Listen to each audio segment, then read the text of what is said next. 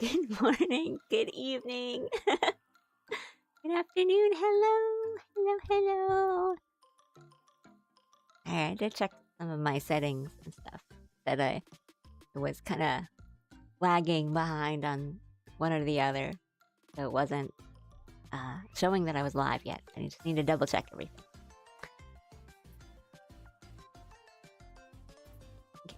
And hopefully, my camera being right here will be fine. Tracking will continue, and hopefully, like, I don't know. I need to check the weather. I don't know if another storm is gonna blow through in the middle of this and just completely ruin all the lighting in my room and just cast shadows everywhere and nothing, no tracking whatsoever. I am so cute, thank you.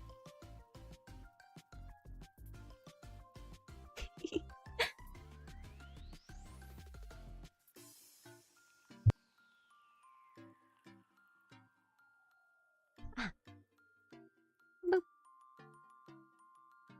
125 streak for the 125mm tall creature.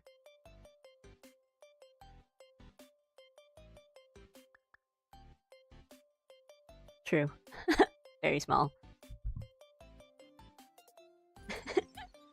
I think, well, like, where we left off last time, I feel like maybe the little baby panda will help me. Just be like, whoa, yay! Yikes!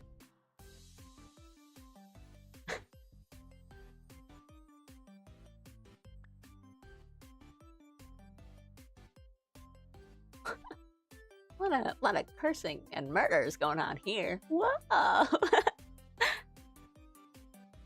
Yeah, this was revealed last night. This was the small little surprise that we've been teasing.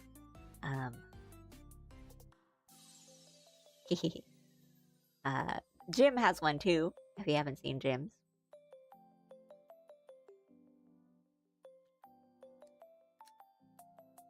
When I make, the model goes like, whenever I take a sip of something. So. Or... should maybe be fine. Somewhere else, but I'd be worried that it covers up my screen. Maybe this should be fine. Alright. But yeah, today we're gonna play some more Paranormasight with this model today. I think next week we're gonna have more art streams, so I wanted to get some more of the story in this week. Cause yeah, I'll probably do a lot of drawing next week. Whee!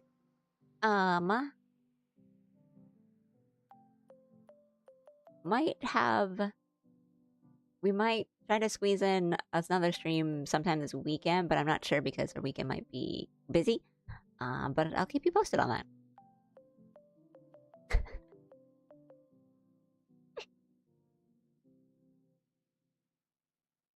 I'm just fixing my glasses there. And... he is cute.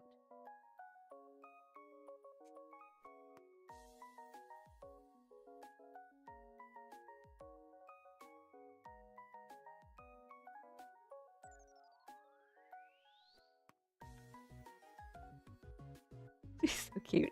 I just like to look at her.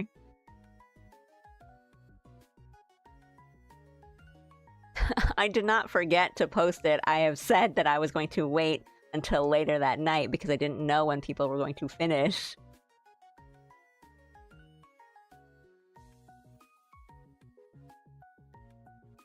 But thank you for posting it. I think you posted it around, like, what, 4 p.m? I was going to post it at, like, 6 p.m. Because I didn't know when people were going to finish. So...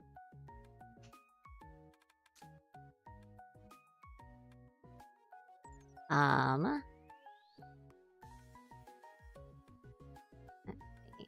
Let me start up the game. It'd be nice if we could show... oh, uh-oh, uh-oh.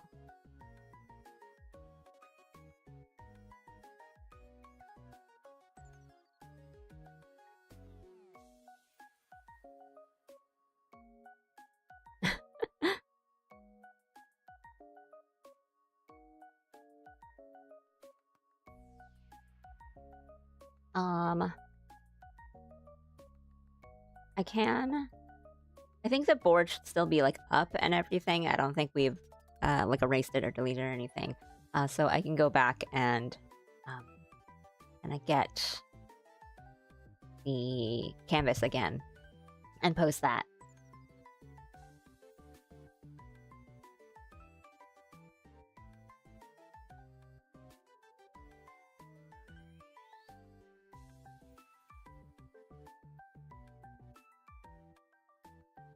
So yeah, no worries. And I mean, even if you wanted to like continue drawing something on it today, you still could if you have the link. So it's not really like a you know, it's the board is closed sort of thing. It should still be open and able to like if you want to save the canvas yourself, you want to save and export it and stuff, you're able to do that.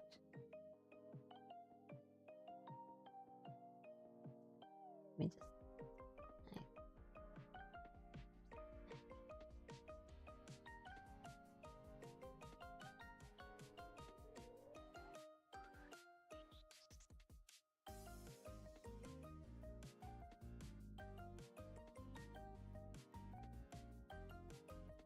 sippy. Alright. Get a little snack. Well, before we get into it. Hopefully today won't be another, like, 5 hours.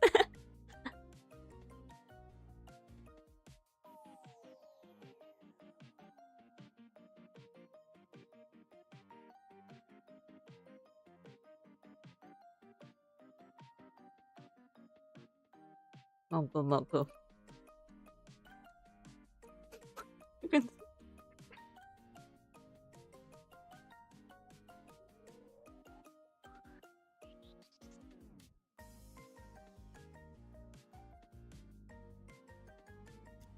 Okay.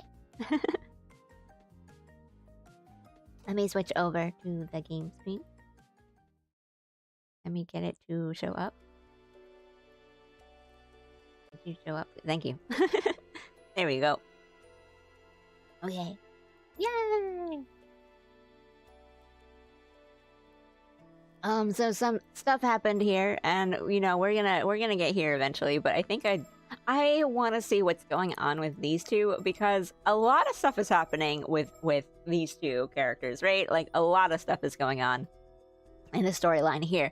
But I am still at the point where I'm like, I know what their deal is, right? I mean, like we know Yumiko's with like the police and the paranormal affairs, and we have Arnhem, we have Avi and Cersei, and they kind of know what's, you know, they're a bit more on like, we're more on the crime, and this is more on the paranormal spooky stuff. But like they have, compared to these two, they have been so uninvolved yet, I guess, and that like it would be really nice if either of them were here. So I'm wondering where these lead to, and like how much information we're gonna get from them, because we keep, every time we do a chapter in one of these, we get another one like here and nowhere, and then we just keep getting further and further from this. And I know timeline is gonna kind of come into play here, so I think I'm gonna start with Yumiko today, because I'm really interested in, I mean, I love both of these two pairs so far. I know like everyone's a pair, which is great. I love both of them, but I feel like I sort of know where Avi and Cersei are kind of going and what their goal is, but I feel like there's a lot more mystery around Yumiko and Kiryu, so I want to know what their deal is. So we're gonna start with them. Kamishima. Are we finally at Kamishima? Kamishima investigation. Yumiko and our partner learn about the threat of the Curse of the Raging Waves encroaching upon Kamishima and head over to warn the island. So this is when we do meet them when we are playing as Sato and Tsukasa. We do meet Yumiko there. Sorry. They're at Kamishima, and we're like, oh, they're kind of weird. But they don't seem bad or suspicious. They're kind of just like, hey, a storm's coming in. You should, you know, think about evacuating, like warn people and stuff like that. past that, we have not really seen them on the island. We don't really know what they're doing there. And yeah, don't worry, like, lurk, I know that you guys want to play this for yourself, and I really encourage that because I really enjoy Paranormasight, so, the more I can kind of, like, push people to be like, yeah, play this game, that I'm happy with, so, I'm just here having fun playing it and reading it on my own. And again, next week will probably be a lot more art streams, so that'll be, like, more chances to chat and stuff like that, so don't feel pressured. Don't feel like you have to, like, you know, maybe pop in and do the lurk command every now and then, and that's fine. No worries. Okay.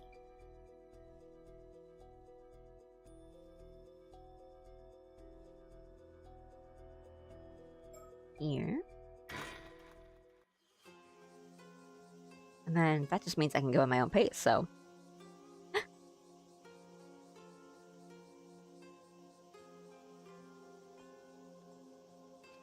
Oh no, her head's so big. That should be fine. Alright, the Wakamura residence is just up the slope after you head through that alley. Yes, so, Yumiko comes to Kamishima and asks where the Wakamuras are. Or she wants to talk to Wakamura, and Sato is staying with Wakamura. So I think they felt a little suspicious, but I don't think we have reason to, like, really suspect them at any point, like, for any reason. I don't know. We don't really have much on them. It's a bit of a maze, though, want me to show you. But, I mean, from the end of where we left off last stream. I don't know how I should be reading Tsukasa now, because I don't really buy yet that she is, you know, a betraying assassin. But I don't know, a really good cover for being super friendly and helpful all the time is being, like, you know, I mean, a good cover for being like, oh, secretly an assassin is that you are super helpful and friendly all the time. But I feel like there's nothing, I feel like so far there's been nothing in the game that has kind of made me suspect her other than just her being nice. And I feel like, kind of with how the first game was, I feel like they'd give me a little bit more than just, oh no, she's nice. So I wonder if we are going to get more on other characters here, or other perspectives. Because that feels a bit sudden. Oh, yeah. I mean, the character design, like, I will say it literally every Paranormasight stream I do. The character design and the art in this game and the first one are just incredible, like, out of the park. So good. I really love Yumiko's look. She definitely has this kind of, like, she looks like a housewife, but she also has this very, like, mysterious, like, air to her that you look at her and you know something else is going on. In particular, I'm like, she has, like, these beautiful jade green eyes. She's gotta be magic or something. And yeah, she just looks like a very, like, refined lady in the 80s, like. But everyone else just has, like, a really cool, just look to them, and there's, like, variants to everyone. I still think, like, the first game had some really great ones. I think, like, Mio is still kind of unbeatable. And Sumi, Ariel, all them. But yeah, so good.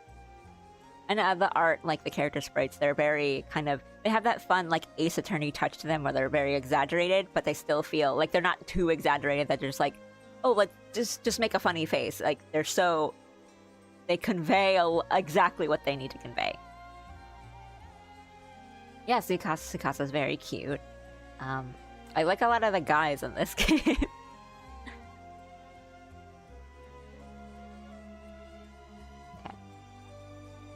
Bit of a maze that I want me to show you. Oh, so it was that way. Oh, finally, are we getting what her sight is? She has, like, this sight power that says, like, on the bottom it says, like, you have a vision power. Do you want to turn a Paranormasight, if you will? Turn it on, turn it off. And I'm like, they have not told me what that is. I don't know if I want to turn it off. Thank you, we should be fine by ourselves, I think. Got it, take care then. Ma'am? Something the matter? No, it's nothing. I'll tell you later.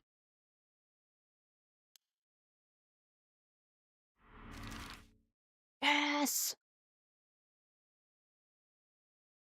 I'm like 15 hours in this game. They're like, new gimmick, new mechanic, coming in hot.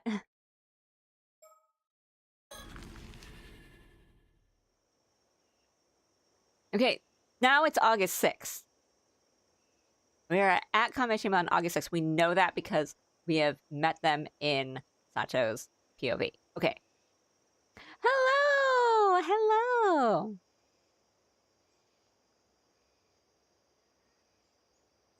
Hello, Peters. Hello! Wait. I bring offerings for super nice and amazing artists. Huh? Ooh.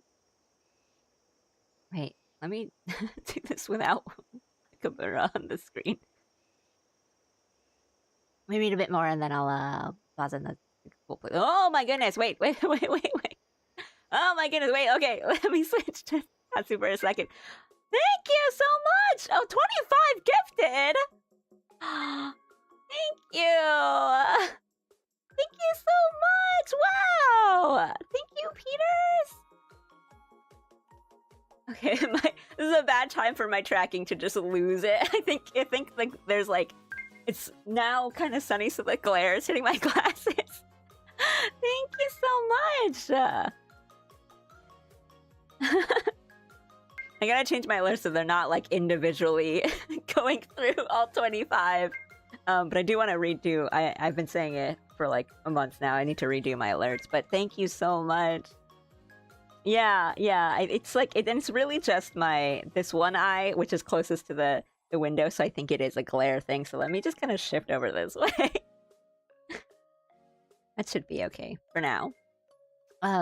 Yeah, I showed off, this is a new model, I showed it off, like, literally yesterday. So we're still kind of, like, iron, like, it's very, a 1.0, like, we just tried it. So actually, like, I drew the art, and my husband did the rigging, Jim did the rigging. And it was a lot of just kind of us trying to make something that worked. So there's a lot of ironing out to do, and her body doesn't really move yet.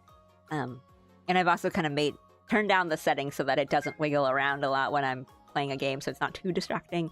But yeah, thank you. It's very cute, very like Animal Crossing, very like Chikawa. We kind of went for like a kind of stuffed animal look to her. Oh, but it's also I'm kind of now losing the camera. Oop. Thank you so much. Thank you. I also I did get your other thing that you sent me, but I haven't gone through it yet because it was just before I started stream. But I will check it out later. Thank you. Yeah, thank you so much. It's good to see you again, Ashiburi.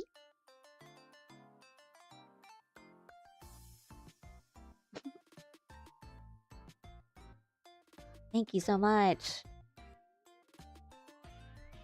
25 gifted. That's so sad. Oh, thank you.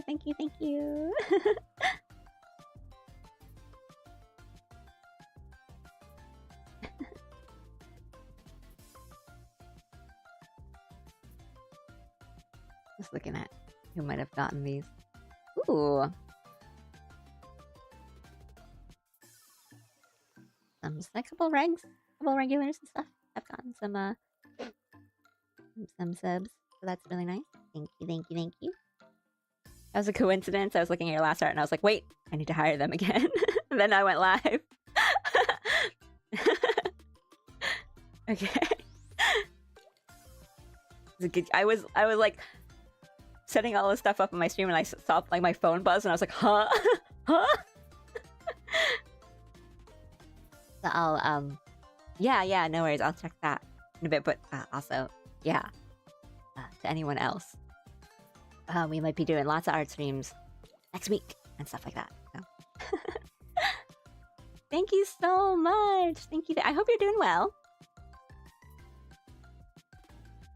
Hope you're doing good. Today we're playing Paranormasight, which is like a horror-ish mystery visual novel. It's just a bunch of reading and stuff.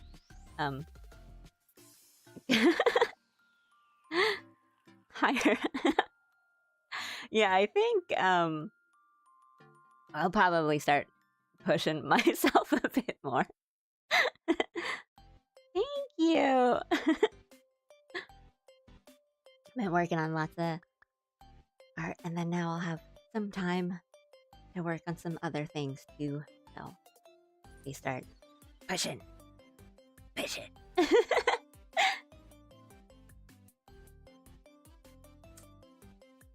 My model, the tracking freaks out a bit if I take a sip of coffee.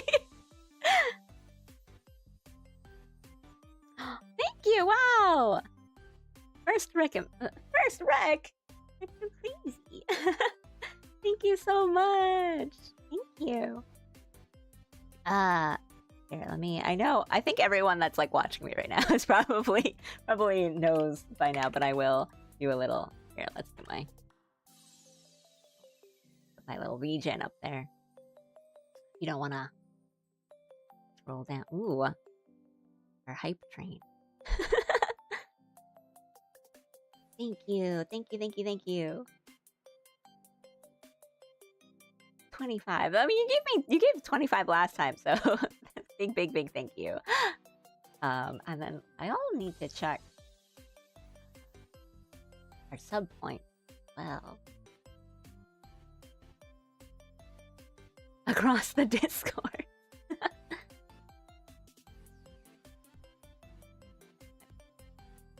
Ooh, close.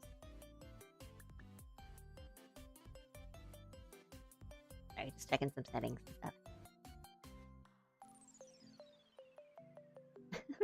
Yay! Thank you so much. I want to keep repeating myself, but I don't know what else to say other than thank you for, like, 25 gifted. Well, yeah, enjoy those subs, guys, and thank you again. And yeah, no worries. I will go through everything after stream. And thank you again for just supporting me and stuff.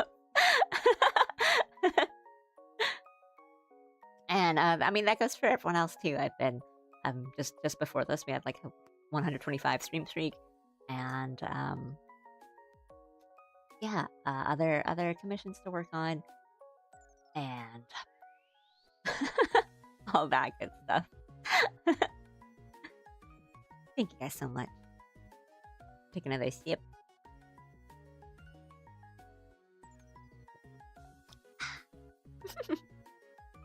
Yippee! Thank you! Yay! But I do hope you're doing it well. And yeah, it's good to see you again. I just don't want you to feel that every time you pop in, you have to like give me, I don't know, give subs or whatever. You don't have to do that. Thank you again. Thank you.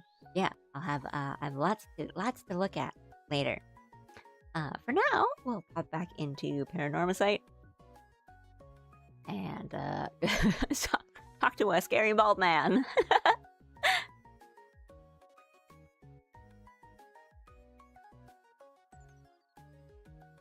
Ooh. I enjoy supporting the artist today is Pay It Forward Thursday from Woo. That's so cool. I appreciate you. I'm sure many artists do as well. That's so nice. Thank you so much.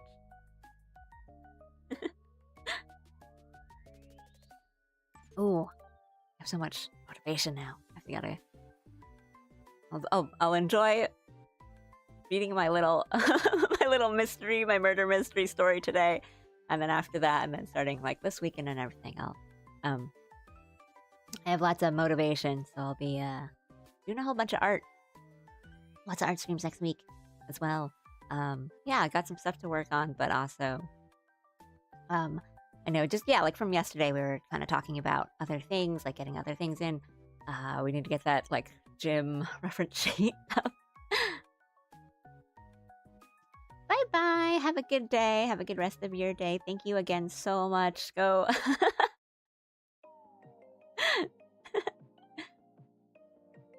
Go pay it forward. At a comfortable amount. Thank you so much. Thank you. Have a good day. Alright, for the rest of us, go join me back in spooky Paranormasight Town. Woo! Okay, so we're with Wakamura. Let me get this straight. You're with the police. We don't look like... I mean, I can't blame them. We don't look like we're police officers or anything.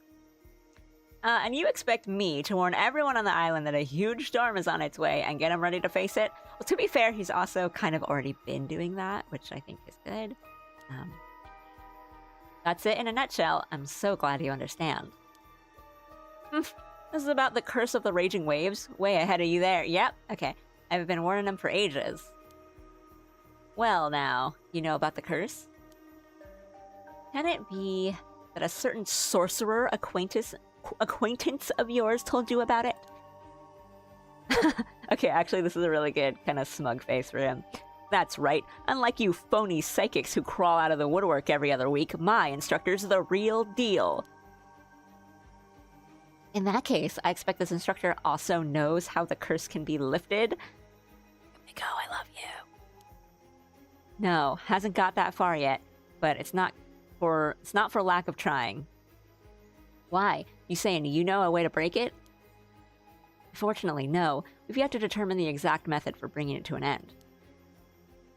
You're not without the means to do so, but first we require a map concealed in a mummified mermaid. Might you know, but oh, please tell me that they're teaming up with Avi soon. Please!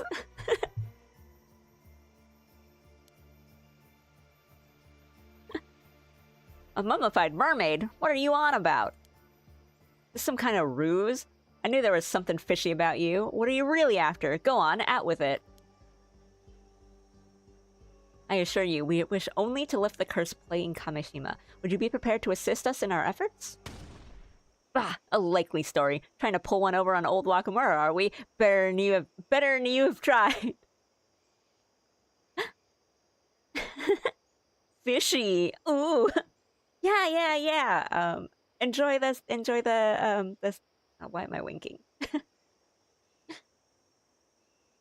Enjoy the subs, guys, and thank you again, Peters. We're just gonna be saying that all day today, and probably for the next couple days. Hello, welcome. We're playing Paranormasight today, which is like a horror mystery visual novel.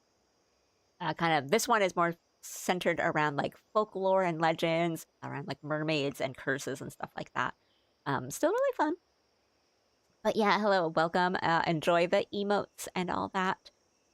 All the perks. The perks is mostly just emotes. Welcome. You guys can, I know, because it's like just the nature of visual novels and being in the middle of like a mystery story, I totally understand if, you know, yeah, if you want to lurk, if you want to just pay attention to certain parts, it's all good. Yeah, I am really liking this story. I've been kind of talking about how it's felt really different from the first, but I think like the first game, kind of the first in its like series, kind of had to pull you in really fast and like really hard into the mystery and all the spookiness, whereas this one is kind of taking its time with all the lore and the story and the background and all the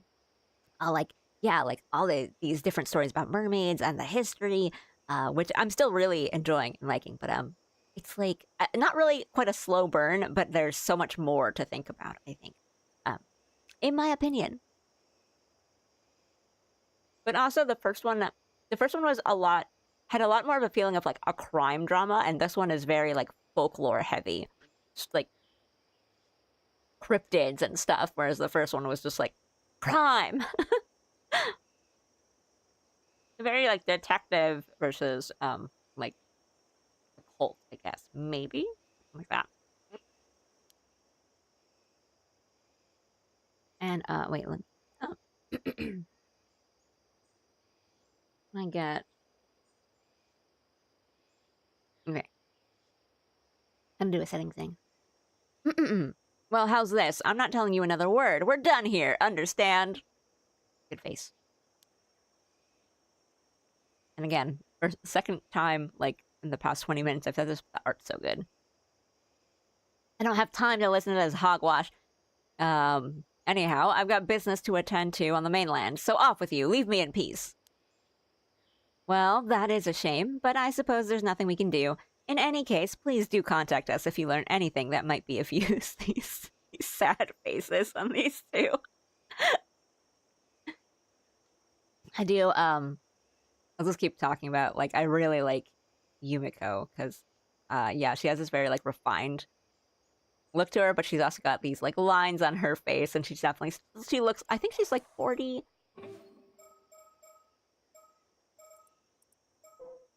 Oh no, it's a secret, so maybe she could be, I don't know, she could be, like, 400 years old.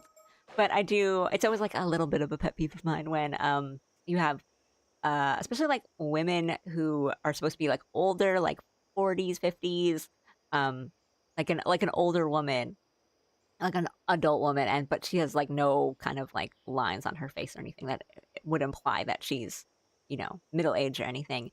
But you can still have, like, you know, they're subtle, but they're there. Kind of have, so she looks older, but she still is quite, like, refined and beautiful.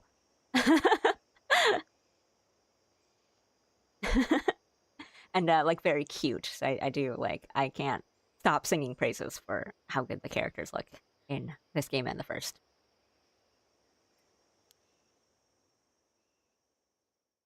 Right, she looks so sad. Not very cooperative, is he? I don't see why he's so suspicious.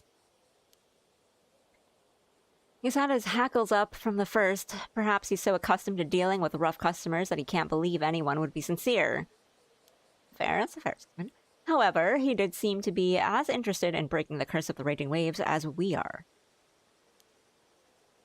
True, and this sorcerer of his must have some psychic ability if they were able to perceive the curse. Wish I'd thought to ask their name. Yeah, who is this sorcerer? Oh, I think I have an idea who it might be. It's a small world, this industry. Oh, really?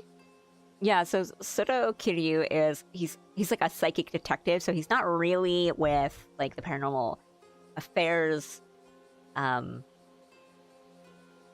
bureau of the police, but he is, I think, like, the protege of Yumiko's husband, who is. So he's, like, assisting her, who's formally on the case as part of the police. Mr. Yamashina called them a big shot who appeared on television, and I recognized their mark on the implements in Wakamura's room. Oh, it must be Suigen Gamyodo. They were mentioned in the first game. They were in the first game. Gamyodo, never heard of them. No, they used to make frequent appearances on occult programs, but they always had their face on camera. Sorry, it's not ringing any bells. Well, lately, they seem to be raking in a fortune as a corporate consultant for hire. Their powers have a reputation for being accurate and potent, and their popularity has grown to the point where they can essentially name their price. If they're that good, maybe we should let them take care of the Curse of the Raging Waves for us.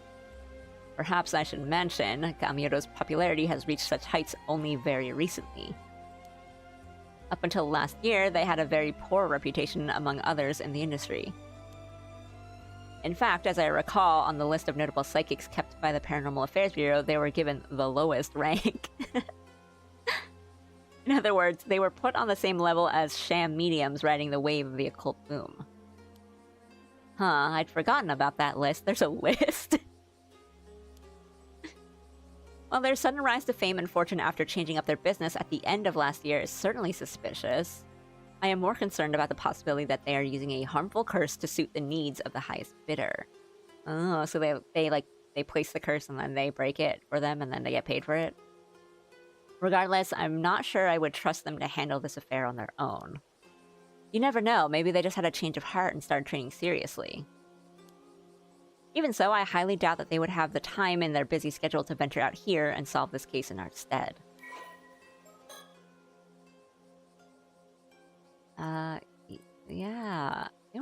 game, yeah? Oh my gosh, this is long. Wait, but I think it's probably important. Suigen Gamyodo, a mysterious sorcerer, although said to possess exceptional supernatural abilities, they have revealed nothing of their true identity. Both their age and gender are unknown.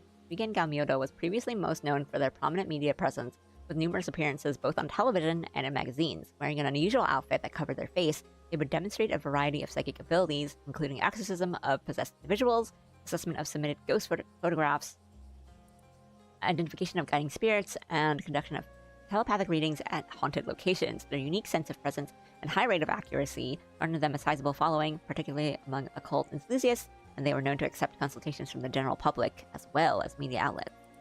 However, the end of the previous year saw this once public figure suddenly withdraw from the spotlight. They now mainly operate behind closed doors, signing consulting agreements with particular companies, provide a variety of services, including management advice from a metaphysical perspective, divination of auspicious and harmful events, proposals to improve their clients' luck, and the detection and elimination of paranormal disturbances. It is rumored that they will even cast curses on key personnel at rival companies, or conversely, exercise curses from targeted victims for the right price. The undeniable potency of their spiritual abilities has earned them the immense trust of from both the executives of their contracted companies and other wealthy individuals, and their behind-the-scenes reputation continues to grow. This has resulted in a sharp rise in their consulting fees, placing their services far beyond what any average individual can reasonably hope to afford. So it's very different. One of the companies they currently have a contract with belongs to Shinobu Wakamura, a local Kamishima magnate. Among psychics, opinion on them is more divided. Many have noted that their spiritual ability during the time they were openly active in the media was too weak to allow them to perform advanced techniques of any sort, to the extent that they were considered little better than a fraud, leading to suspicions about what prompted their sudden change in course. It is now almost impossible to find footage and articles from their past media appearances, and the names of the companies with which they have consulting contracts are entirely undisclosed, obfuscating their identity, purpose, and the true extent of their power. I think that they were the sorcerer that was working with Hihaku Soaps in the first game. If I'm remembering correctly, because I know this name has come up before, and I think it's the soap, the pharmaceutical Hihaku Soaps that hired them. But I was I was thinking about how the last game, spoilers, the last game, as much as Hihaku was kind of involved in the story and the characters and how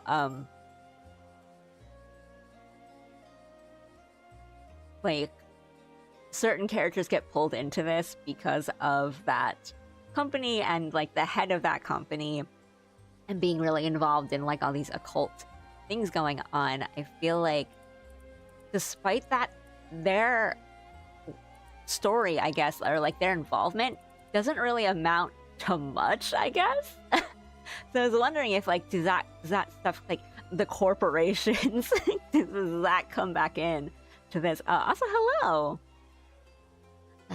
Yeah. Welcome. We just got not too long ago, we got 25 gifted on the channel. We're celebrating that. Howdy. Howdy, Sheriff. I hope you're doing well. Yeah, today my model is winking a lot today. I don't really know why, because I've been trying a bunch of stuff. So maybe it's... Come over here. Maybe come over here.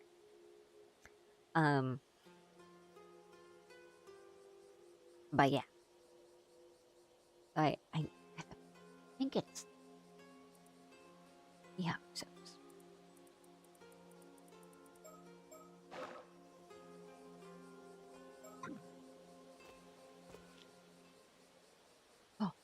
Sato.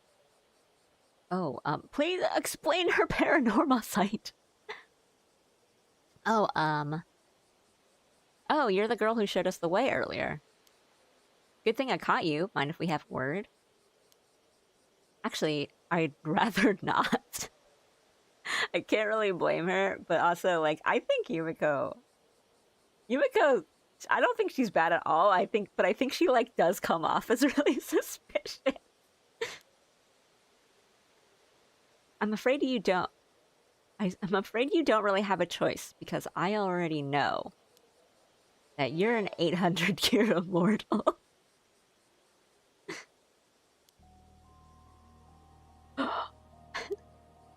What are you talking about? Don't even bother. That shocked look is... You just told me, Fox Boy. Don't even bother. That shocked look has already given you away. This has happened before or after Sato's memories kind of start coming back to her. Because that would be like... That would be interesting. Besides, you have nothing to fear. Your secret's safe with me. Come on, let's take this somewhere more private. Himiko.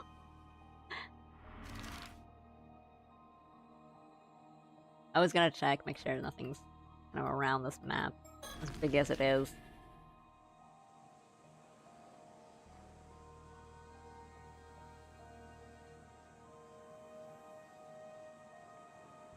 So, in short, when you came to, you'd been washed up on the shore of the bay. Wakamura took you in. And that's as far back as your memories go. You don't remember anything about your life before that, not even why you became immortal? No, except I'm pretty sure I was forced to eat mermaid flesh by someone. But you don't know when or why? No. So you've only recently woken up, and you have no idea where you were or what you were doing before that? Pretty much. I get the feeling I was in kind of a deep sleep at the bottom of the ocean, the bottom of the sea for a few hundred years. But I have no clue why, or how, or what led up to it. Interesting. Well, how about we go over the facts one by one, just to make sure we're on the same page. Okay. Mission ability on... This is the southwestern coast of the island. We've got it all to ourselves right now. Okay. Any bird? This girl, she calls herself Sato Shiranami. I wonder if she made that name up. Either way, I doubt we'd find her in the civil registry, though that shouldn't affect her life too much while she's living on Kameshima. If her readiness to give us directions earlier is anything to go by, she seems to know the island quite well. I just hope she'll be alright. Yumiko just goes up to people and she's like, I know your secret. And everyone's like, oh man. Found out. Soda has been researching the ways in which spirit sense affects the human brain. So I'm sure you must be curious what effects longevity has on the minds and psyches of 800-year immortal. Right. Well, I think... Well, Sato was saying that, like... There's a lot she doesn't remember, but it's kind of like how you don't really remember everything, like when you're a child. You know, you don't remember everything from your childhood, but you remember, you know, big things. And she was saying it was kind of like that, where like she doesn't remember a lot from way back. But there's like a human limit to how much one can remember.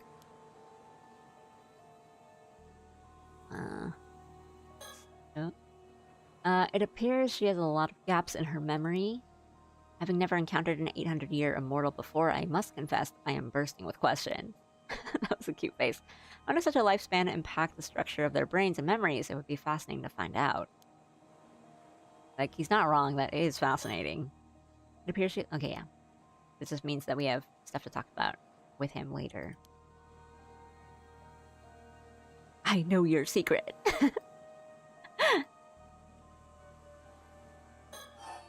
That's Sato. Now, am I right in thinking you didn't eat mermaid flesh and go straight to sleep? You were up and about for a few years in between, at least? I think so. What interests me is the fact that you were already familiar with the term 800-year immortal. Right? It's not like, oh, you're immortal. It's like, you're specifically an 800-year immortal. Which, like, you know, that's... It's not a widely known concept. You must have been in the unique position to acquire knowledge of it before you went to sleep. Yeah, I have a vague memory of being told that's what we're called. What we're called. But I don't know when that happened or where, let alone who it was. Maybe you'll remember in more detail if we touch on some other topics. Guess we'll just have to go by a process of elimination, work our way down the list till we get a hit. Investigative work. Is there a reason for all these questions? Well, not to sound insensitive, I'm sure it can't be easy for you going about without any memories at all. But I was hoping you might know something that could be of use to us. Given your history, there's a chance you possess information otherwise lost to time. Maybe, but I'm not sure how much help I'll be. I remember so little.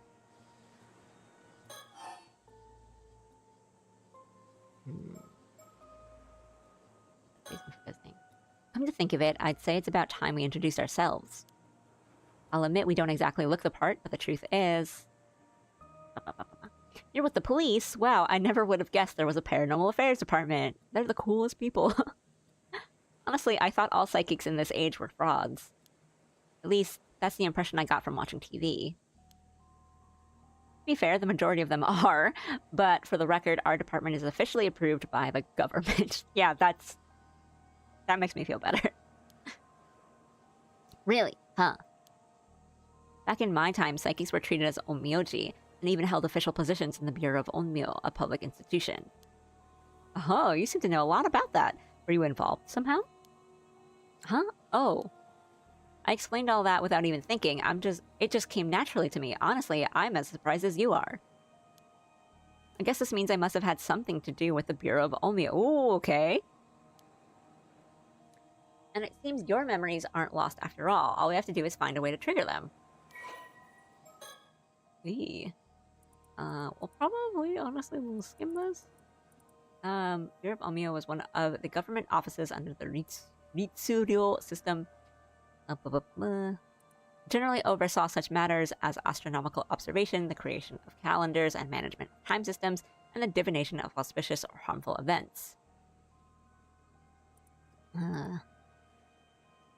Not merely diviners, they were also bureaucrats. Advanced training in mathematics, knowledge of astronomy.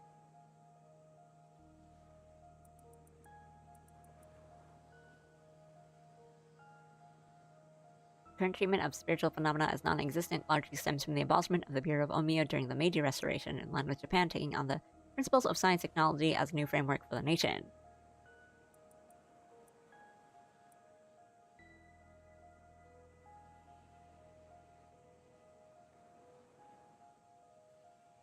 And now they're the Paranormal Affairs Bureau.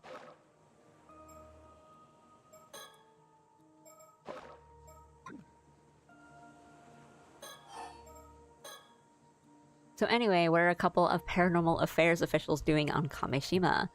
Working a case, of course. What else? Our job is to resolve incidents caused by curses and paranormal phenomena, and, wherever possible, prevent them from occurring. It is up to us to solve the greatest mysteries and do whatever it takes to keep the peace, which is usually a lot. Wait, does that mean something's happened here?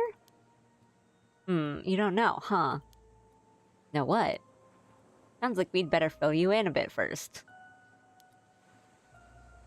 We're working several cases right now, but... Right, they're like doing 3 different cases. I'd say only 2 of them are a priority. 2. Mind you, we've known about the first one for quite some time. The Curse of the Raging Waves, we've come to lift it before it unleashes a huge storm on the southern sea of Kameshima. The Curse of the Raging Waves? That's right, never heard of it? No, never. That's to be expected. I imagine the islanders aren't too fond of discussing the disaster. Anyhow, the situation is ongoing. As for the other priority case... Right, you mentioned there were 2? We actually only learned about this one after we arrived on the island today, but... Protocol dictates that we have to deal with any 800-year immortals we find. That smug face. What do you mean, deal with? It's not all that difficult to understand. To begin with, 800-year immortals shouldn't exist in this world. And if their existence were to become public knowledge, it would lead to an outbreak of trouble of every kind. Heck, some people are already looking to gain immortality for themselves at any cost. What? For the sake of maintaining public order, it's vital that the world remains convinced immortality is just a myth. However... Stopper, Soto. Okay. I clicked and it didn't let me, like, advance, so I guess I'm just using the curse. Halt!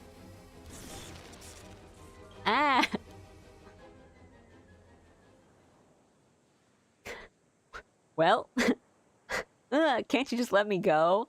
Calm down, will you? I hadn't finished. There. What I was going to say was, I've got no intention of doing anything with you, so don't worry. Wait, really? Surprised? But you should know better than anyone why that would be.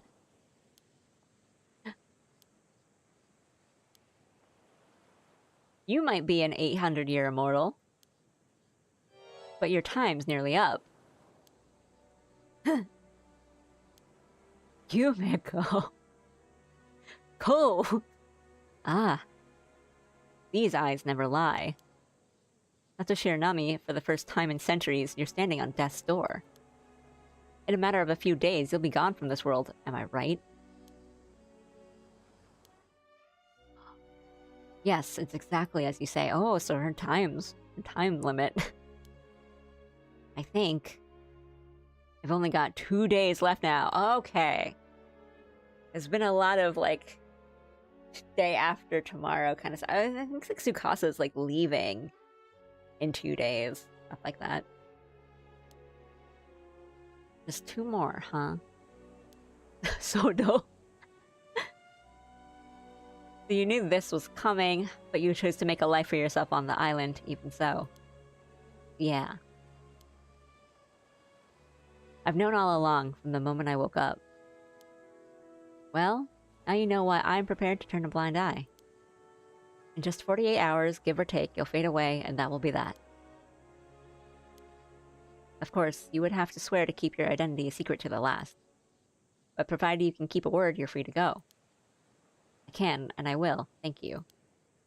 Don't thank me yet, there's another matter I'll be needing your help with, if I'm to leave you be. Another matter?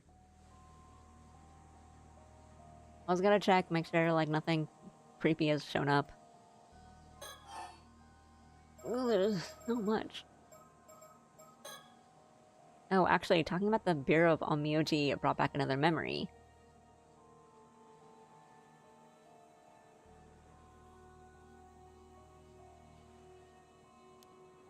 I'm pretty sure it was an Onmyoji who put me to sleep using some kind of spell to keep me in a state between life and death.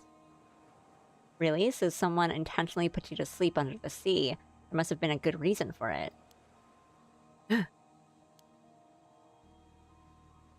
night. Thank you for watching. From what point are your memories clearest, would you say? Well... I guess about 3 months ago when the spell keeping me in that state under the sea wore off. From when you woke up then. I see. Hmm? I know that look. Did you notice something? Oh, I like that. Not exactly. It simply occurred to me that if her state of, shall we say, suspended animation was lifted while she was in the sea depths, would she not have drowned and resurrected several times over? Oh, yeah. I did. Okay. Well, that's... Yeah, we were thinking that, but I was like... It was hell. I woke up under the sea, unable to breathe, drowned, and came back over and over again. It was horrible, and I still remember it every last second. Jeez. Jeez. What else do you say to that but jeez? Jeez, I'm sorry you had to go through that. The instant I came back, I'd swim as hard as I could trying to reach the surface. But even so, I think it took me about 3 days to reach the shore. I lost count of how many times I died down there.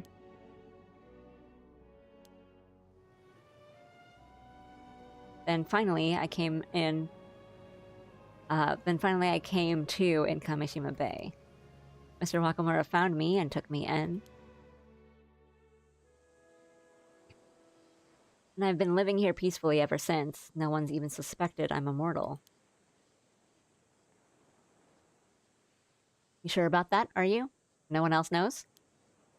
Huh? Yeah, I mean, I think so. Me right now? I don't know. Anyhow, I guess that settles the issue of how far back your memories go. If your lifespan is nearly at an end, that must mean you've consumed the flesh of a mermaid exactly 800 years ago. Of course, you already knew that, didn't you? Not that you've been forthcoming about it.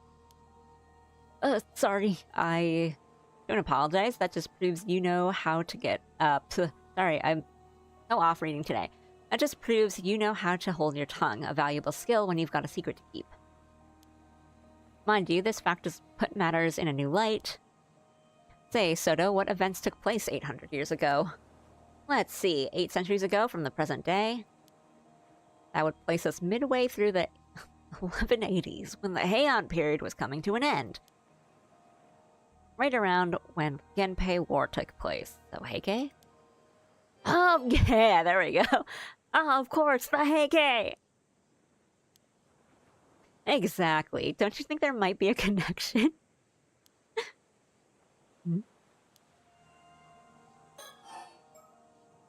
Goodness gracious. By the way, you wouldn't happen to be concealing anything else, would you? Oh, I like this face. Huh? No,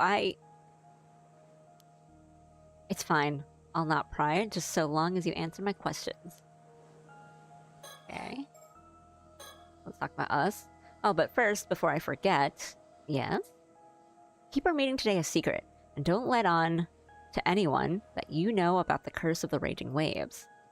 Okay. People will get suspicious otherwise. Even if Wakamura tells you about it, be sure to act surprised. I figure that shouldn't be too difficult for you. You're an experienced secret keeper, after all. I don't know about that, but I'll do my best. 800-year immortal. By the way, I was wondering... How did you know I was an 800-year immortal? Oh, that. These eyes of mine have what you might call a special ability. Special eyes. A special ability, a paranormal sight. If I look hard enough at someone... yeah, what is up with her eyes? And her vision ability.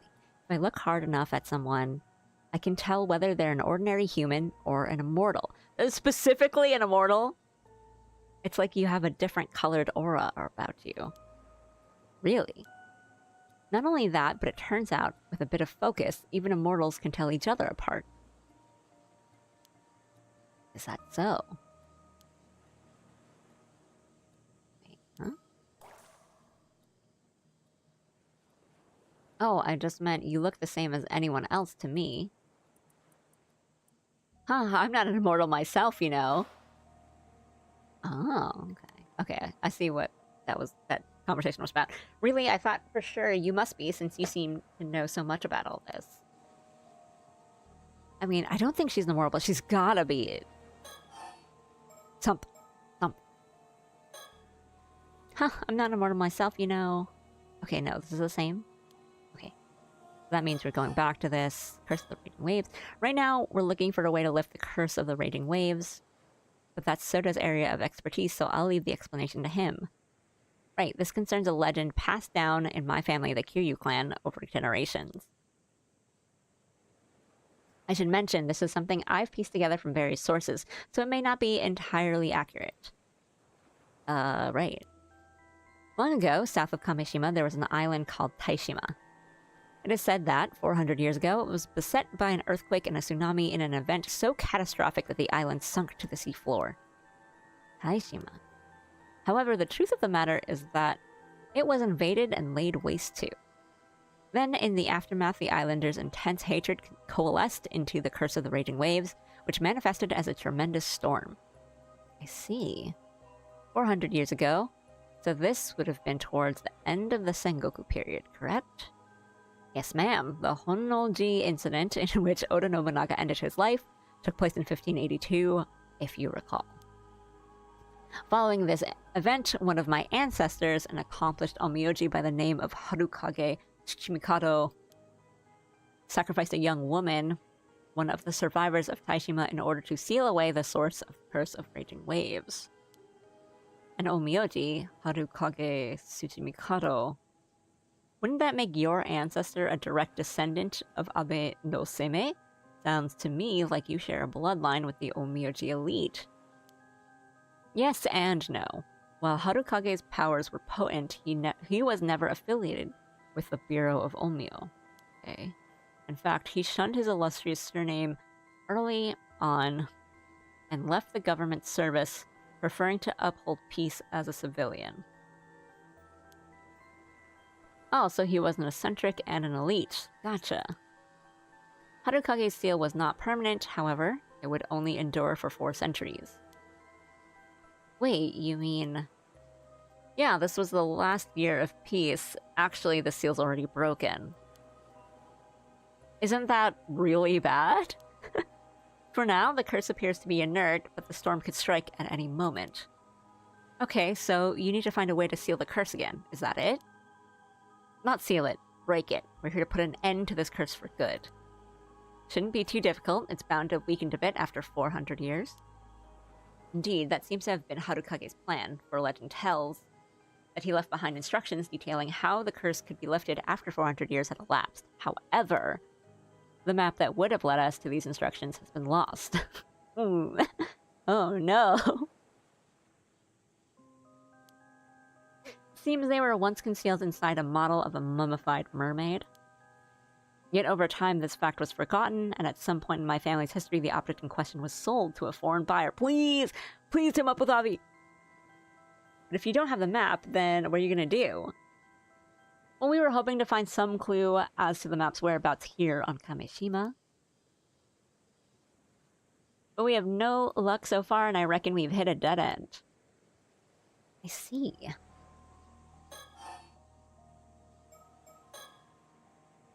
Now, there's something I'd like you to try and remember for me. But humor me. Doesn't the story behind the Curse of the Raging Waves ring any bells? Why should it? The girl who was sacrificed in order to seal away the Curse of the Raging Waves 4 centuries ago. Might that not have been you, Sato Shiranami? What? You've said yourself that it was an Onmyoji who put you in that state of deep slumber on the sea floor. Does it not seem highly probable that you were the sacrifice who has held back the curse for the past 400 years? Oh man, You're right. That was me. I knew it. Like, I mean, Sato ends up telling all this to Tsukasa, but it's like, I wonder how true it is, because it's like, these are the conclusions I have also come to, but I don't know how true it is. I'm sorry, I can't. No more. I can't do this anymore. What's the matter with you? Get a hold of yourself.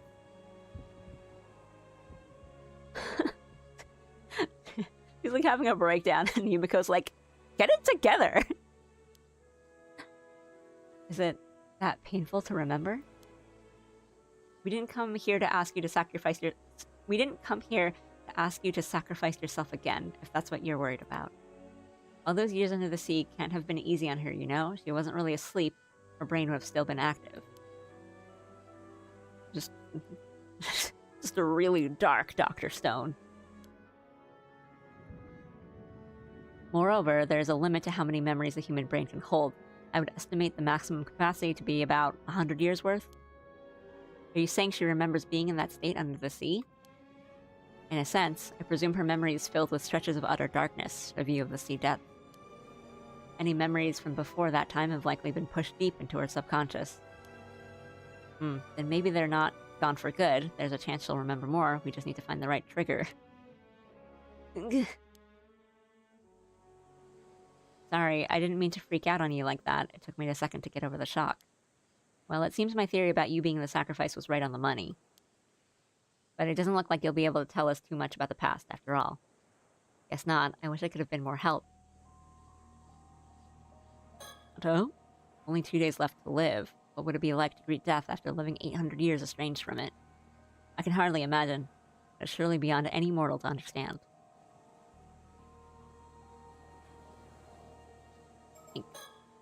For starters, only 2 days of her 800-year lifespan remain. She knows it, and yet she's perfectly calm. Seems she's accepted her fate. If so, I suppose there's no harm in letting her go about her business as usual. I'd not take that time away from her if I can help it.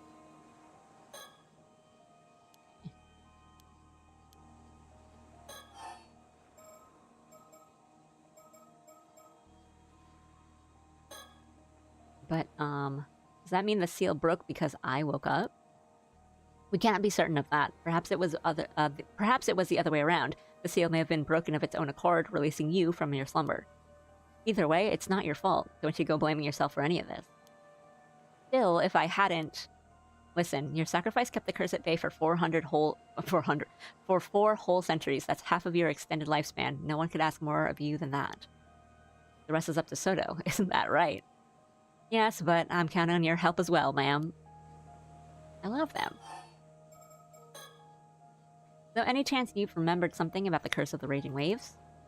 Did that Onmyoji, Hanukage Shichimikado, happen to tell you how it could be lifted? I'm sorry, all that's come back to me is the fact that I was sacrificed. I don't remember the Onmyoji at all, what kind of person he was, or anything. The most I can remember is that I think he said something about the curse being lifted after 400 years. That's all, huh?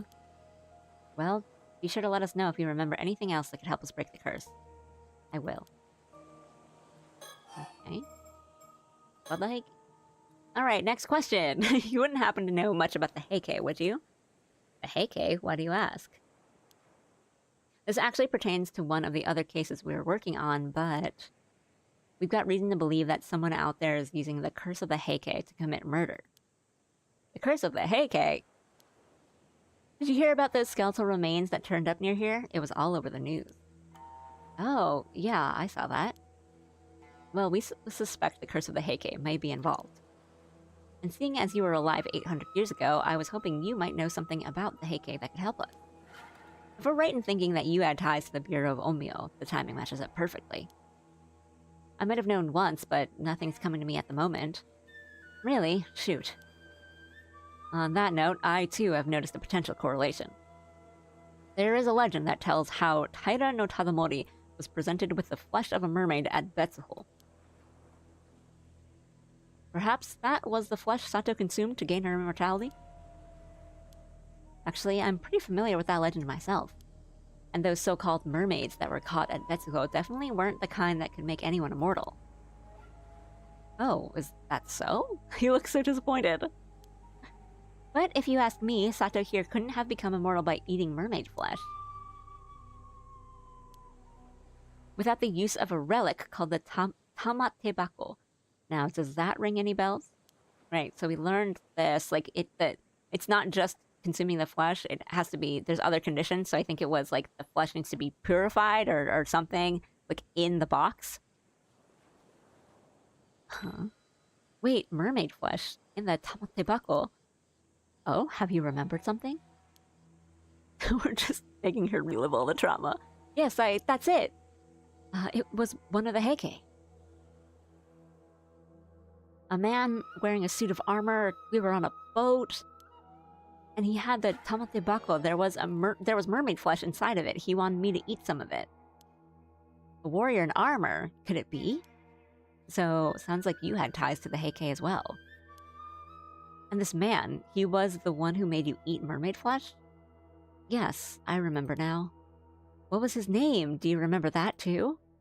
I think it was Tomo something? Tomoshige?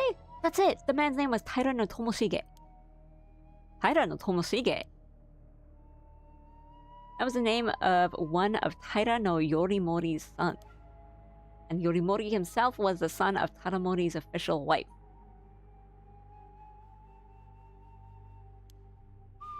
Oh. So you're telling me that Tadamori's grandson forced Sato to eat mermaid flesh? What do we know about this Taira no Tomoshige anyway? Me right now. Not much, aside from the fact that he was part of the clan's main lineage. History has not seen fit to record his deeds, whatever they may have been. Well, he may not have been one of the clan's famous warriors, but to think you actually knew one of the Heike. You mentioned you were in a boat. Do you recall anything else? I think we were being chased? I do not wonder at that. At the end of the Heian period, the Heike were being pursued by the full might of the Genji's forces. I was struck by an arrow and I fell into the sea and drowned. Huh.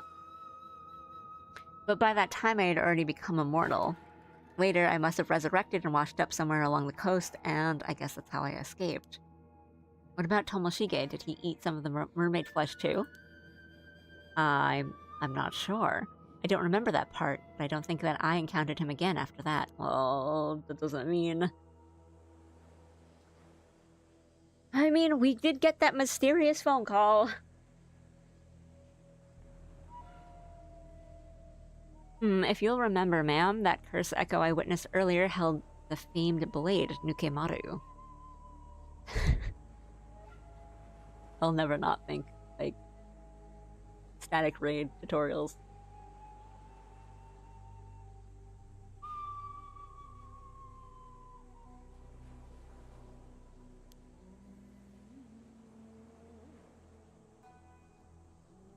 Perhaps Tomoshige inherited the blade from Yorimori and wielded it with the intent to avenge his clan. After all, future generations would surely have held a memorial service for a warrior of renown like Yorimori, setting his spirit to rest. Tomoshige, on the other hand, is unlikely to have received the same treatment. If so, his hatred may have persisted long after his death. Creating the curse of the Heike is a distinct possibility.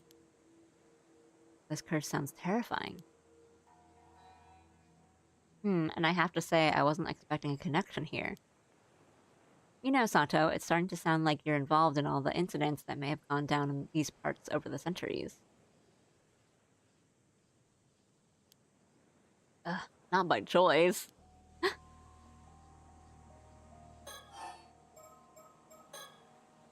Anyway, I get the feeling this Tairo no Tomoshige wasn't a very nice guy. And this curse of his sounds even nastier. Could it really still be active after all this time? It certainly looks that way. The Heike's resentment is awfully persistent, I hear. You don't think he could have held a grudge against me, do you? Who knows? That would depend on your relationship with him back then. Oh, man. However, it appears someone is actively wielding the curse of the Heike at present. Therefore, the targets of the curse would be decided by this individual, whoever they may be. Another unknown, huh? Curse of Tomoshige. A curse born from Tairo no Tomoshige's feelings of malice and resentment that lingered after the fall of the Taira clan. And kills an individual who meets the conditions by cleaving them into what are the conditions?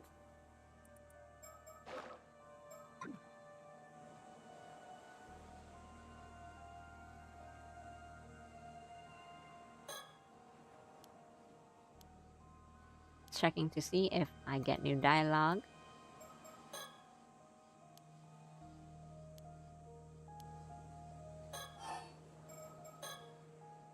Figuring out the origin of the curses is all well and good, but it doesn't help us solve the case. We need to track down the person who's actually using it, or it'll keep happening.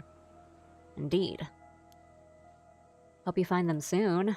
Yes, we gotta find them, like, pretty soon. Oh, there's something else I'd like to ask you. Be my guest. How exactly do you deal with 800-year immortals? Sure you want to know? Huh? This is not going to happen to you. There's no reason for you to think about it. I thought it would be something like taking away their immortality. Unfortunately, that's downright impossible.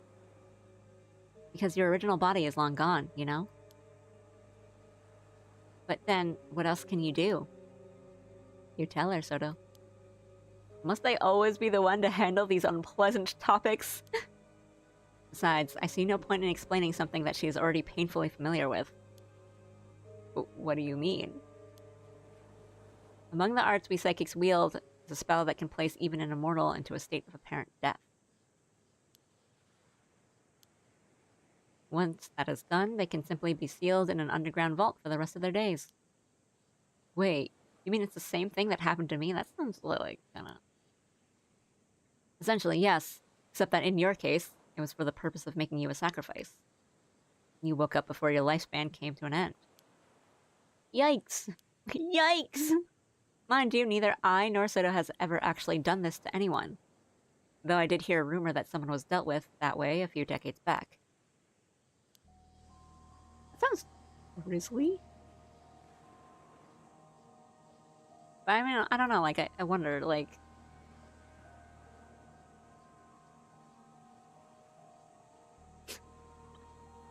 don't know if these people that are gaining this immortality are, like, good people or not. Of course, there have been 800-year immortals who sought ways to become mortal again in the past. But they all failed. Even if they managed to track down the mermaid who gave them their immortality, it was no good. That's why more than a few immortals have ended up living out their long lives in religious seclusion.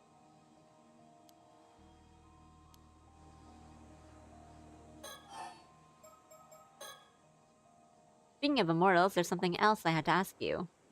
Yes? Now, I'm not certain about this, but I get the feeling that there's another 800-year immortal on Kamishima right now. I think so too.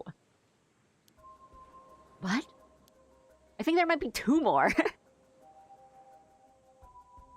I mean, like, if Mare or, like, Somekawa is a mermaid, and they're, like, immortal, I guess. But I think maybe this guy that gave Sato the mermaid flesh, he might have eaten it too. So there might be 2. Any idea who it might be? No, I don't have a clue. Are you sure about that? I love this face.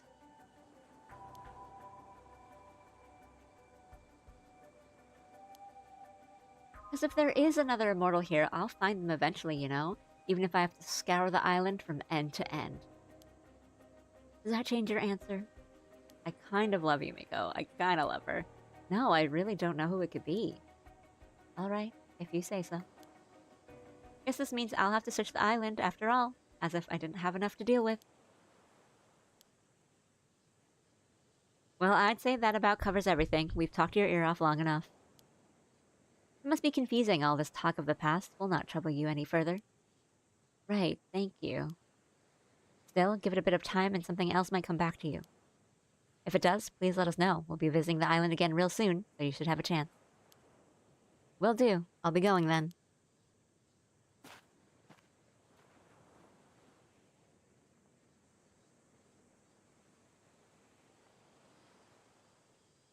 So, now what? She's given us much to ponder. To think we'd encounter a living witness, I'd never have dreamt it possible. Sure, it was fascinating, but I can't say it did as much good as far as our investigation is concerned. Besides, she's still holding something, that one. You think so, ma'am? I do. In fact, I'd bet on it. She might even be up to something. But our primary objective here is to lift the curse of the raging waves. We don't need to start digging into anything else without good reason. On that note, did you really intend to search the island for this other 800-year immortal? Yeah, I figure we might as well look into that too while we're here. But Yumiko has seen Somekawa, so I feel like if she looked different, we would have known by now. Or maybe she just doesn't. We just haven't brought it up yet. Understood. Why are you panning out over there?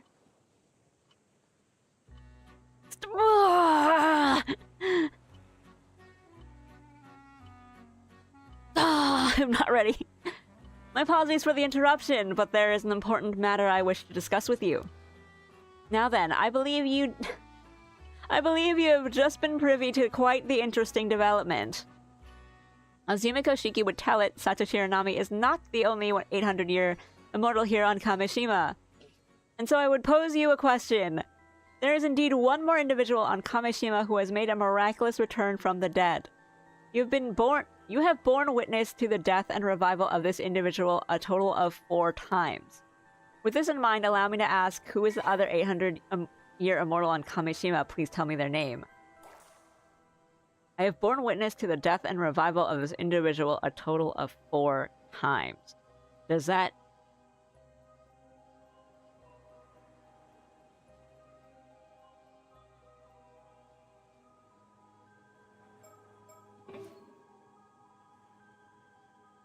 My initial thought is Yusa. Because Somekawa is not on Kamishima. He is not on this island. I think she is also, she's probably also immortal, but if it's like there's another immortal on Kamishima, it's not her because she's not on Kamishima. And I mean, if it's a character that's in like on Kameshima. They have to be on this island. I think a lot of characters, such as like Avi and Circe, for example, they're kind of like going back and forth, or like they're kind of mostly on the mainland. I'm thinking it's Yuza, because I mean we have been seeing people kind of succumb to this curse and dying, but we don't see them get back up. But we've seen Yuza like get his head lopped off, but we haven't gone past that. But we have died in the diving mini game, like if you go too deep and you can't get back to the boat on time, and then kind of quite you kind of have to do it, because when you first find like that hole with the like doppelganger that pulls you in, you technically, it says dive failed. I think you die from that. So I think has it been 4 times? I think I've definitely done it once or twice. And I think that's what it's talking about. I think it's probably the failed dives that you do. Because the mini game just like restarts. But it doesn't like kick you out into the story or anything. Like it doesn't kick you out into the story chart or just be like, okay, you got a game over. You just start again on the boat. So I think that's what it's talking about. I can't think. Well, I don't want to say I can't think of anything, because I'm just kind of like, that was my initial thought. But I think no one else we really see.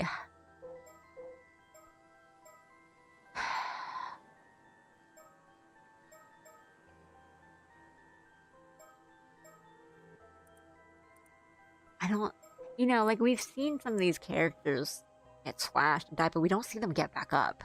So I want to think it's Yuza. And they're talking about the when your dive fails. Because Somikawa is not on the island. I just don't like getting storytellers' puzzles wrong.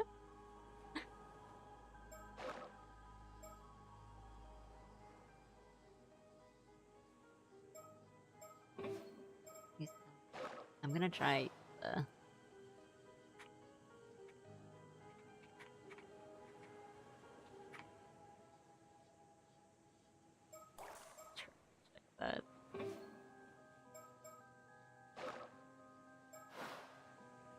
I'm trying to use the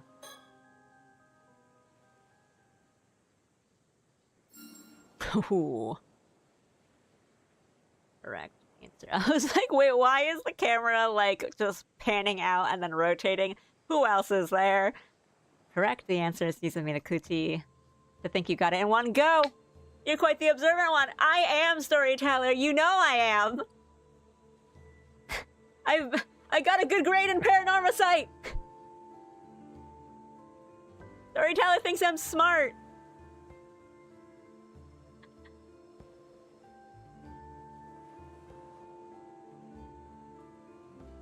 Yes! Redemption!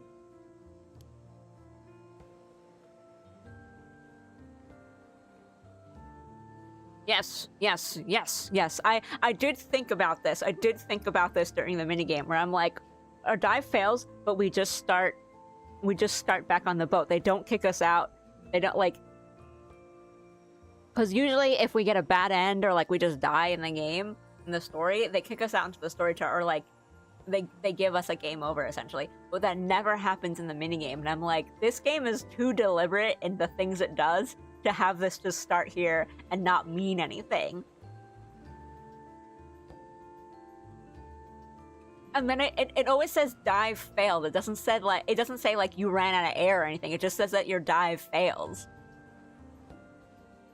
Every time Yuza ran out of oxygen while diving, he suffocated to death in the ocean depths. However, following his demise, he returned to life and he was able to continue where he had left off. It would normally be highly unusual for someone to reach a diver rank of 18 on their first outing. Leave me alone, storyteller. It was kind of fun. I was looking for bird stickers.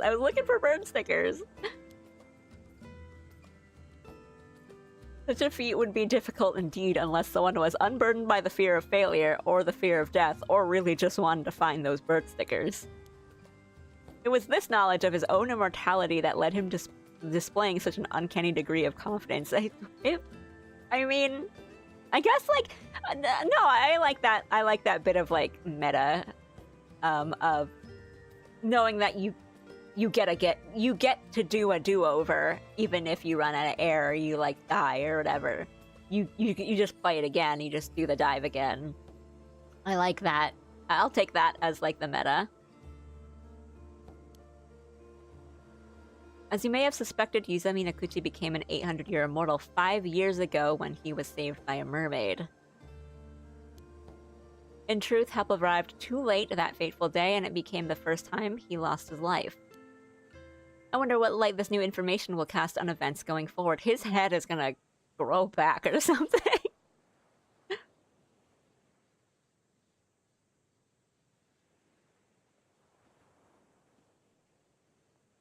He was saved by a mermaid. In truth, the help arrived too late that fateful day, and it became the first time as he lost his life. So is it like, and he became immortal, but still, you know, that was the first time he, like, died? And then, like, resurrected later on that day? With that, please enjoy the continuation of this tale. We were one chapter away from a storyteller. Alright, so then we have a continuation of Sato's, and then we have a bunch of Avi stuff, which I bet is...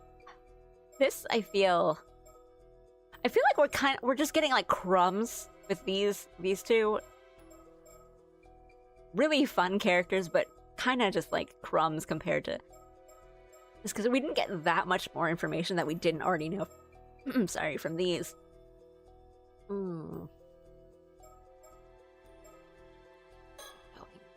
with Avi and Cersei, a Tamate Bako, but I feel like they're getting really important background stuff that these other characters kind of really need to know. The Tamate Bako, a treasure required to obtain immortality. Avi assumes that the descendant of Taishima, whom Ikoma knows, has inherited it. He tries to scheme a way to meet them. And then, right, these two meet, and they have a wizard battle, so they have to meet at some point.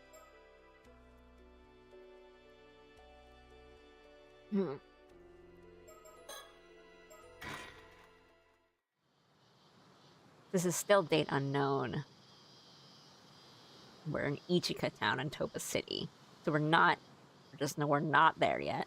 Hello again. Barnum's back on the scene. Allow me to summarize. He's looking right at me. Please tell me this comes into play, like, for real in the story. Please, please, please.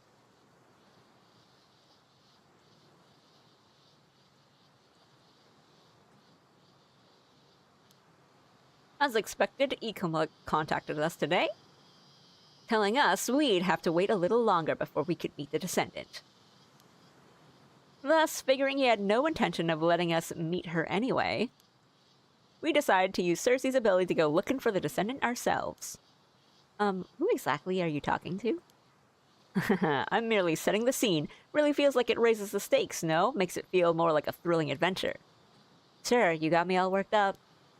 But I'm trying to concentrate, so could you please stop distracting me? Oh, right. Sorry. This is the town of Ichika in Toba City. The area is one of the many in the area renowned for its Amadivers. Cersei is using her dowsing ability to search for the descendant right now. What's that? Doesn't her dowsing only let... What's that? Doesn't her dowsing only let us look for spiritual energy? And on top of that, doesn't she have to be familiar with the energy she's looking for? That's right, I was thinking the same thing. However, Cersei was perfectly prepared. Before parting with Ikoma yesterday, she asked him to hand... She asked him to hand the iron box to the descendant when he paid her a visit. She said the descendant ought to have it, since it is so deeply connected to Taishima's history. Yes, got this. Ikoma agreed on the matter and would apparently go through with it, assuming he did hand it over. Then the iron box with its massive amount of spiritual energy has fallen into the lap of our target.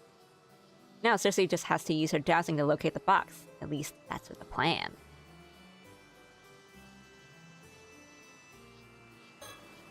Cersei is completely focused on dowsing right now. There are several types of dowsing techniques, but it seems like she's using a pendulum. It would seem that the necklace she wears can be used for such a purpose. The closer you get to the target, the stronger the pendulum swings. Okay. However, her dowsing range is limited with the spiritual energy this iron box possesses. Its range is probably just 2 to 3 kilometers. So we had to narrow down the target area somewhat before starting our search. This is all from the think! So any idea where we might start looking for the descendant? I think Mr. Ikumo said something about visiting her several times before she finally agreed to talk, didn't he? He did, which would mean that...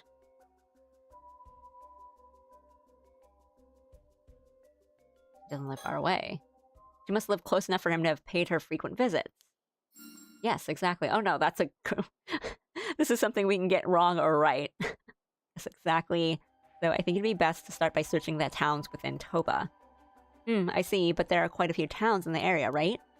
About that, when we parted yesterday, Mr. Ikomas mentioned something else that stuck with me. When you asked to meet the descendant, he said he'd probably drop by later anyway, since he also had to handle the matter with Miss Suma.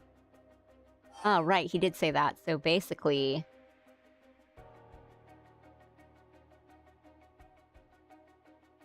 I feel like it could be either. The descendant knew Suma, the descendant lived close to Suma. I would say lived close to...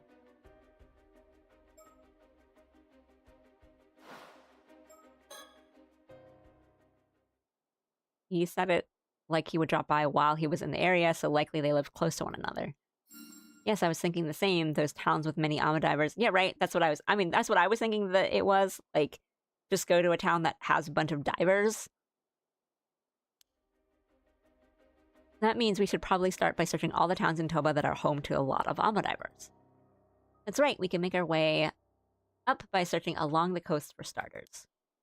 It'd be nice if we at least learned the descendant's name. We might have a lead on that. Think of your research into the past of this place. Oh, right, I believe the name was... What was the name of the Taishima survivor? It was Somikawa, right? Wait, why would... You know... Hasn't even been that long, but I feel like we know that from something, right? What do we know this from? Like, I think we know it's Somikawa, but I don't know why Avi and them would know it. I think, like, they researched something and found it.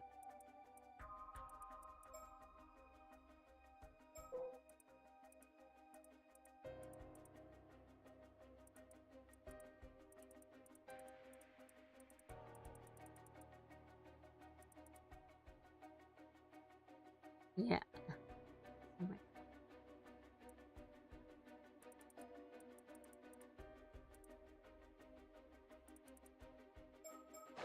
Now kind of losing track of what characters know what information, and that's the thing I'm kind of worried about.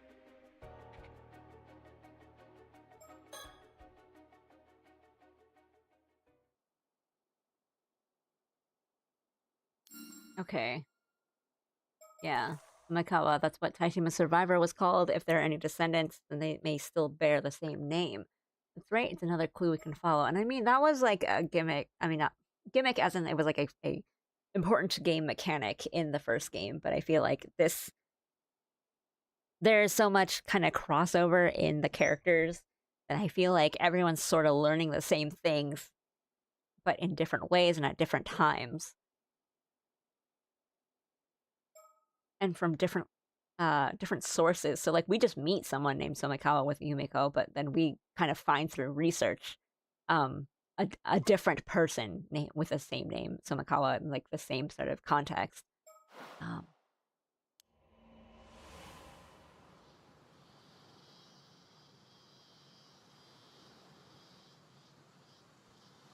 And so we ended up spending the morning traveling along the coast from one fishing town to another. This is the first town we've searched so far, and it's about time we actually find something. We do not see any birds here.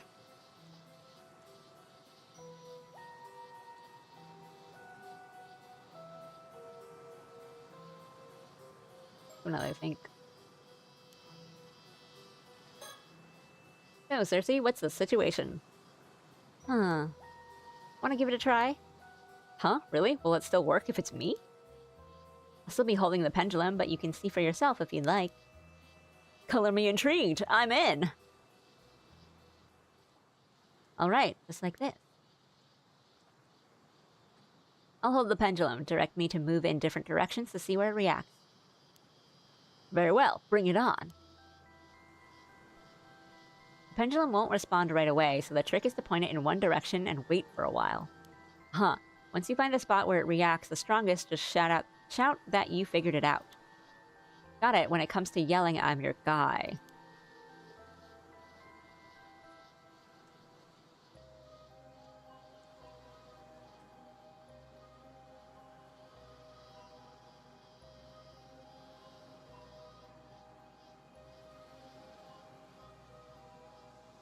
Not really swinging.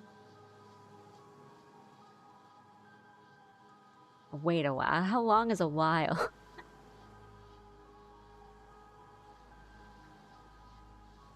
I was thinking that maybe it would be like towards the water as like that's, you know, not what it's gonna be.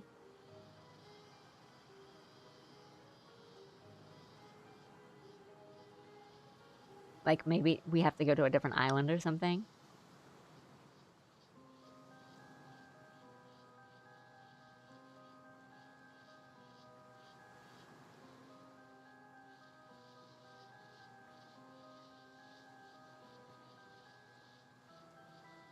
I mean, how much of a difference?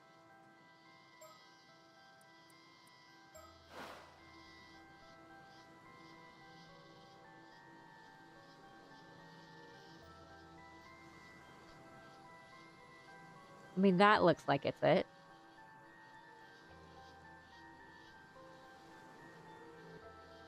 Like, this looks the strongest, probably.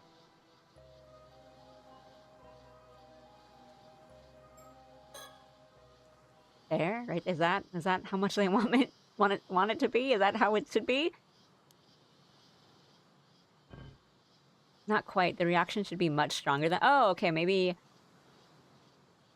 Takes a little time for it to react, so if you move it around too fast, it might be too hard to notice. We'll be searching this place high and low for information. Okay, that's what I was thinking, that maybe it's not just around. Ah, okay, that's what it was. I was like...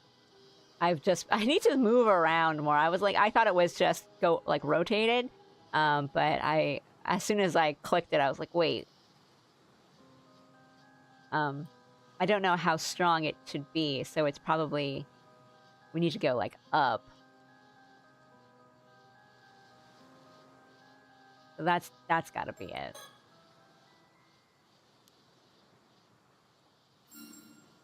Got it. That means it's somewhere up there. Well, it may still be a bit further out, but at least we figured out what direction to go. And it was about time we hit the right spot. All right, let's follow this thing and see where it leads us. Right.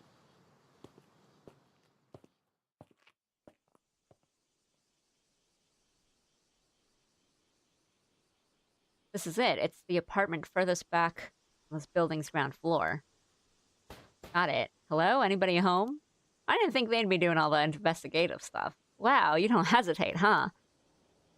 We're here on behalf of Mr. Ikoma. No answer. Guess no one's home. This is green as black for... there's gotta be a reason, and I'm... No, I can sense a presence. Hello, we'd like to talk about the iron box. What is it? I was like, you know, this game hasn't been too spooky so far, whereas I feel the first one, there's a lot of, especially in the beginning, a lot of spookiness going on.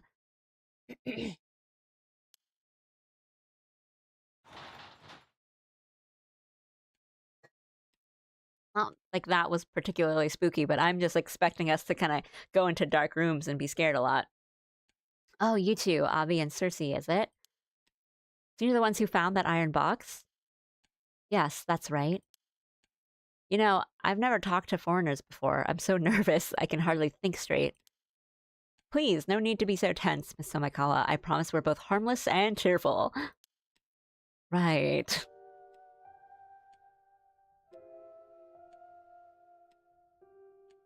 Okay. So this is Miss Somikawa's home. Even with the lights on, it's strangely dark inside. Even though it's daytime, the shutters are kept tightly shut. You can hardly hear any noise from outside either. At a quick glance, I can't spot anything that looks like a tamatebako in the room. I suppose it makes sense she wouldn't just keep it out in the open. She may look calm on the surface, but I know she must be excited to peek inside a traditional Japanese home. Well, a wooden apartment like this is pretty old school. I can see why she'd be geeking out. So she's the descendant of the last Taishima survivor. The way she dresses makes her look older, but I'd say she's probably around my age. I thought she'd be difficult to deal with, but now that we've actually met her, I'd say it's more like she's extremely cautious, the type to never let her guard down. I can't even begin to imagine the kind of life she's led. Still, the fact that she's wearing traditional clothing is actually quite charming. I've hardly seen anyone wearing traditional clothes since coming to Japan, which was a bit of a shock, to be honest. Yes, depending on the places, too. It's not like I don't see anyone wearing, like, kimono. She was more willing to meet us than expected. That iron box proved more useful than I thought. Nice work, Cersei. I'll treat you to more onigiri-senbei later. Okay.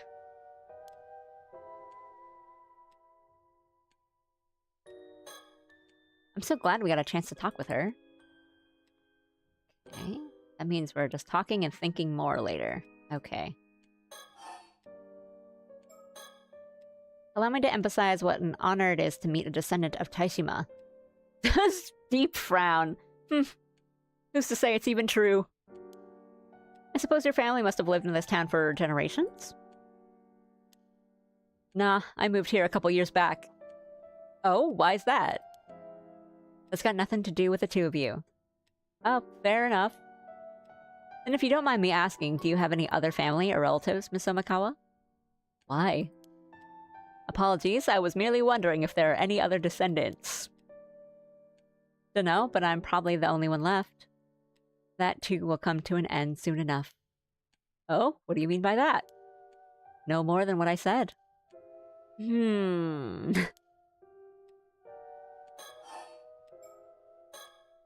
do you live here by yourself, Miss Somikawa? That's right. Cool. Where exactly did it come across the iron box? I followed this map that was in my family's possession. Supposedly, it was left behind by the Onmyoji who sealed away the curse of Taishima. You're just saying that. A map, you say? It led us to the iron box. It must have been resting at the bottom of Ise Bay. Since it's such a valuable artifact deeply connected to Taishima's lost history, we felt we absolutely had to tell you about it, Miss Somikawa. Oh yeah? If I may say so, I noticed your interest in the iron box. Could it be you already knew of its existence? I didn't know it was a box, but I'd been told something still remained of the island. That makes sense. Okay, probably not yet.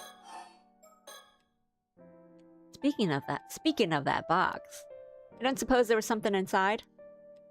Yes, inside was a... Okay. I was like, we can't just say everything.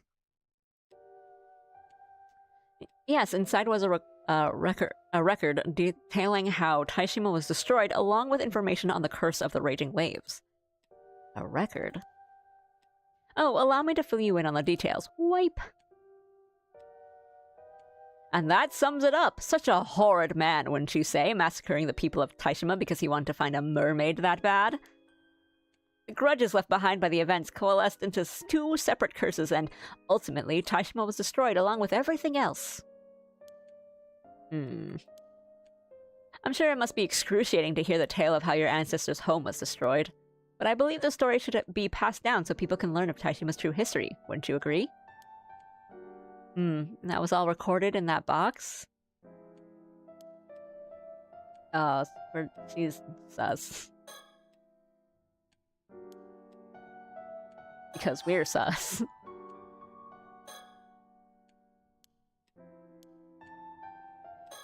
Yeah, okay. Talk about legends. By the way, you may consider the curious whims of a fantasy author, but I like this face. Would you be able to elucidate me on some of the stories that have been passed down in your family? Now I get it. You also came here because you want to ask about mermaids, huh? This is actually a really good face. Ugh. What am I supposed to say here?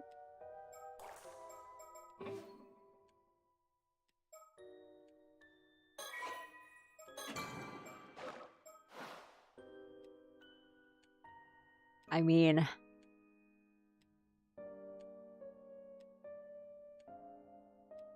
I suppose I do. It's probably better that I don't lie. Alright, you got me there. It's true. But can you blame me? As a fantasy author, it is in my blood. If mermaids truly do exist, then I must sate my curiosity. I knew it. Whatever your motives, you're not getting the tamate bako. I'm not falling for one of Ikoma's schemes. Eck! Okay, we're still just saying the same. Oh, here we go. Miss Somekawa brought up the tamate bako all on her own. She really does have it then. And just as I thought, Mr. Ikoma is after it too. That sneak.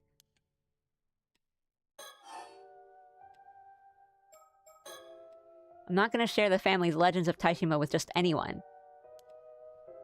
But we're so whimsical and fun. Yeah, okay. Then we need to talk about the box. Did you just say that Ikoma is after the tamate bako? Oh, so you didn't know? Well, he is. That's exactly why I hid it somewhere no one will ever find it. I see. It must be very precious to you then. Well, I'm relieved that iron box found its way to you then.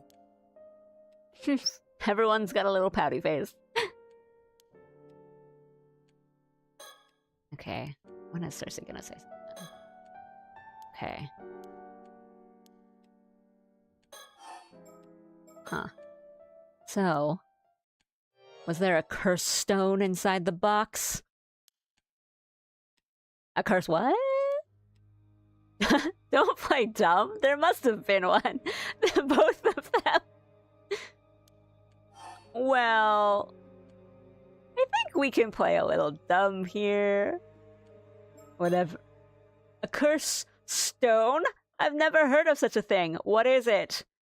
Huh, well, if there wasn't one then, I've got nothing else to tell you. Get out of here. Ugh. These two.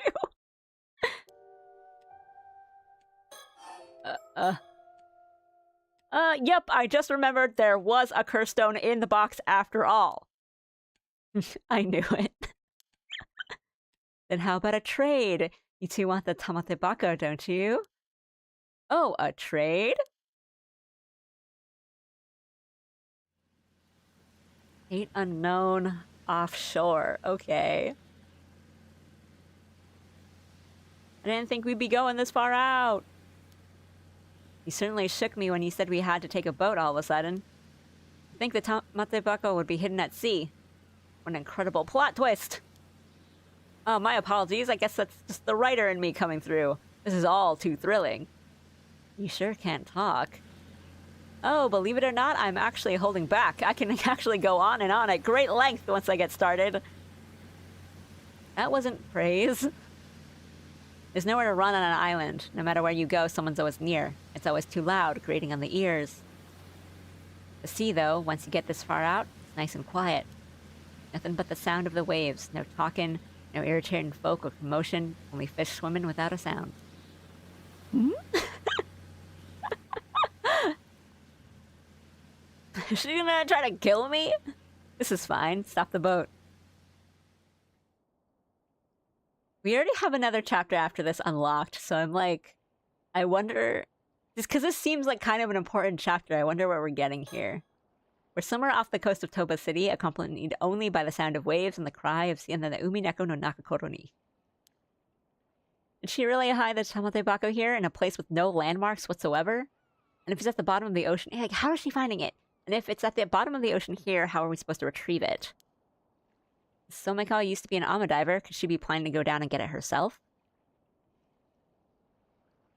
Well, we gotta look at the surroundings again.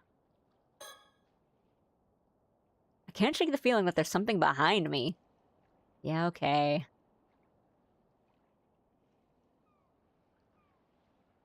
Is there?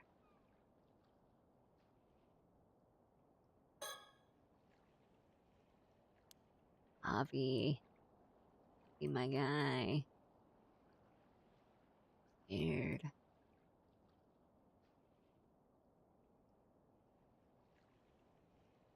I don't see anything like on the boat for us to kind of poke at.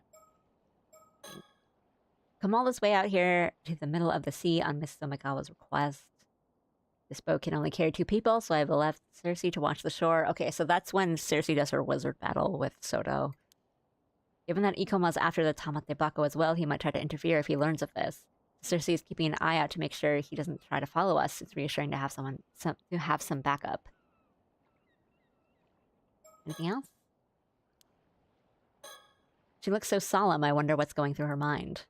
Not gonna lie, I am a little concerned she still hasn't told me the conditions of our trade. We just came out here. We don't know the conditions yet. Will she ask me to trade her for the curse stone?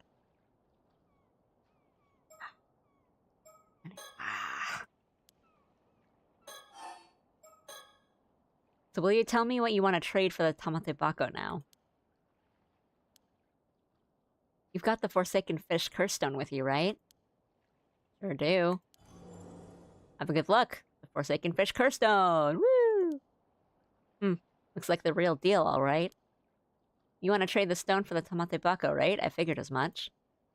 Well, I'm fine with those terms. Let's do it. I don't want a freaky fish people stone. No, that ain't it. Huh? Oh, that ain't it?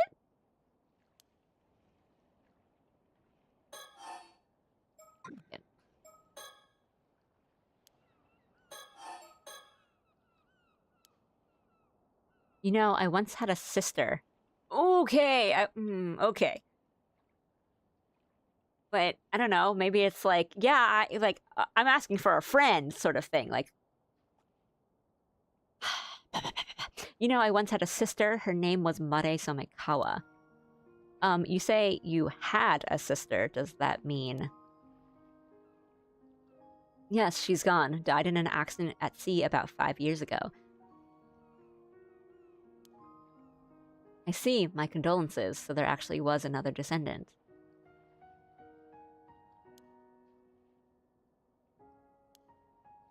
You folks seem to be pinning your hopes on me just because I'm one of the descendants. But the one who actually inherited our duty wasn't me, it was my sister. Your duty? That's right, the duty of the Taishima bloodline. It's been passed down in our family for generations. Even more, our generation would be the one to handle the 400th year since the disaster. My grandpa always said that was particularly important. So there was a duty Taishima's descendants were meant to perform after 400 years. But I was young back then. I still had dreams of my own. I wanted no part in some annoying duty, so I ran away from home the first chance I got. I pushed all that responsibility onto my sister, but I know I should have helped her. I see, so that's why your sister was the one who inherited that duty.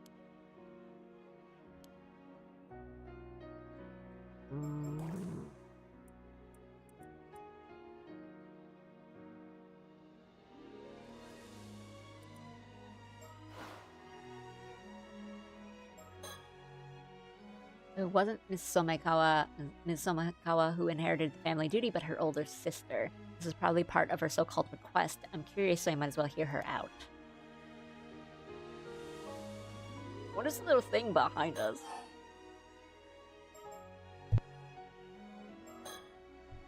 Before we discuss the trade, would you take the time to listen to my story? Very well, I'm listening. This duty you mentioned, was it to break what remains of the curse of the raging waves? I suppose they were connected, but lifting the curse would have been a step along the road, but it wasn't the goal. Oh, really? Then what was it? There's a butterfly. This butterfly is persistent. This has to be something. Like Yumiko's, or someone is listening in on us. Unless it's a thing that Cersei has sent. I don't... Oh, you can't really see it, but there's the fluttering of the butterfly that we see in the surroundings. It's still there.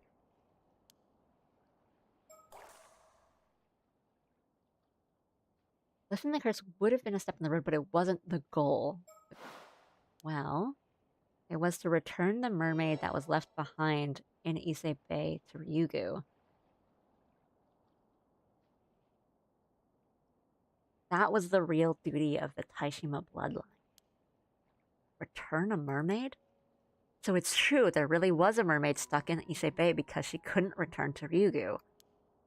That's right, her name was Sobae. Oh, she's come up in our research, so she was real after all. What?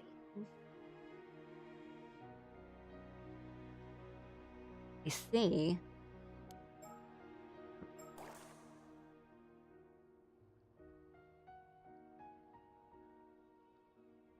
Sister took on the family duty, but it seems like she actually meant Sobae herself. Well, I think it's to return her to Ryugu, and Ryugu is like the... We don't know how to get there. It's not like just take her back to the island. I think it's like kind of take her back to this mythical place. Because I think if it was just the island, or like if it's the part that sunk, or if it's under, like there has to be more to it then.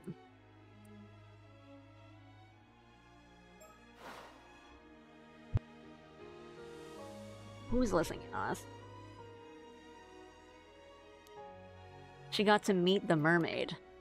After leaving my hometown and making a living as an ama diver, I'd all but forgotten about the duty I'd left behind. I had no idea what our duty actually entailed. When I finally learned the truth, I was crushed by regret. Regret? Why? You know, ever since I was a little girl, I'd always been fascinated by mermaids. Understandable. I read The Little Mermaid so many times the pages of the books had started to wear away. I would see them in my dreams over and over. Back then I wanted nothing more than to become a mermaid. It's what led me to become an ama diver in the first place. But the true nature of the family duty is only revealed to the one who inherits it. I see. What bitter irony. But couldn't you meet the mermaid after you learned the truth? My sister took pity on me and attempted to call her to meet me once in secret. My sister, Mare, even shared some of the things the mermaid had told her. But you know, Sobae was a cautious mermaid who never truly opened her heart to anyone but my sister. Me, on the other hand, she avoided. I was never even allowed as much as a glimpse. Quite the bitter outcome. Mare and the mermaid had grown close as friends. They trusted each other. They were inseparable. But she never once showed herself to anyone other than my sister, not even to a close relative like myself. So she shut herself away for 400 years. Was such caution really necessary? Your sister must have been an incredible person to earn the mermaid's trust. So, they're not the immortal mermaids. They know the immortal mermaid.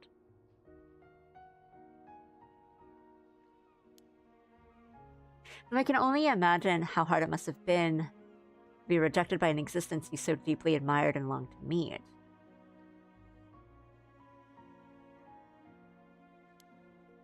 Mane moved to Kameshima to be closer to Ryugu, all for the mermaid's sake. Then one day she got married and changed her name to Mare Minakuchi. She seemed so happy. So she got married on Kameshima. I was so jealous I couldn't think straight and ended up lashing out pretty badly. In an attempt to destroy my sister's relationship with the mermaid, I grabbed our family heirloom and ran off.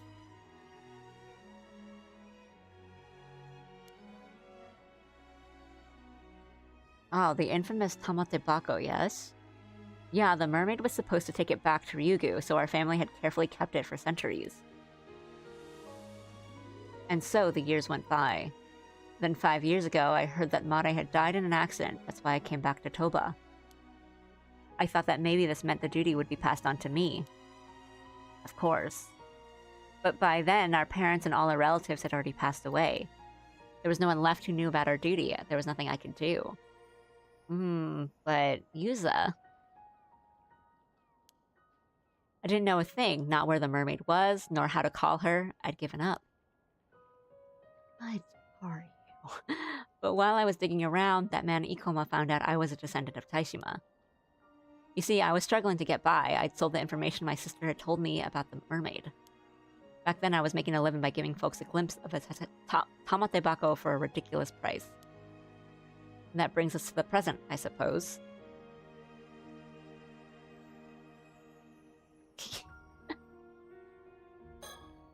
Whoa.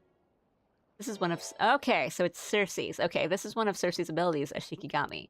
When someone's name is written on a piece of paper, she can make that paper fly towards that person. They're great for delivering messages or tracking down someone. I was pretty spooked the first time I saw it, but I've gotten used to it. Okay, fine, I did just go, whoa, but not because I was actually surprised or anything. Is something wrong? Oh, it's nothing, don't mind me. I wonder if something happened to Circe. I'd better read the note. Let's take a look. Ran into 2 suspicious people looking for Ms. Somekawa. I drove them off for now, but be careful. Seems like something happened on Circe's end. I better stay alert just in case, but I don't think I'll mention this to Ms. Somekawa. It would only shake her up.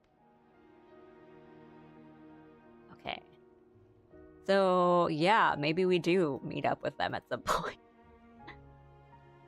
Be friends, please!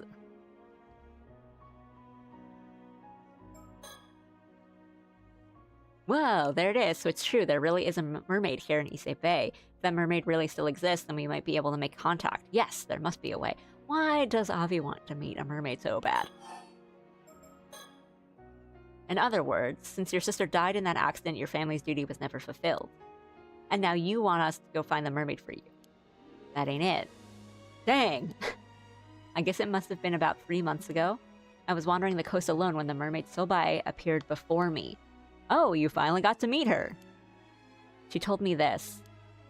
The seal on Ryugu's gateway has been lifted, so I will be returning. Yeah. 3 months ago. 3 months ago. The seal on Ryugu's gateway has been lifted, so I will be returning. Your sister has done a great deal for me. I now ask you to return the tamate bako. Why was it sealed? Why was it...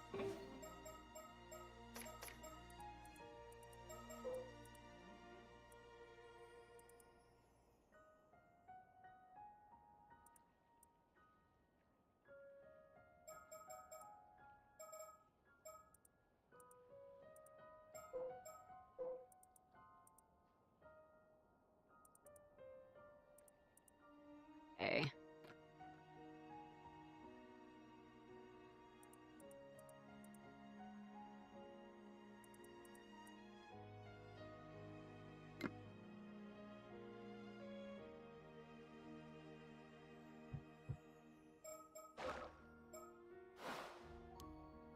Wait, what?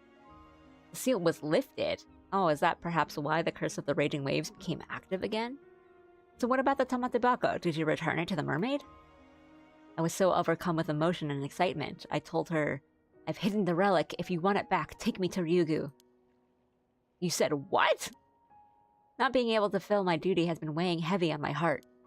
But in that moment, the pain was gone. On top of that, I figured the mermaid had to come fetch me. Wait, no. I figured the mermaid had come to fetch me. Yeah, okay. Yeah.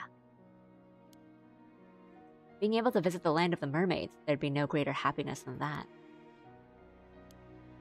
But Sobai simply told me it wasn't possible and that she'd forfeit the relic. And with that, she was gone. Oh. So the mermaid has already returned to Ryugu then. Ever since then, all I've felt is despair and regret. I'm completely empty inside. There's nothing left.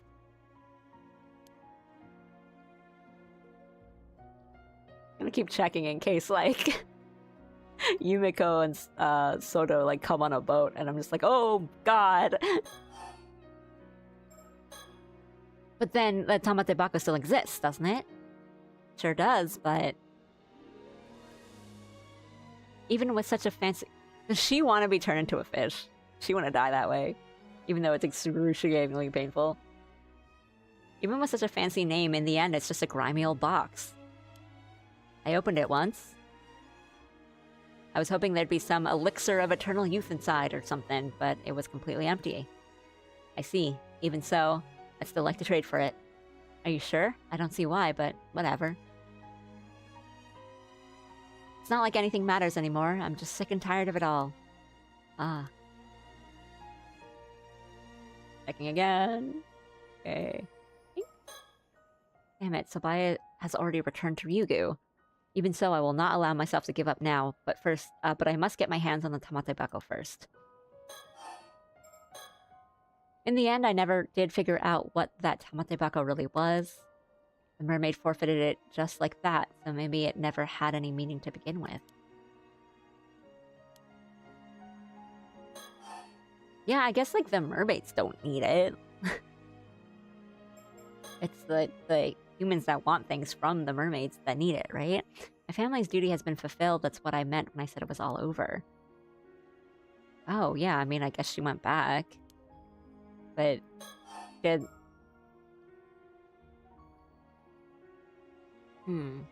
But did they do anything to return them to Ryugu? Or, like, did she just return on her own because the seal was broken?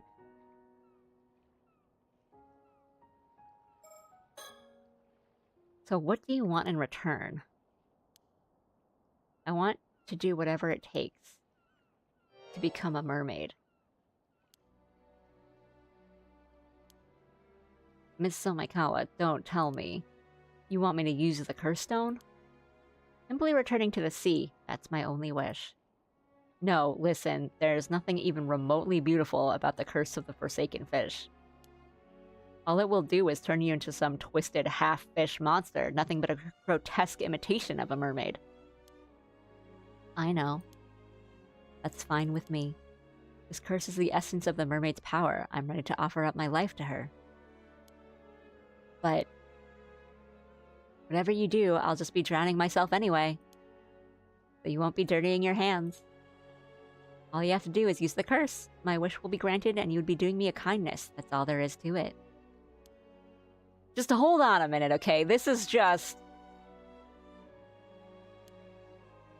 The Tamatebako is hidden beneath the floorboards of my house. Please do this for me. Miss Somaikawa, wait!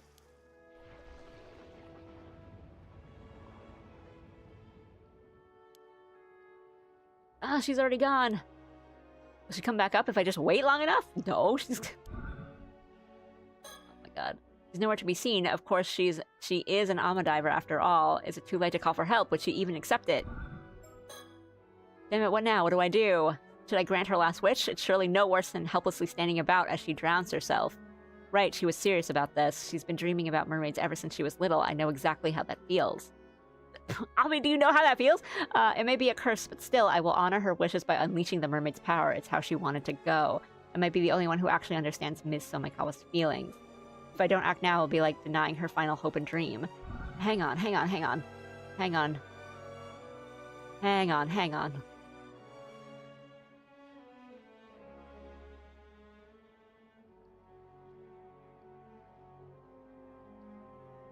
God, is there nothing else for us to look at?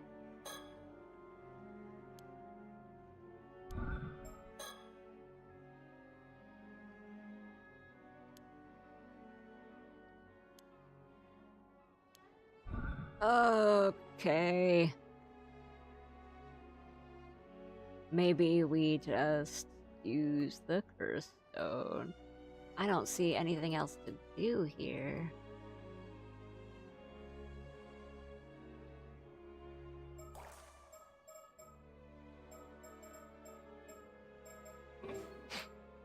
Quick, look at the options!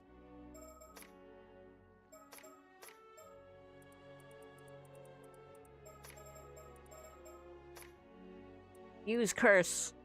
Use ability as Q. There's nothing... I don't think there's anything...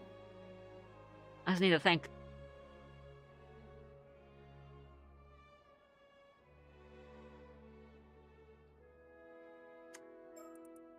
I mean, if it's not right, we just go back into it.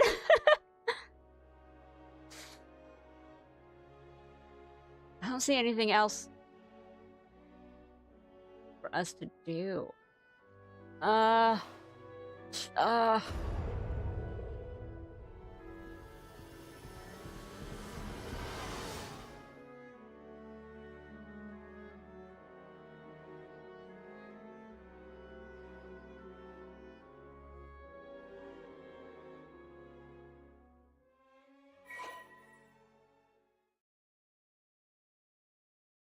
Status update.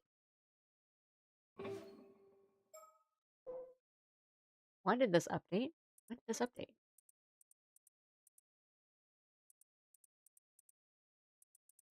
This updated? Why does this update?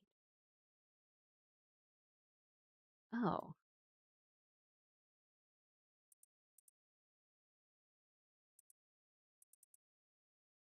Uh.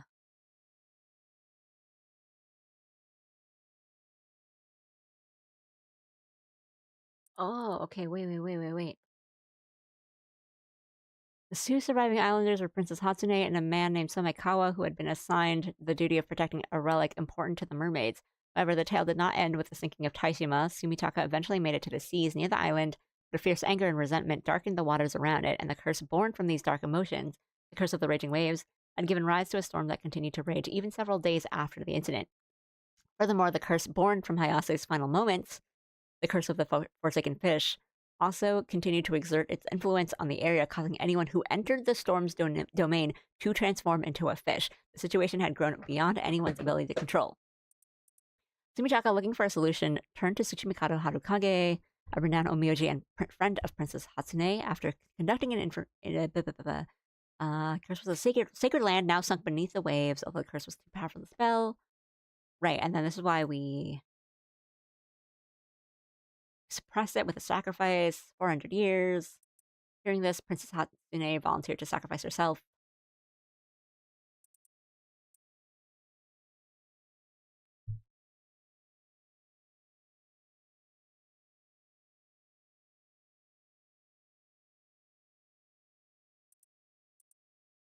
Was also able to seal the curse of the Forsaken Fish in the wooden accessory that Princess Hatsune had been wearing, turning it into a curse stone.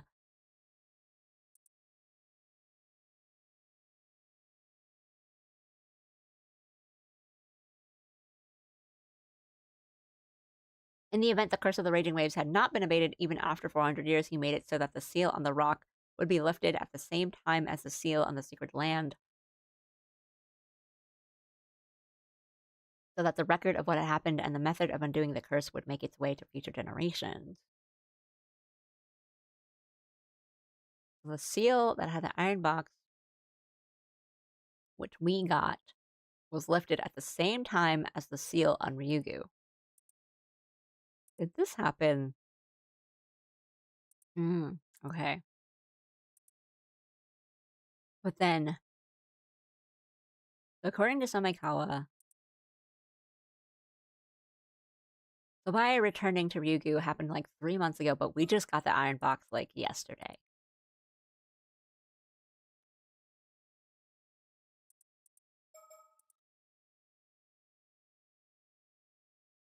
Okay.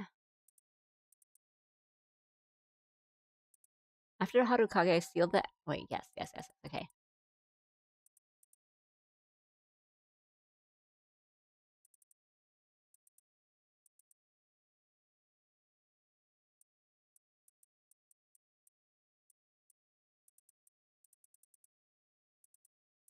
Harukage sealed the entrance to Ryugu. The two remaining mermaids, Nagame and Sobai, were left unable to return home.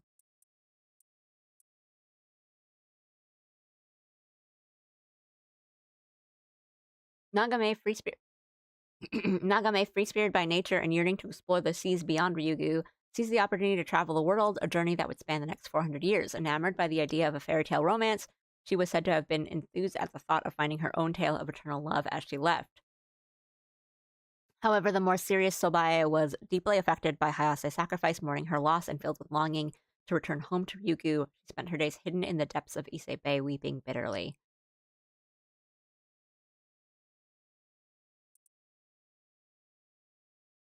Somekawa, the sole survivor of the Taishima Islanders, saw Sobae's tears and vowed to protect her, promising to do all he could to ensure her return to Ryugu one day. The treasure the mermaids entrusted to him, a Tamate Bako, has been passed down through the generations of the Somekawa family as proof of the oath being honored by his descendants 400 years later.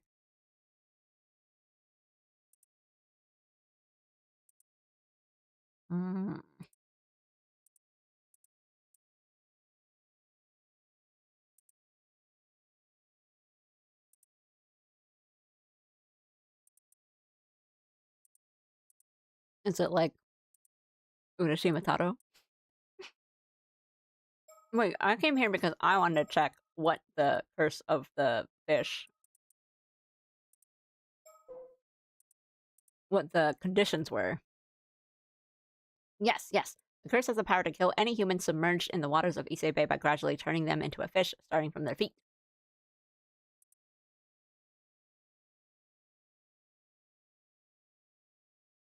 Where does this happen in... Wait, when does this happen in the story? Um, do we... Is the fish... Is the... Is the mummy we find, is it Somikawa?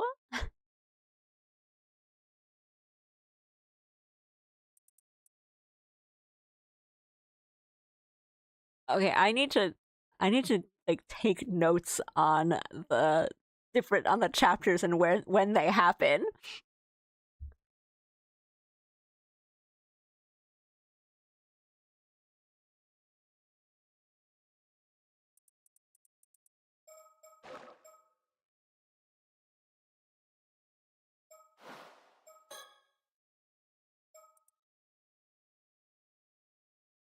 Occupation, descendant.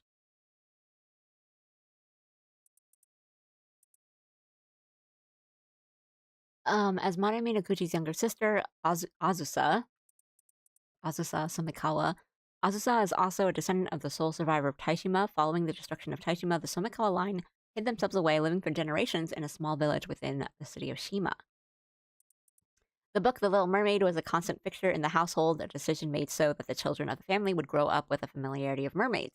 And Azusa read it repeatedly as she grew up, the tale feeling a fervent admiration for mermaids within her. Upon realizing that she could never be a mermaid herself, she instead decided to become an amadiver, thinking that it would at least allow her to swim freely through the sea like the beings she so admired. Thus resolved, she left her hometown behind, leaving the family duty, nothing more than a troublesome burden to Azusa, to be handled by her elder sister alone. For all intents and purposes, it appears that Azusa's wish had been granted. However, upon returning home following her parents' death, she was taken aback to learn that the family duty inherited by Mare was in itself deeply connected to mermaids. Forgetting how she had pushed the duty onto Mare to follow her own desires, Azusa grew deeply resentful of her sister, accusing her of keeping the mermaid to herself and asserting her right to take up the family duty, but it was too late. She's gonna live out her weird fishy dream for 2 seconds and then die. Mare and the mermaid had already forged an unbreakable bond that no amount of words or deeds could undo. Following Mare's death, she was finally able to meet the being that had enchanted her for so long. However, her desperate plea for the mermaid to take her back to Ryugu was met with staunch refusal, and the mermaid left shortly after, never to return.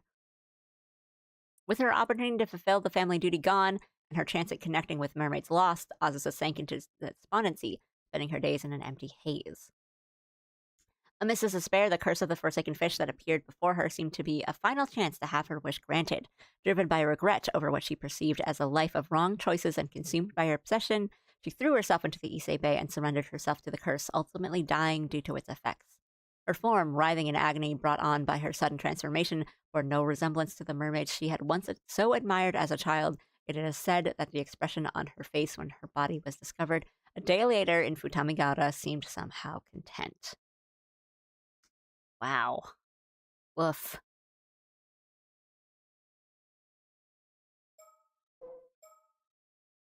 So bye. One of the 3 mermaids who were said to have lived near Taishima about 400 years ago, she has since returned to her home, Ryugu. Now that is...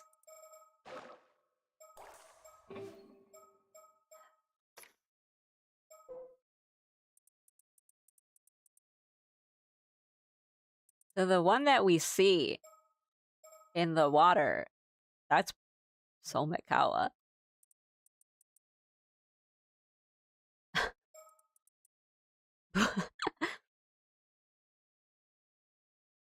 I mean, it's tragic. I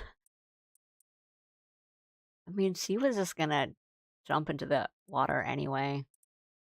I mean, not to be like, well, what can we do? But it's like, she was so determined.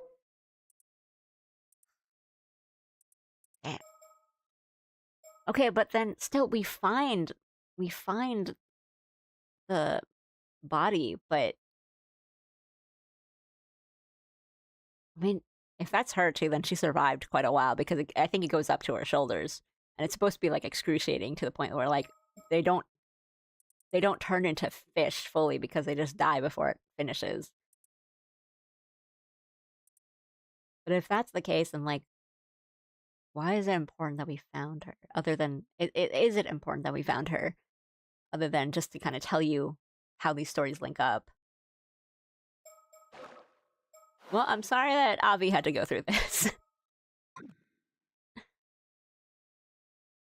After that. Hey, I found it! We managed to quietly retrieve the Tamate Bako from beneath the floor in Miss Somikawa's house. It was just under her floorboards. All that was left to secure the dream of immortality was to obtain mermaid flesh. That's all we gotta do. Since Sobai had already returned to Ryugu, right, because I was just gonna say, like, there's still one mermaid that we don't have accounted for. We had already returned to Ryugu, we had placed our hopes on the last remaining mermaid, Nagame. But we had to act fast, otherwise Ikomo or even those Paranormal Affairs Bureau psychics would get in our way. Team up with them, jeez! They're after the different things for sure, and they would definitely stop you and arrest you as soon as you got it. But like, come on, it would be fun.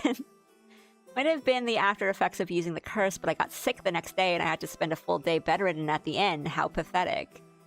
And I think that's fair, that stuff happens. But that's a whole day of them out of commission. That's when I heard the news that 2 female divers had gone missing near Toba. The fact that I'd been involved in both incidents made me feel worse. Okay, so one of them was the one that was supposed to come and get the box, but then disappeared, and then we got the box, and the other one was Somikawa? Avi! It really was. It really was him and both. When Cersei heard the news, she just mumbled something with an unreadable expression on her face. I had no choice. There was simply no other way. Or at least that's what I kept telling myself as I struggled to get out of bed. Next day, August 7th. Okay, now we finally have a date for these guys. August 7th. The next day, August 7th, we set out to gather more information on Nagame and the other mermaids. We traveled to Kameshima, the island where Mare Somikawa, or rather Mare Minakuchi, used to live.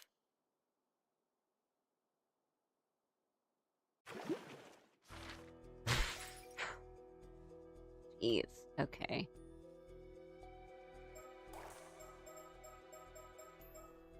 I'll save.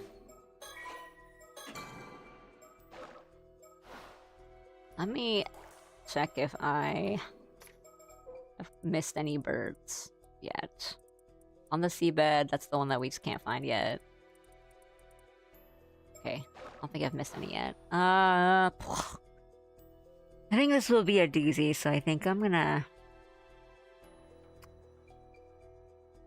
maybe do at least one more. We'll continue and see what's going on with them. It's about time they've arrived at Kameshima, but right, so this is Somikawa. So this happens, and they find them. That's some, yes, okay, yeah, that's Somikawa. Oh my gosh, okay.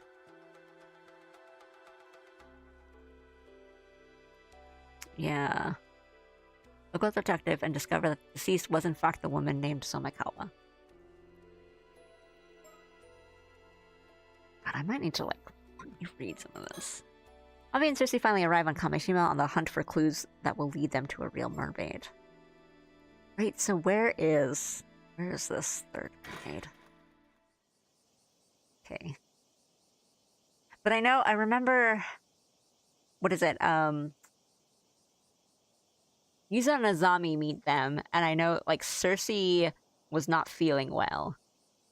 Because Kameshima has a lot of bad vibes, like a lot of bad spirit feeling. Why is my model just constantly thinking my eyes are closed. Nothing. I'm not even moving. What's going on?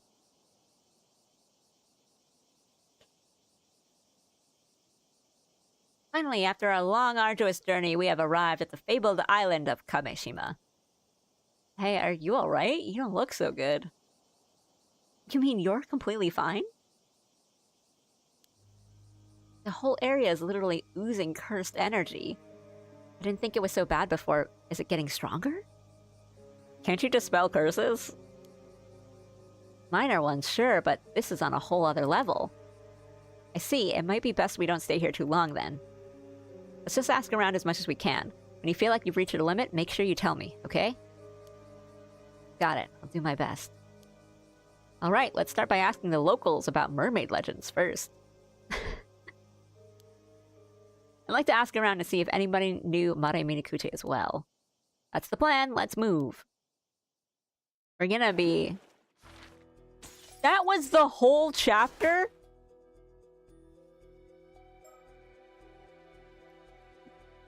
And why is... I mean, this just must be timing thing. So this is all the 7th. So... Himeko goes to Kameshima, and then they leave to do this investigation, which is from... Okay. And then...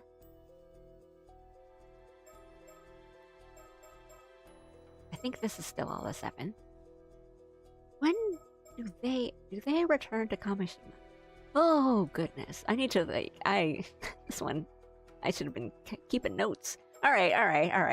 The tragedy of Kameshima. Oh, boy. Mysterious deaths continue to occur among the island residents, and it is not long before the same tragedy befalls Yuza, who we know is an immortal. Azami and the others are left helpless and overwhelmed by grief. Azami... Let nothing bad happen to Azami. Please.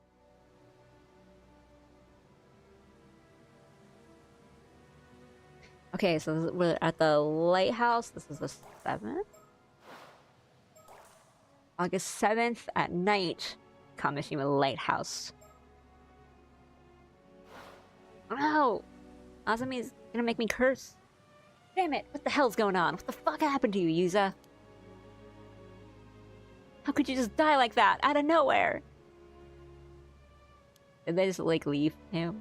You managed to live through the disaster 5 years ago, just to die like this? Just to get your head lopped off by a ghost?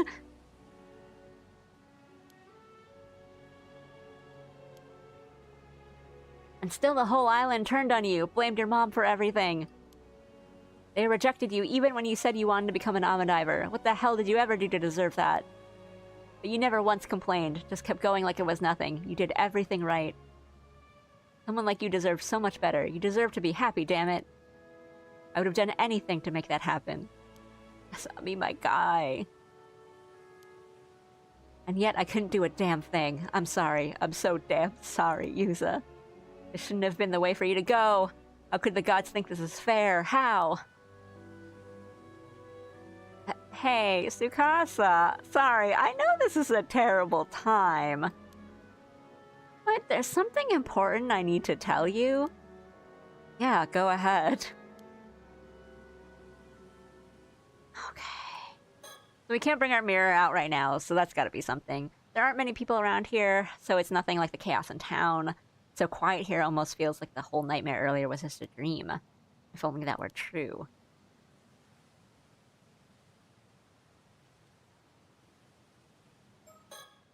I don't think Tsukasa's the assassin, but I should make sure. And then what? Compared to how shaken Azami is, Tsukasa seems rather calm given the situation. I don't know if I buy she's the assassin yet, but she is. I don't know, there's a little sussiness to it, because I think, like, Sato is the one that's usually very calm and collected, but Tsukasa tends to be kind of more emotional from what we've seen, and so given the situation that we've been in, like, all the stuff that's happening now, I don't see how she's, yeah. She's probably wondering why I'm staying so composed right now, too. But at least with Sato, it's not that out of character. don't think Tsukasa... Yeah, okay. Can't look at the stars, can't look at the lighthouse. Any stickers and or scary things in the shadows?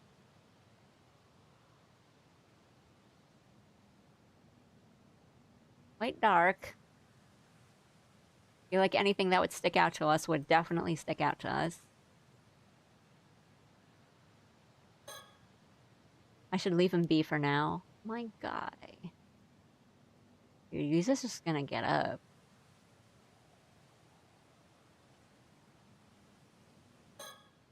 Try to stay calm and listen, okay? Hmm?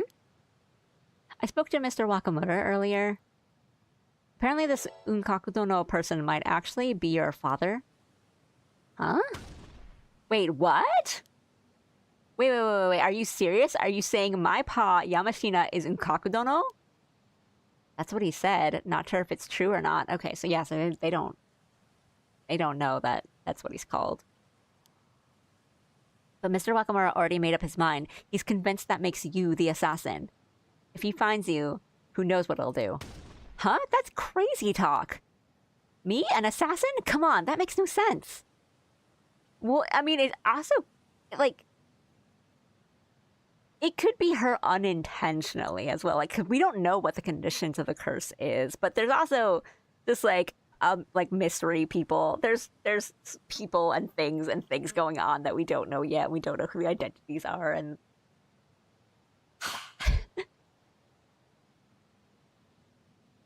I know, I don't believe it either. That's why we need to find the real assassin as soon as possible.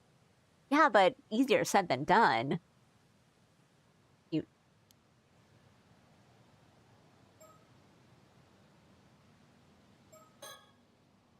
I have to find the assassin quickly and let them know I'll surrender. Every second I wait, more people are dying. But I can't tell Tsukasa or Azami about my plans to surrender. They'll just try to stop me. Sato, Suyu's gone, and so is Yuza. Yeah, I never thought it would come to this. I'm scared. What are we supposed to do now? I didn't manage to find out any more about the Curse of the Raging Waves, but right now we have to find the assassin.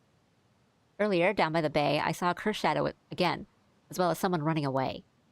Wait, the shadow. Hmm? Sorry, I need to check something curse-related real quick.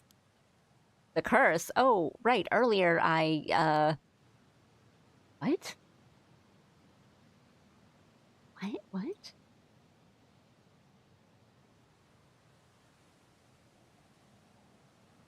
What? I know, I can check the hand mirror to make sure that the shadow isn't nearby. What? Huh? What is it? Are you trying to remember something?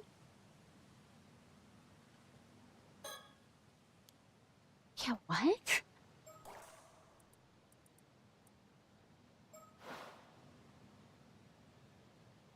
Okay.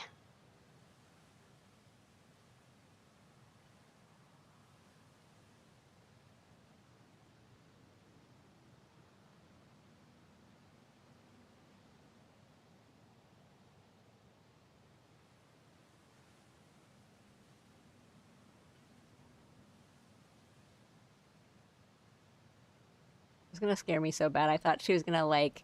I thought I was gonna look at her in the mirror and her face was gonna be different or something.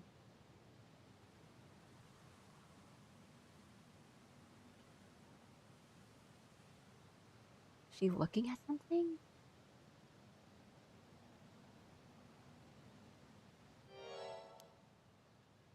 Oh. Ah, damn it, what was it? I can't remember. Don't scare me like that. Tsukasa, what's the matter? I guess the shock made me forget. Right before it happened, Yuza realized something important, but I'm blanking on it now. Huh? Something important? Yeah, Yuza said he figured out the condition that the curse needed to affect someone. Yeah. He said... I swear he said something about people being marked by something, but I can't really remember. He said he was about to say who the culprit was too, and then, well, it happened to him. Right, I mean... When it happens to... Sato, she has that, like, feather, like, thing in her hair.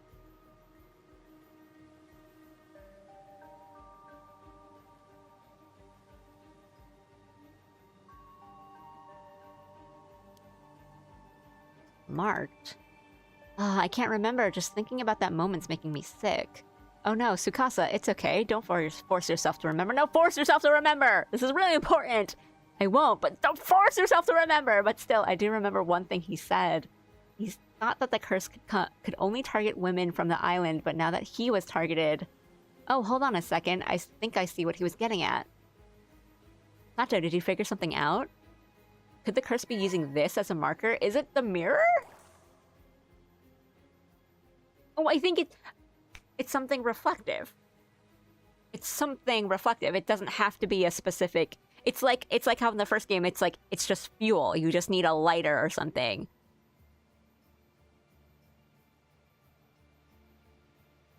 So it doesn't have to be, like, it could be the bronze mirror. It could, but like, because we get the hand mirror as a, as just like a little gift, a little souvenir.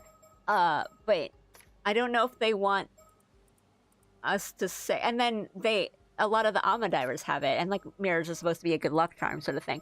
But is that, do they want me to say mirror, or do they want me to say hand mirror? That's really important for me.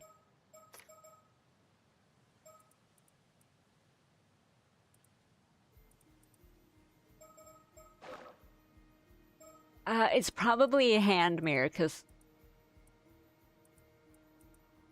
I think it's something reflective.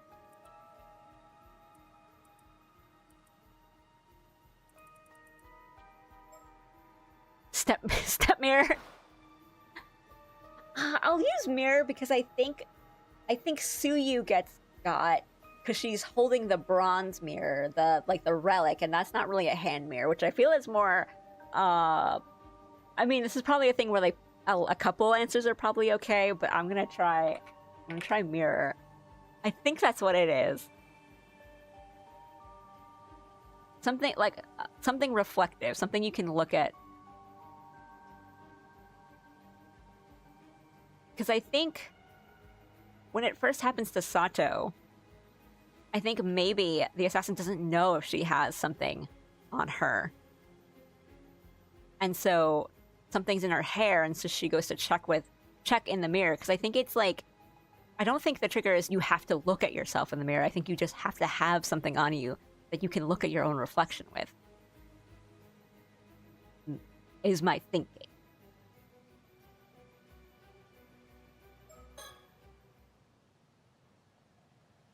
Mirror. Yeah. Yes. Storyteller, praise me. That's it. The Kamashimaru hand mirror. That's gotta be that. I knew it. Yuza took that mirror out of his pocket right before it happened. He lifted it up to about his neck, and then his head was chopped off. And then when I was attacked, I had the hand mirror in my jacket pocket too. That's gotta be it. Didn't they say those hand mirrors were handed out to everyone on the island? Anyone with Kamashimaru merch dies! Azami, you're wearing the shirt right now! Whoa, Azami, you feeling okay now? Dude, he's mad.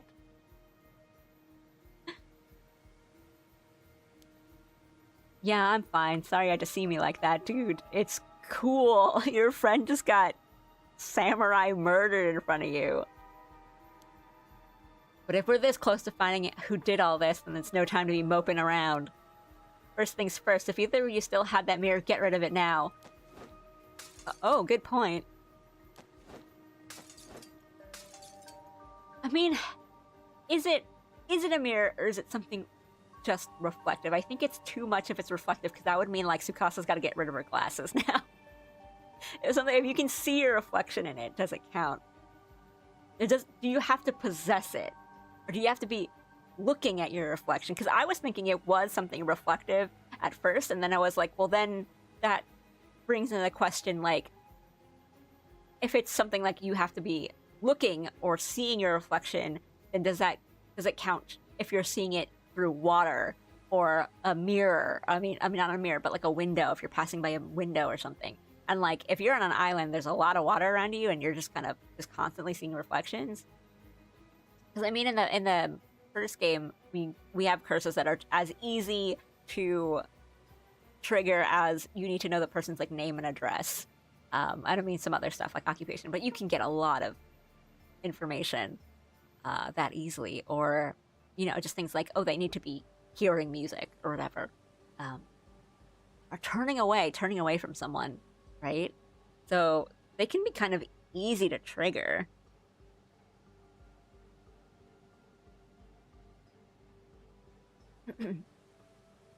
So Sato, you figured it out, haven't you? The one behind the curse? I know. But don't make me do this. The assassin who used the curse to kill so many. I know who it is, I'm not sure yet.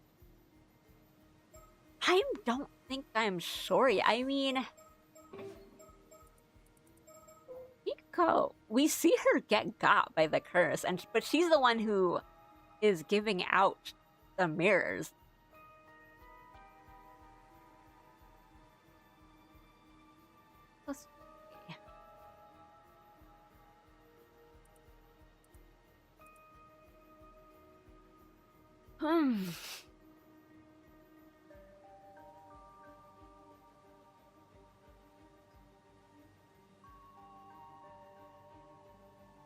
Well, she does leave the island for a good amount of time.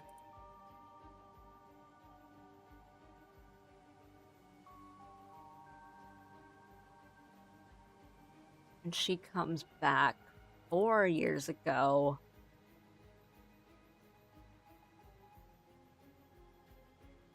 Despite her...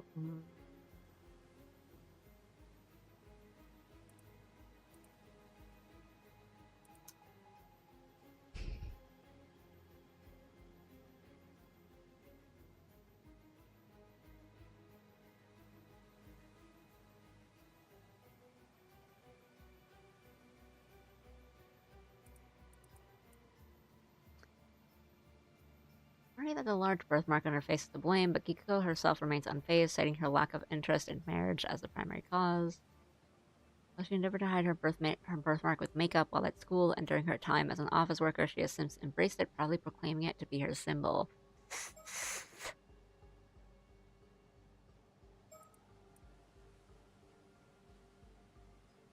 I mean, it could be her, and she is the one that is kind of giving out the merchandise, like the mirrors and stuff, to kind of everyone, but I don't... And you could kind of, you're right, do this with makeup and stuff, but... Why?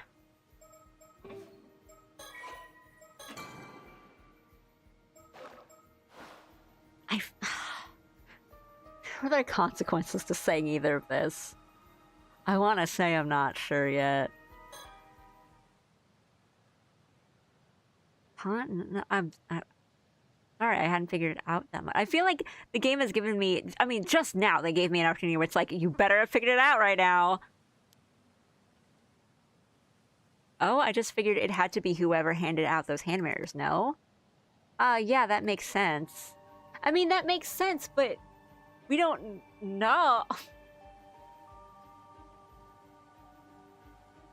Who's the assassin who caused the tragedy on Kamishima? But we see her out by the curse, right? Don't we see her? I mean, I guess it could have just been someone else. Has to be Kikuko, right? Saying she never actually died? Wait, you're saying Kikuko was killed too? Yeah, we saw her lying in a pool of blood by the...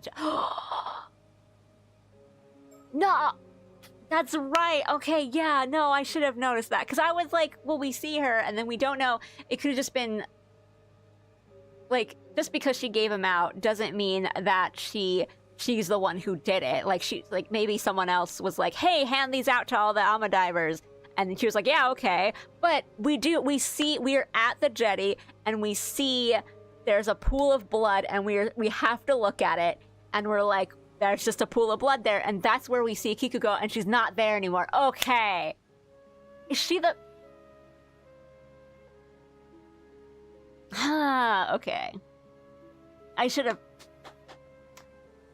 gotten that. Well, I was thinking it's her, but I'm like, we don't have enough information yet. But then they just gave me all the information here. Okay. You did. I was just there earlier. But then, right, Sato wouldn't have known that anyway. Okay, yeah. I I'm okay with not getting that. I remember seeing a large blood stain but no body, right? She would not have seen the body. She wouldn't have known there was a body, but she did see the blood stain. But Azumi and Yuza see her body by the jetty. They see her body there. They wouldn't have known that her body was gone. Okay. Really? I guess someone must have moved her? In all this chaos, who's got time to move a body with everyone panicking like this? Where would they even move her? Like, we didn't even move our friend! There's so many dead, we barely have the time or space to lay folks down and cover them up. That's true. And it was like, oh, our assassin is already blended in with the locals and stuff. And she came back 4 years ago, which is a year after the incident. Okay. Then maybe she never actually died, managed to get up and walk off on her own? Is she also immortal? Or is it she's just faking it? What's going on? But if Kikuko is the assassin, why would she let herself get hit by the curse's attack?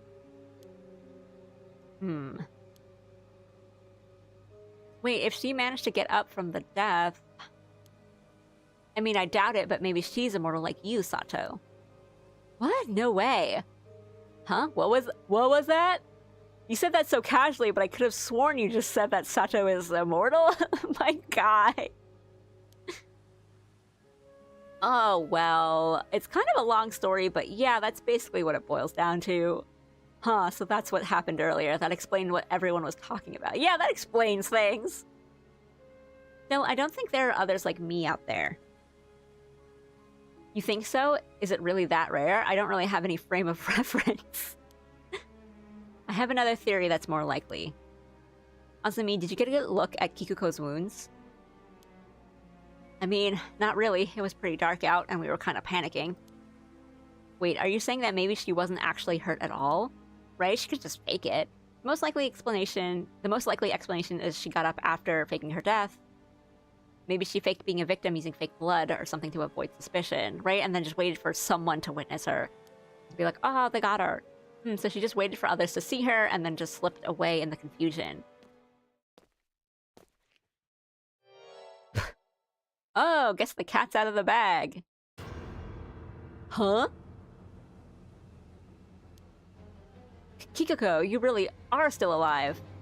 Yep, hate to break it to you, but I ain't immortal or anything fancy like that. Just fake blood is all. I was hiding up by the lighthouse, but then I heard you all talking, so I figured I might as well come out. Too bad you figured it all out. There really is no turning back for me now. Sato, I was told to bring you in, even if it means killing every last person on the island. Eek, it's the shadow, but we don't have any mirrors and stuff. Doesn't matter, we already tossed those damn mirrors. The curse can't touch us now. Just so you know, I've got your friend Tsukasa Lao marked even now. You're the one person I cannot forgive. Huh? I am? How? The cursed target wasn't just tied to the hand mirrors? She's just bluffing. Sato, get behind me. I'm not letting her take you. It's pointless. Disobey me and Tsukasa will be first to die.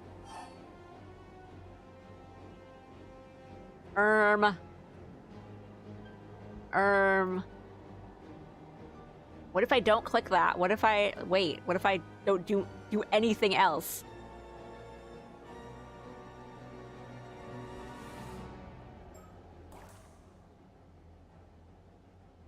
I mean, I don't know what I can do. Can't really do anything else.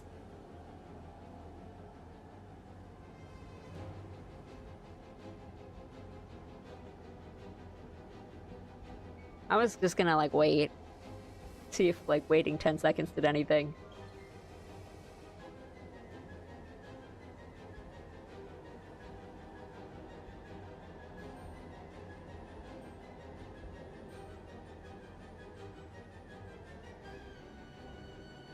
Maybe not.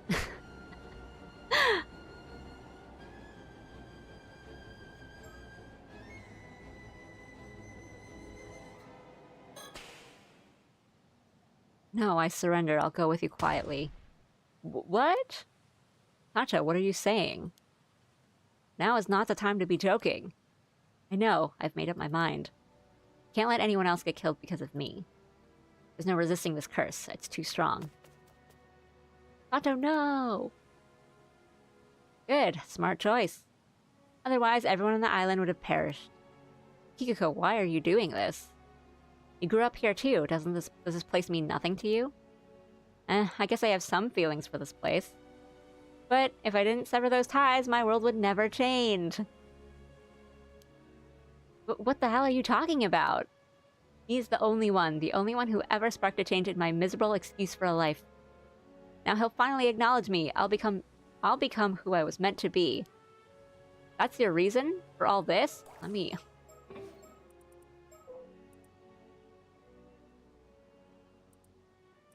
A strong desire to leave Kamishima and make a life for herself elsewhere. Graduate from junior college. However, she had, like, jobs she hated. Recognizing the success as an Ama diver is determined solely by the extent of one's physical prowess and ingenuity. She came back to find the idea of such work appealing. Moved back 4 years ago.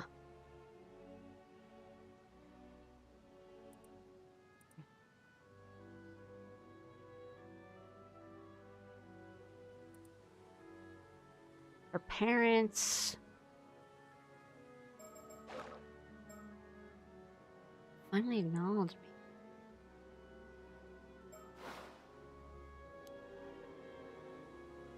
Cute. This island never cared about people, always just blamed everything on curses. Surely you all understand wanting to destroy this shithole. I just took up the reins. Someone needed to break the cycle. Now I can finally start living my own life, free from all that bullshit. Anyway, we need to get moving. There's a boat waiting out back. If you follow us, I'll kill Tsukasa. Do yourselves a favor and stay right there, okay? Thank you, both of you. Please, don't try to follow. It's too dangerous. God damn it! Oh, Sato!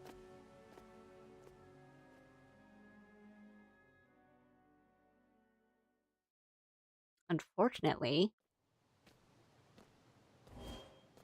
I can't have people know my identity just walking away, especially not you, Tsukasa. Oh, hey! Hi Raiders, welcome. We're at a big murder point in this story. Whoa! Oh, fellow bear, fellow Kuma, fellow bear, welcome. Thank you for the raid. Sorry, my model is just now like constantly winking. Here, let me give you. Sorry, we're at a super murder part of the murder mystery. Horror visual novel we're in right now.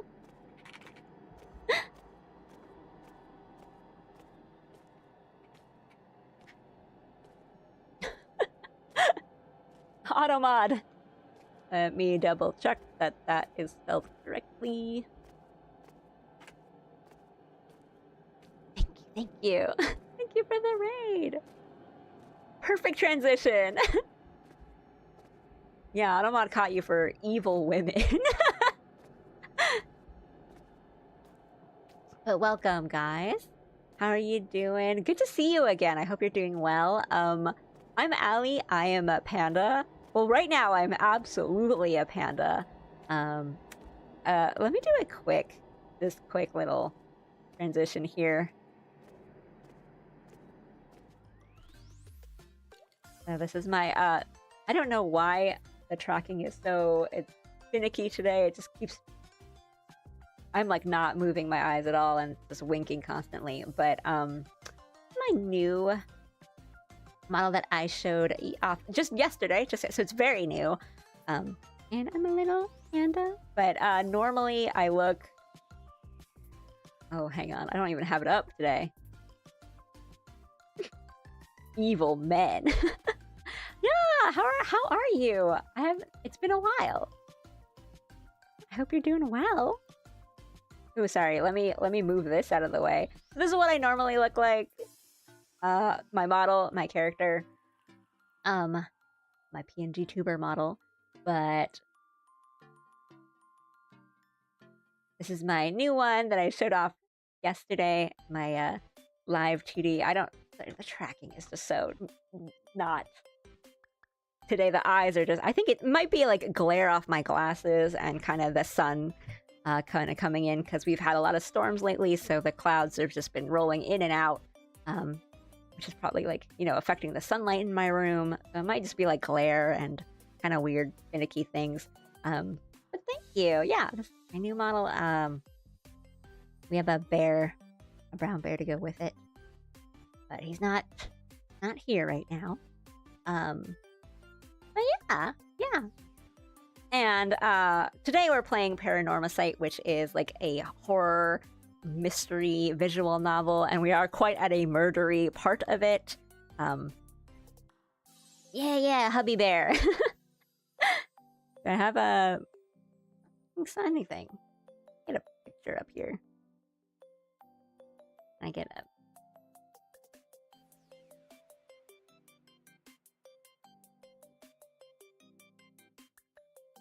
Let me try to get one without it being showing too much. Model, let me see.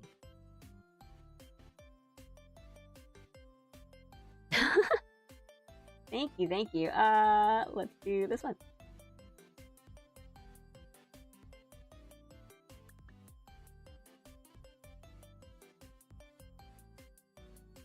Oh.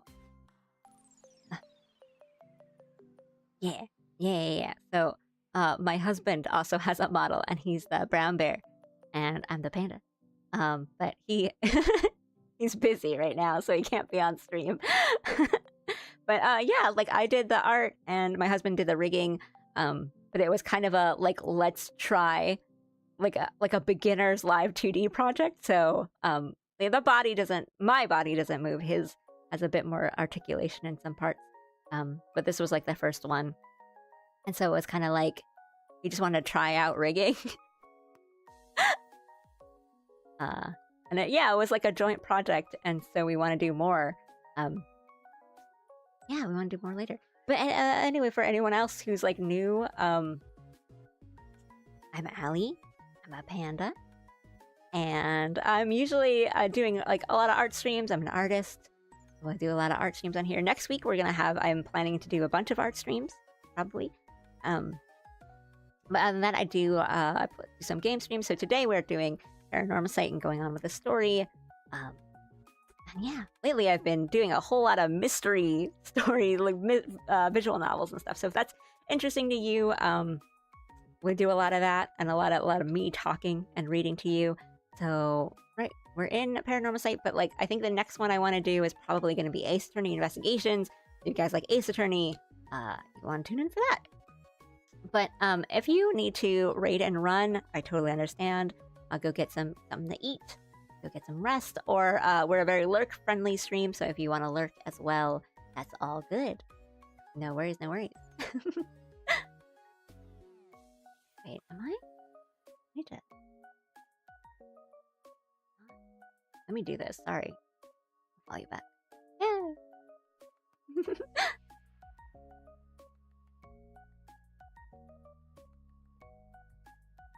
I love visual novels like this, and I was tempted to try this game. I super recommend it. If you haven't played, this is actually the second Paranormasight. This is Paranormasight: The Mermaid's Curse. It's the second one. The first one, Paranormasight: 7 Mysteries of Hondo, I would say is like shorter, and it definitely kind of hooks you really fast. And I super recommend it. It's really, really fun. I really like the story. I was really, really satisfied with the mystery. I love mystery games and mystery stories, and I am kind of person that I like to try to solve it as it goes on, and I'll like talk through it of being like, well, this character was really suspicious, and like when they learned about this, they were acting this way, so what's going on? So I do yap a lot during it.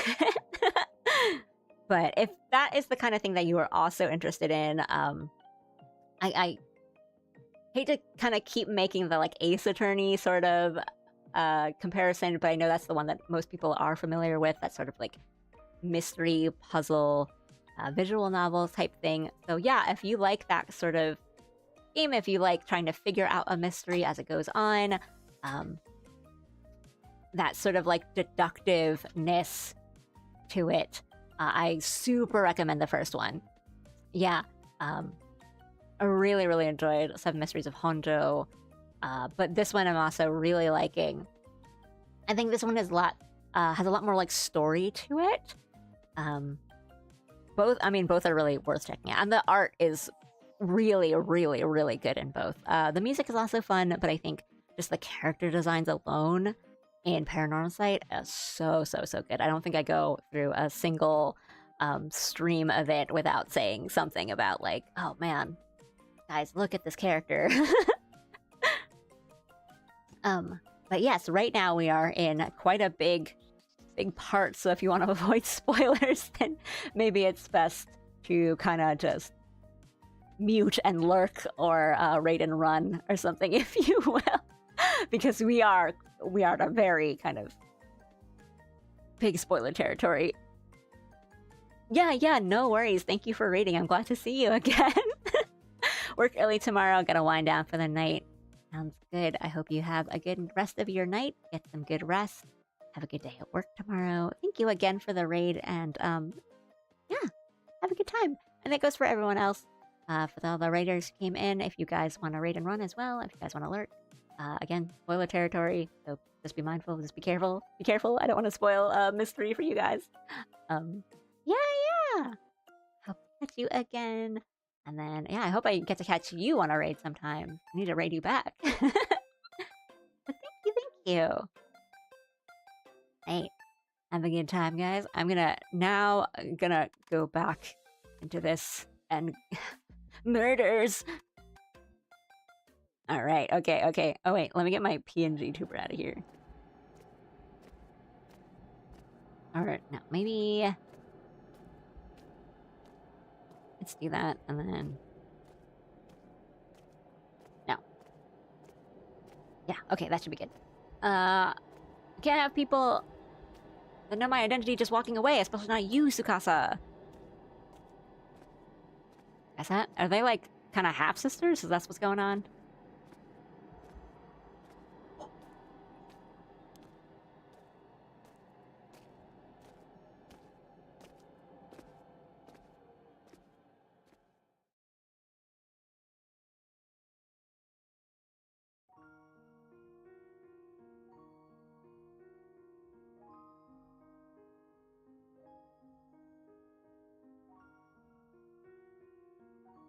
Perhaps we did something wrong.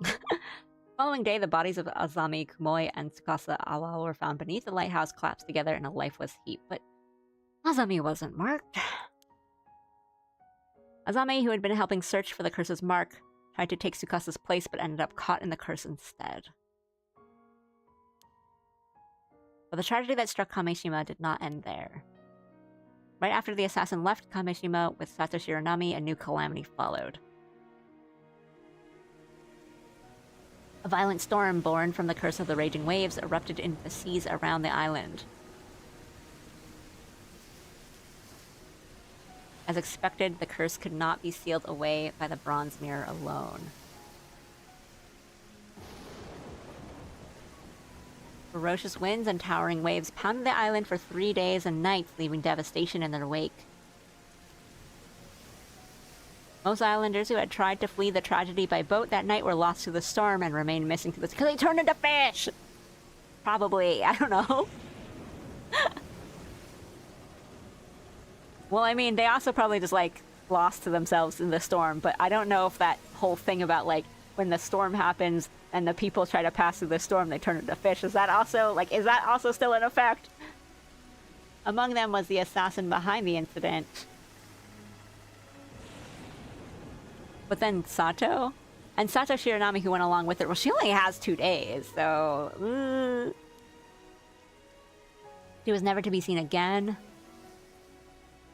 They didn't let me click through that. Is this a game over? Or it's ending 1. The tragedy of Kameshima. Ending number 1.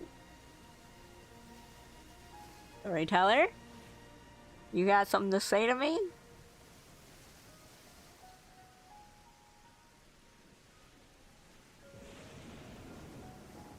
I didn't see anything else we could do, and then a lot of our chapters are dimmed, so I don't know.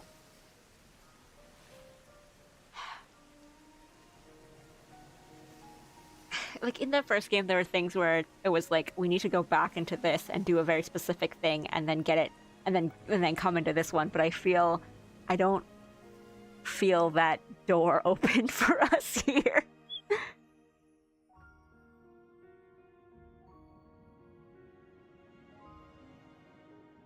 Storyteller, you have my heartfelt thanks for all your hard work thus far.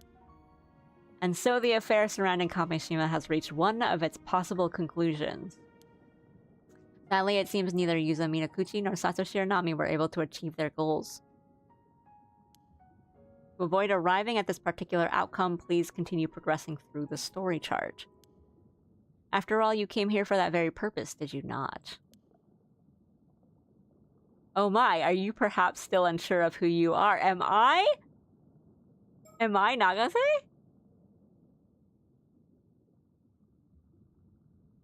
Are you... Oh my, are you perhaps still unsure of who you are? No need to worry, I'm confident you'll remember in time, you're just missing a few key pieces. As you travel along the story chart and shape what happens, perhaps you'll remember your part in this. Be sure to think of it...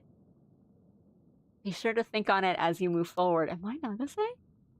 Well then I'm sure we'll see each other again soon. Farewell for now.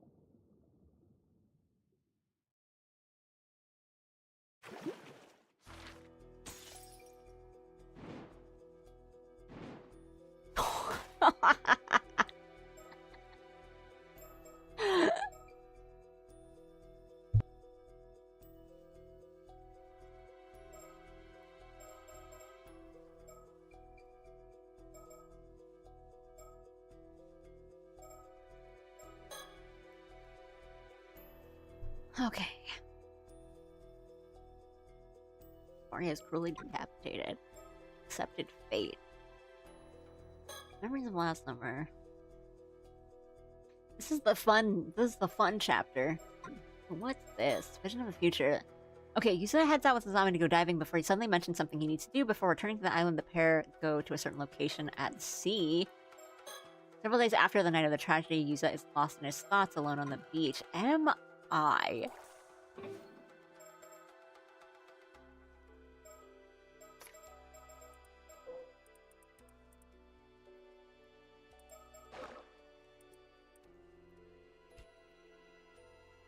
Seems neither Yusa Minakuchi nor Satoshi Nami were able to achieve their goals. To avoid arriving at this particular outcome, please continue progressing through the story chart. After all, you came here for that very purpose, did you not? I mean, I don't know where that other mermaid is. And if I'm trying to help Yusa and Sato achieve their goals are to, A, return the mermaid back to Ryugu, and I would say break the curse. You know, end the curse. Eat? Curse of the Raging Waves. So that would align with, like, what I would want in returning to Ryugu. Or... I mean, because if the 400 years has passed, and I've spent my time traveling the Earth, and now I feel, like, fulfilled and time to go back. And I would need them to do it.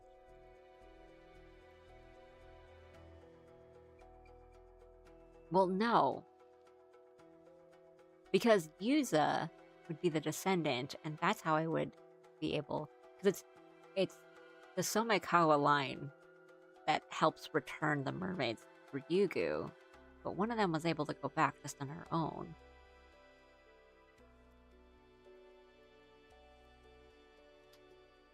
Also to break the curse of the waves, right?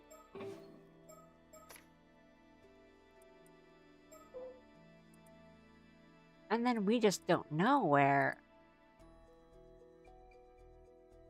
I think I've been saying Nagase, but it's Nagame, right? Nagame? I think I've been saying Nagase by accident. Because it's Hayase, it's Sobae, Hayase, and Nagame. We don't know where Nagame is.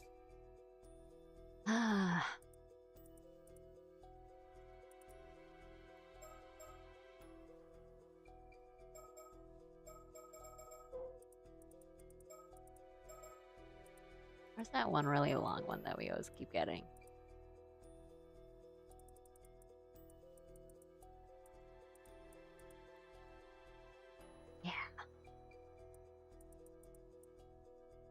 Is that it?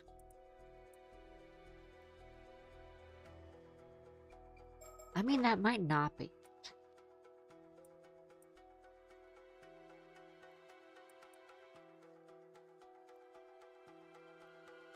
Unsure of who I am. No need to worry. I'm confident you'll remember in time. But why, if I'm... There's no reason for me to have forgotten, I guess. Because it is the immortals, like Sato, who doesn't remember because she was sailed away and then she doesn't... Like, she's just been alive for a really long time. I don't need to figure it out now, but... I want to think. I don't know what else or who else I could be at this point. I mean, that's also just like my first instinct. I don't know if it's true, you know? But that's quite a missing piece in our story. We have one whole mermaid that's completely unaccounted for.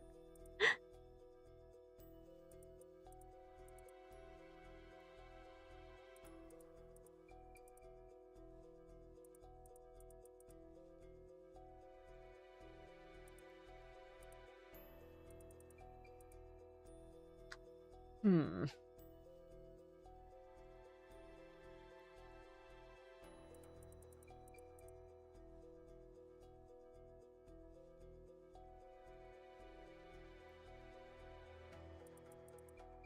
Okay. Skimming.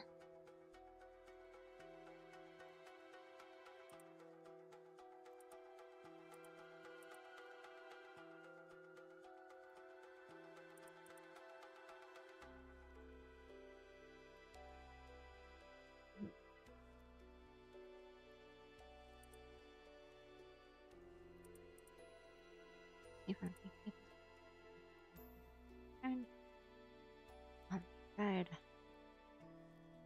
Set the entrance to secret land. Yeah. And we sit on the door, destroying both it and the shrine in the process. From erect the entire island, and the skies above were engulfed by a storm. The repercussions of his desecration and the sacred land, and the resentment of the islanders he had senselessly slaughtered, blended together, unleashing an all-consuming calamity that seemed to shake the very heavens of earth.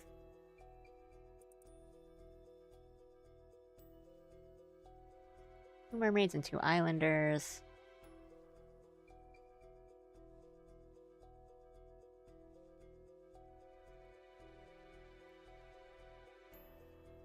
Yes, they had in fact stayed behind his bait to allow the others to escape.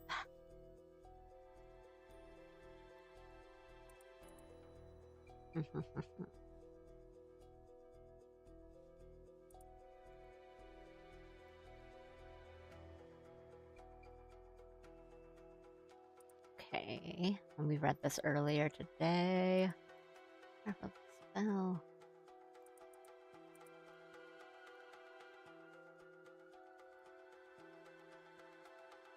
What's this Hatsune?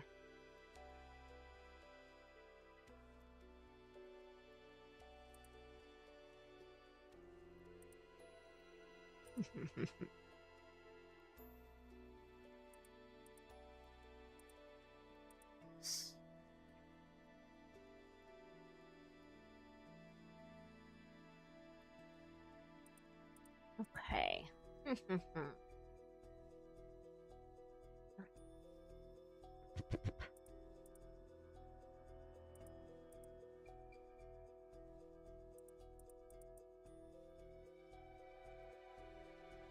Lots to think about.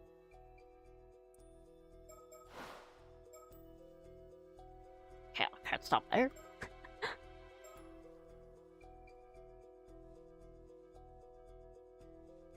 What goes into... So if this is like the good end, surely this would continue the good end. But then what's this? What's happening here? Let me go to... This one sounds more important. Yusa heads out with Azami to go diving before he suddenly mentions something he must do. Before returning to the island, the pair must go to a certain location at sea. This is the 7th in the morning. So, what's this important thing you have to do, Yusa? Sounds like it must be a pretty big deal. It is, I just hope you'll believe me. Listen, and don't fly off the handle. Mermaids. Okay! Please forgive the interruption. I have an important announcement to make. The moment you have been waiting for has arrived. Everything is ready for you to proceed. Giving me Pirates of the Caribbean music. On August 7th, upon returning to Kamishima after his dive.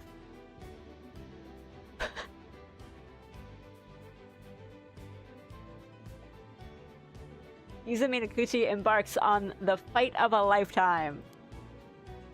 For unbeknownst to him at this precise moment in time, a slew of predicaments would await him everywhere he turned.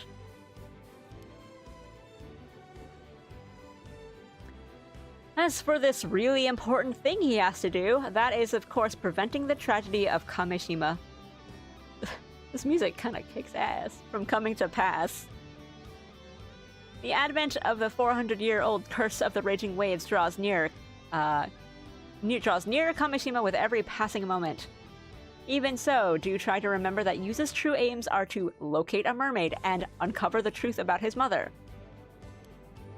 Will Yuza Minakuchi succeed in overcoming these challenges and fulfilling his objectives, you ask? That is entirely up to you and the actions you choose to take from this moment forth. We have started the game. Thus concludes my announcement. I wish you good fortune.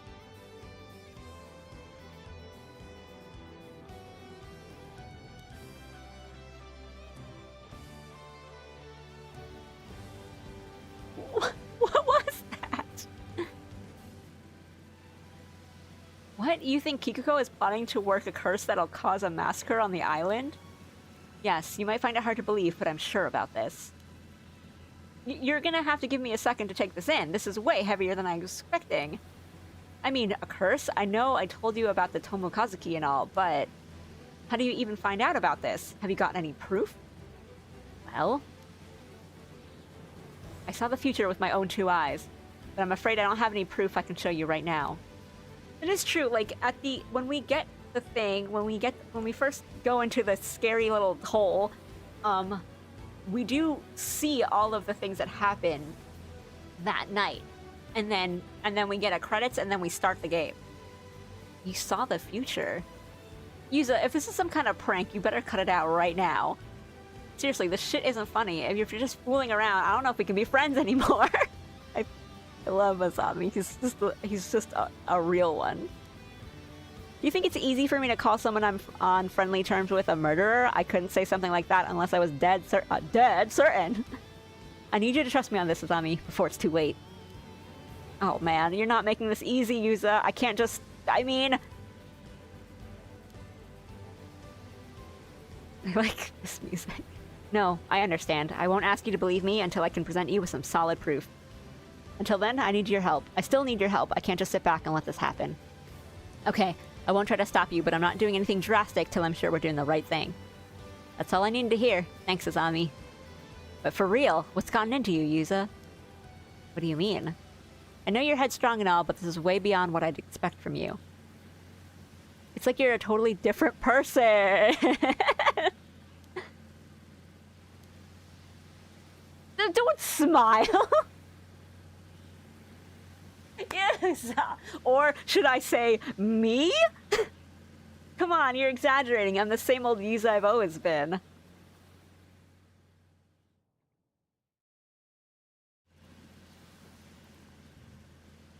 Yeah, right, I'm playing now. It's me, I'm playing. Huh? What are you two doing here? They'd never asked for my name. And what's with that getup, Yuza? Don't tell me you've been diving. Kikuko, do you have a minute? I don't know if I'm ready for this chapter. I heard you were heading out to the northern shore to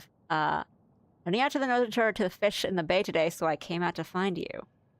Where'd you hear that? I only just decided that this morning. I didn't even tell anyone. Oh, you know. Magic. And shit. We're on the northern side of Kamishima. Not many people come here to fish.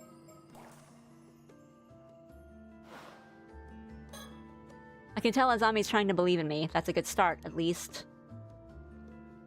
We're paranormasighting now. Right, this is where it all begins. This is my chance. I have to find a way to change the future.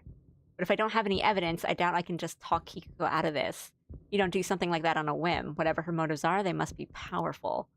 Even if I somehow manage to get her curse stone, there's still a risk that whatever destructive impulse has a hold of her would drive her to make the tragedy happen some other way. That's why my best bet of containing the situation is to try and distract her. I'm going to change the future one step at a time. There's no rush. After all, since we came here instead of heading back to the port, things are already different. I'm gonna freak out.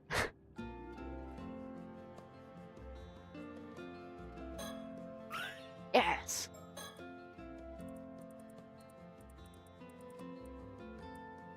I don't know how to say this word. Merriam-Webster, help! This.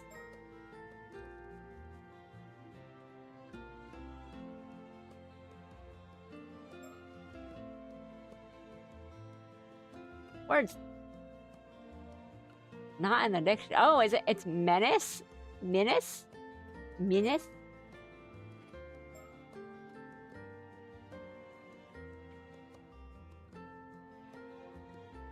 What? Oh. Mina is a starling. A dark brown, slightly crested bird of southeastern Asia. Mina. Minus. Menace. That was a journey. Okay. Actually, I like his pomp. Got a good pomp. Okay. Okay.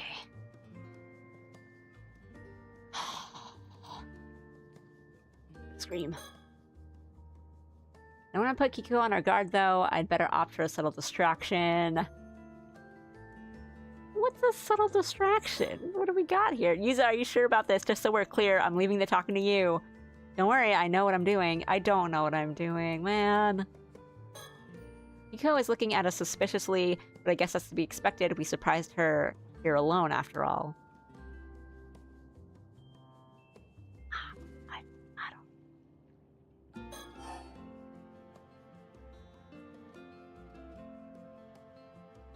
Gotta be kidding me.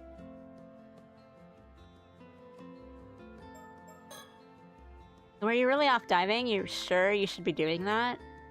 Chie finds out, she'll give you an earful. No doubt about it. Don't I know it? Seems everyone thinks I bring this island bad luck just by being here. Yuza. Well, sure, some folks might say that, but it's not as if you've done anything to deserve that kind of talk. I don't see a problem with you becoming an Amadiver myself. I appreciate that. Just today, plenty of folks told me not to go diving because the storm's on its way. But when they don't talk sense, I just ignore them. So should you. I've been wondering. Are you unhappy here on the island, Kikuko? Huh? What makes you think that? I don't know, I just get the feeling you're not planning to stay here as an Amadiver forever. The music stopped. Ha! You normally play the fool, but it turns out you're pretty sharp, Yuza. Truth is, I can't help thinking of the future. You can earn a decent living as an Amadiver if you know what you're doing, but all these old rules and customs tend to get in the way. I've been trying to change them here and there, but it's no good. Everyone's too stubborn to listen. I see. No luck, huh? Mark my words, nothing's ever gonna change around here, and just between you and me... As much as I love being surrounded by nature on this island, the culture here just isn't for me. That's how you feel.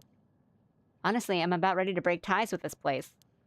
Not that anyone else needs to know that. Don't go spreading it around now. I'm gonna... Luke's dead.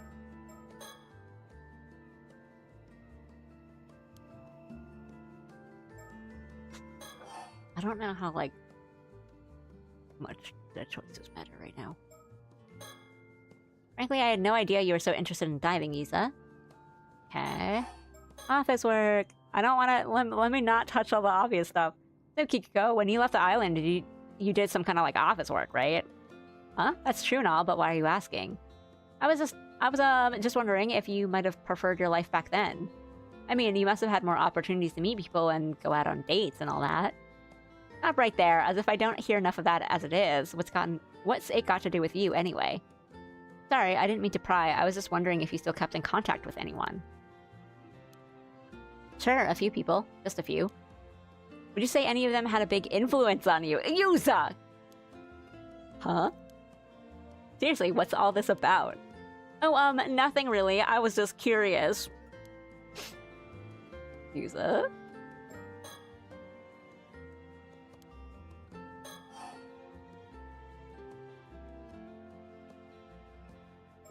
These are both going, like, in pretty bad ways.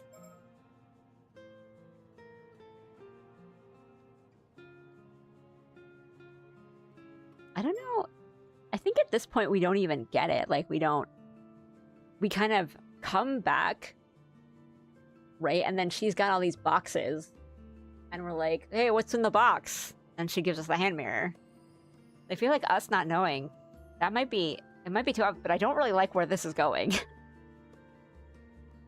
But I feel like we'd probably get more information just by talking about, like, hey, so what's up? Listen, working for that company wasn't exactly a huge break in my career. All I did was pour tea and answer the phone. Yeah. Okay, well, now we gotta talk about it. You've been passing Kamishimaru hand mirrors around to everyone, right? Yeah, I have. Sounds like someone keeps their ear to the ground. So, how many have you given out? Who's got one already? I don't know, I haven't kept track or anything. But if I had to guess, I'd reckon it'd be about 20 or so. Why, though? You want one too? If so, I'll get one to you later. Oh, no thanks. Don't worry about it.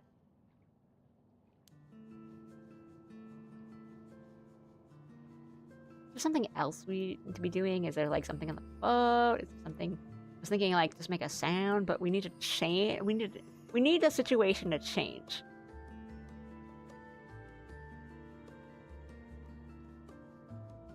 How are we changing our situation?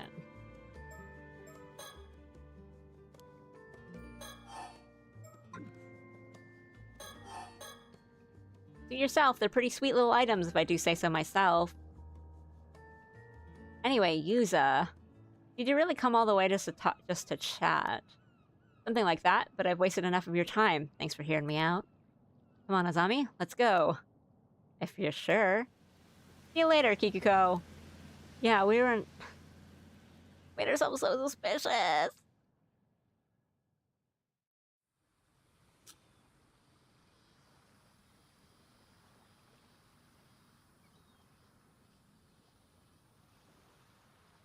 Right, I know we just got back. There's no time to waste. We gotta track down and collect all the Kamishimaru mirrors Kikuko handed out as soon as possible. Huh? Why? If I'm right, is it this thing? Is this Mark?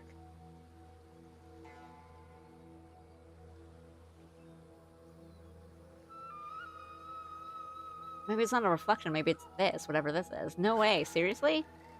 Still, man, all this curse business is a bit much. Look, given what people think of me, I'd have a hard time handling this on my own. I'm gonna need your help, Azami. I guess we'll have to try and convince everyone the mirrors are defective or something, but we'd better not let Kikuko find out what we're up to. Yuza, I want to believe you, and I'd like nothing more than to help you out. But before I lift a finger, there's something I've got to know. Alright? See, I've got a pretty good idea what made you change out of the blue like this. You do? When you were diving before, and you came face to face with that Tomokazuki, something happened, didn't it?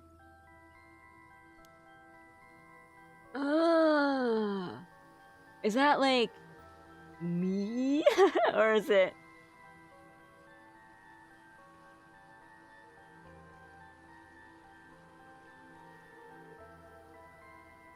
Because I do go on.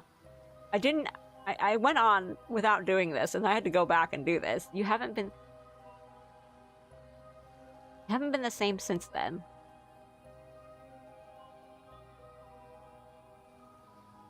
And come to think of it, does this have anything to do with your search for a mermaid?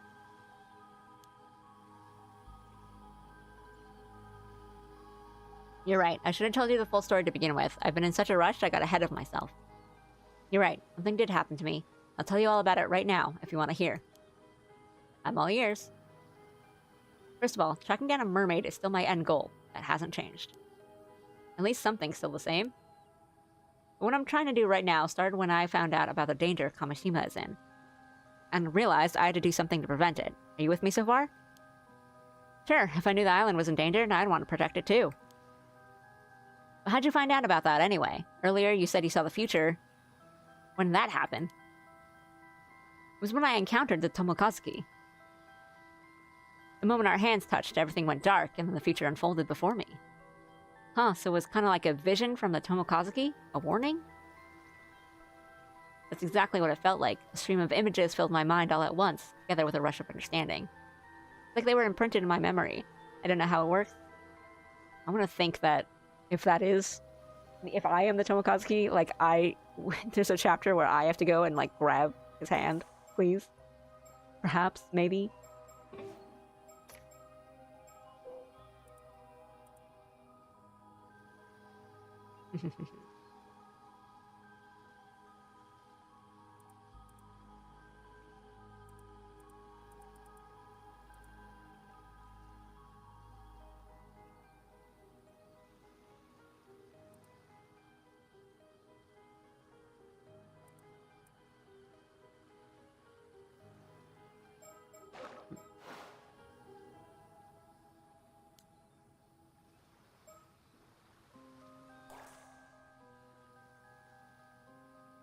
Like they were imprinted into my memory. I don't know how it works, but I believe what I saw. I know what's going to happen here on Kamishima if I don't do something to change it. So that's what started all this, huh? Iza, did you know there was a Tomokazuki there? Did you know there was a Tomokazuki there? Is that why you picked that spot to dive? No, it's like I told you. I was hoping to find a clue there since it's a spot where I encountered a mermaid once before. I never would have dreamed I'd end up seeing a vision of a tragedy like that. For all I know, this might have nothing to do with mermaids at all, but now that I know about it, I can't just forget it, can I? Of course not. And now that I know the full story, you can count on my help, too. So, seeing as Kiko is the culprit, I'm guessing we need to collect those hand mirrors to save everyone. Yeah, but she's not the only threat. There's more to this. More?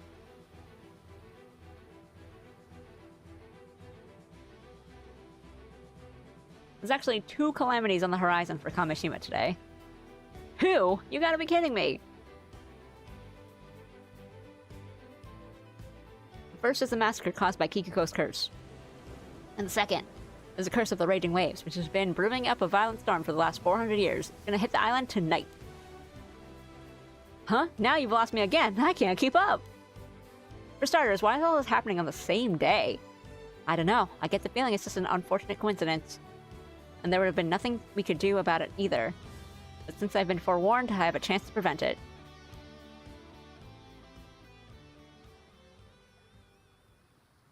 I'll explain the rest on the way. There's no time to lose. We have to track down every last one of those mirrors. Ooh.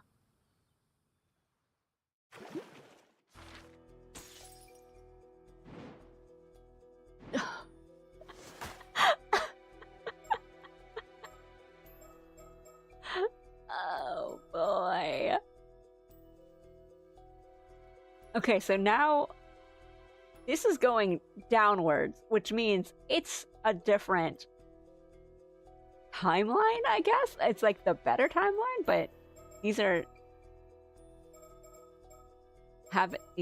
what's in common, and then it goes down. But then does that mean that they have ones that go this way? And then Sancho has one that I haven't been able to, like, I don't have anything on it. I am really curious about what's going on here, though.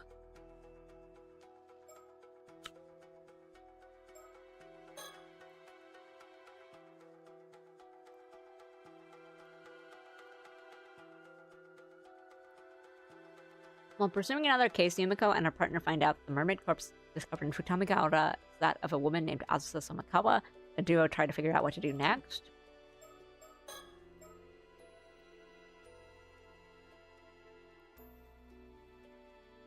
After arriving in Kamishima, Abe and Cersei continue to ask around about mermaids, but this garners suspicion, and they find themselves unable to gain any information. That sounds really interesting. These all sound really interesting. I feel like I gotta know. I gotta know what happens after this. Several days after the night of the tragedy, Yuza is lost in thoughts all alone on the beach.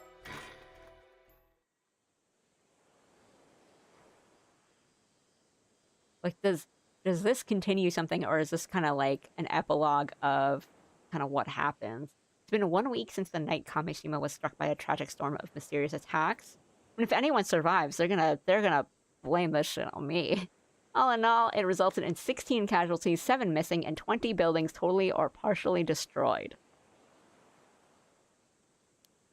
A horrific calamity caused a huge stir when news broke about what happened. This is like... Umineko happened. The culprit responsible for the massacre is still unknown, and the investigation is ongoing. I went diving this morning for the first time since that day. No one's taking their boats out right now, so it's just a short dive from the shore.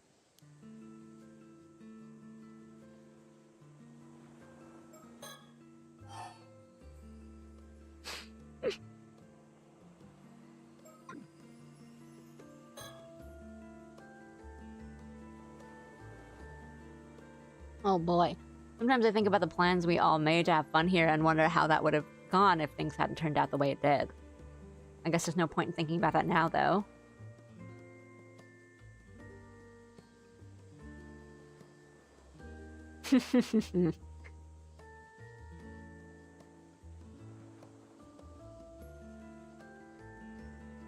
Alright, let me think about stuff.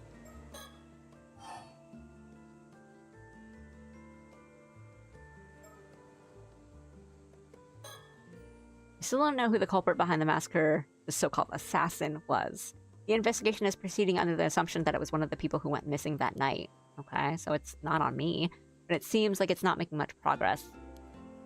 Among other things, they're having to conduct it behind closed doors so so word doesn't get out that it was caused by a curse. Many people tried to escape the island by sea that night, but most of them ended up getting caught in the storm and going missing. But the culprit behind the massacre have been among them. The same night as the attack on Kamishima, a massive storm caused by the curse of the raging waves broke out in the sea south of the island. It seems the bronze mirror my mom left wasn't enough to hold back the curse by itself after all. Many of those who attempted to flee the island by boat were caught in the storm and are still missing. The storm descended on Kamishima soon afterwards, and the island was swept by harsh winds and lashing rain for 3 days straight. No one was able to leave their homes, and it caused blackouts and landslides across the island. Several buildings were also completely destroyed. Wow.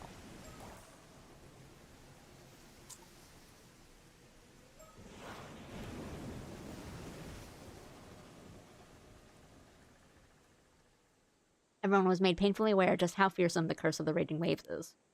Combined with the horror of the massacre, the entire deal has left a deep scar on those who remain. There's still an eerie rumbling coming from the sea, and no one knows when another storm might strike again. Everyone here is still too on edge to take their boats out to fish, and the ferry service to the island is currently suspended as well. Naturally, no one paid me any mind when I headed out to dive today.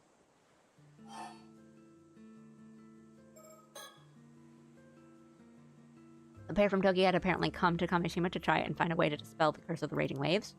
They were extremely regretful about failing to stop the storm and went around apologizing to everyone in its wake. It seems they're still planning to find a solution, though, and have asked for my cooperation.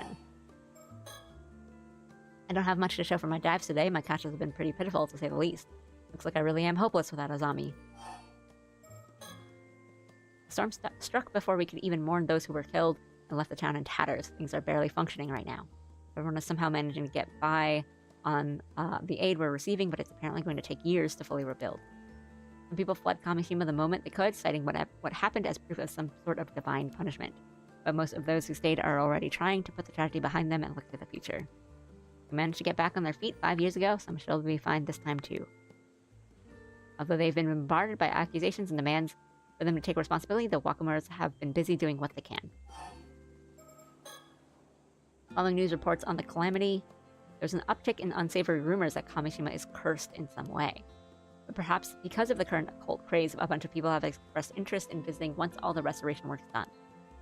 The mail order service for souvenirs that was set up to help fund recovery efforts have been flooded with orders. Good. Azami and Tsukasa's bodies were found in front of the lighthouse. There's no way of knowing what happened to them now. I mean, so in this, like, timeline, this continuation, like, a lot of people are dead. I'm told Azami was found collapsed on top of Tsukasa as though he tried to protect her to the very end. Wouldn't have expected anything less from him. Enables a bit of tragedy that had befallen Kamishima, Satoshi Shiranami apparently gave herself over to the assassin and left the island with them. I didn't know if whoever sent the assassin got what they wanted in the end. I'm probably never coming back.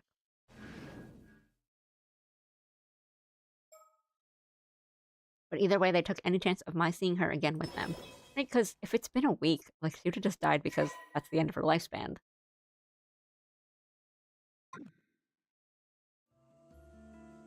I doubt I'll ever meet her again.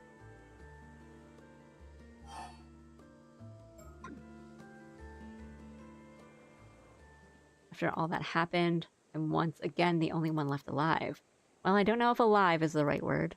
I should get my head cut off once by the curse after all. But to be honest, I don't have it in me to care anymore. I couldn't fulfill what I set out to do, despite swearing I'd see it through. I have nothing left. Seems my fate is in the hands of that pair from Tokyo now. I don't know what they have planned for me, but whatever it is, I intend to accept it. Huh. Thank you, everyone, for everything. Goodbye. Wait, what?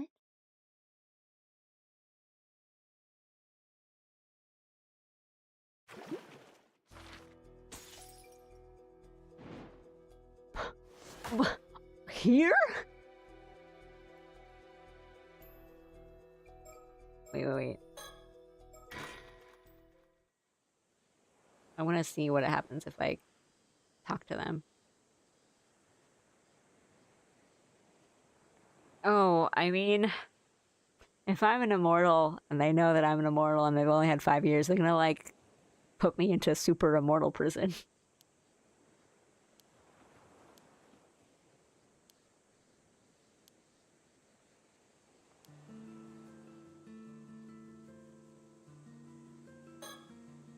This pair apparently came here all the way from Tokyo. Seems they have business with me, so they're currently waiting for me to finish diving. Apparently I'm going to be taken into custody. I actually finished diving a while ago, but they're not trying to rush me. They seem to be waiting for me to prepare myself. They understand I need some time, so they're kind enough to wait patiently for me. Okay.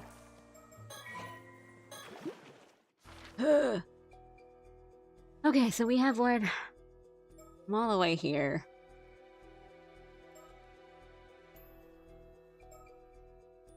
And these.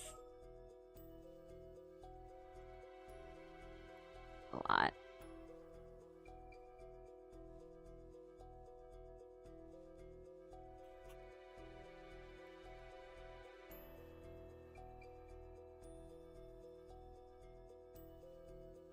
Man, I'm always like, oh, I don't want to do another 5-hour stream, but like, it's so interesting.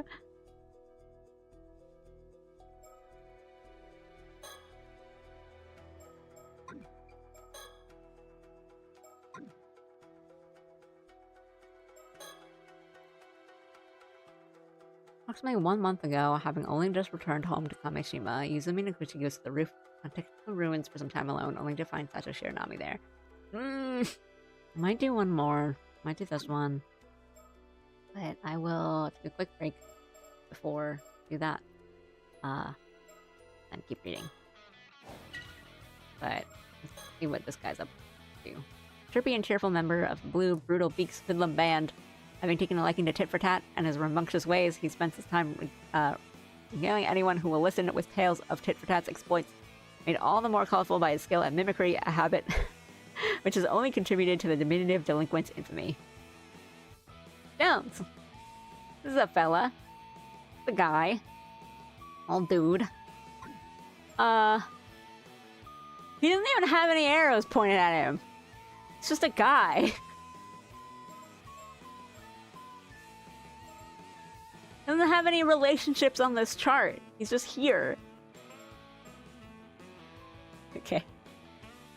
You guys can look at these. I'll be right back.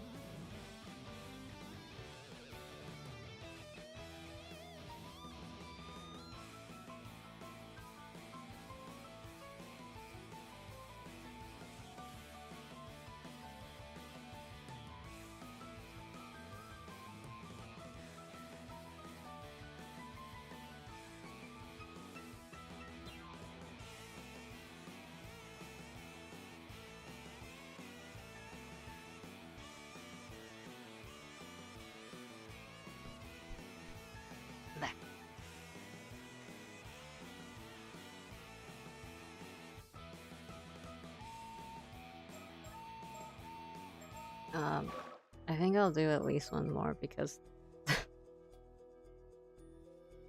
I feel like the game has just started. I feel like the game started just now. I feel like I feel like we've been playing the prologue.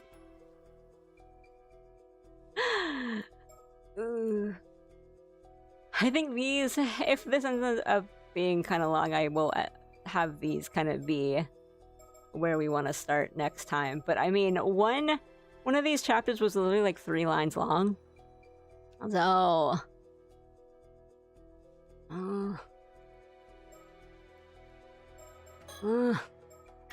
okay.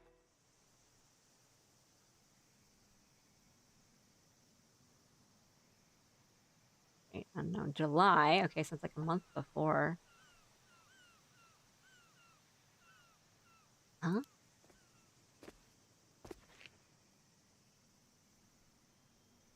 Three lines long is like this game handing you a single French fry instead of your order. And the lines were just like, all right, time to start investigating. Ends chapter. Like, huh? Well, we were doing that. We were doing that. Somebody already here? How unusual. Whoa, you scared me. This unpogs the alley.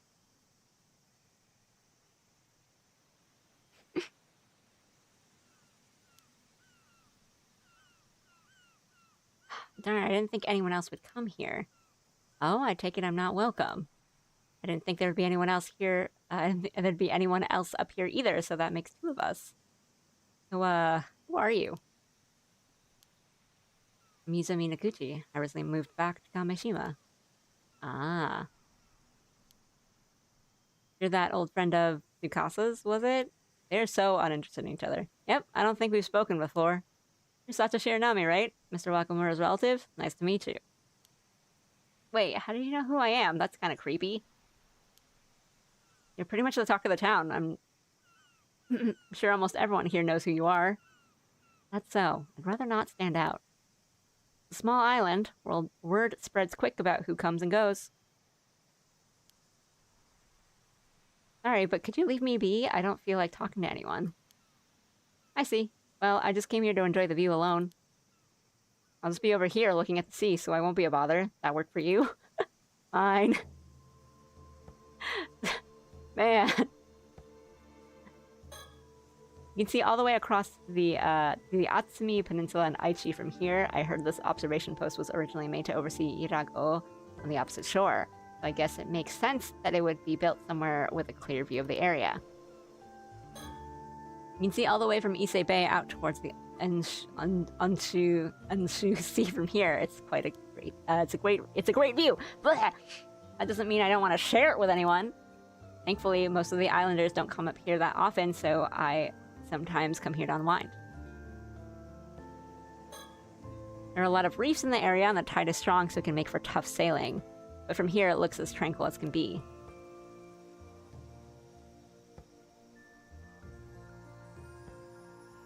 Birds? Any birds?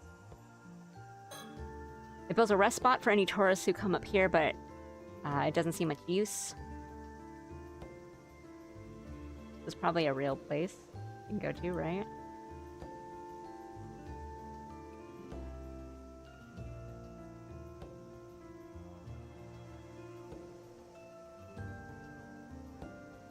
Okay.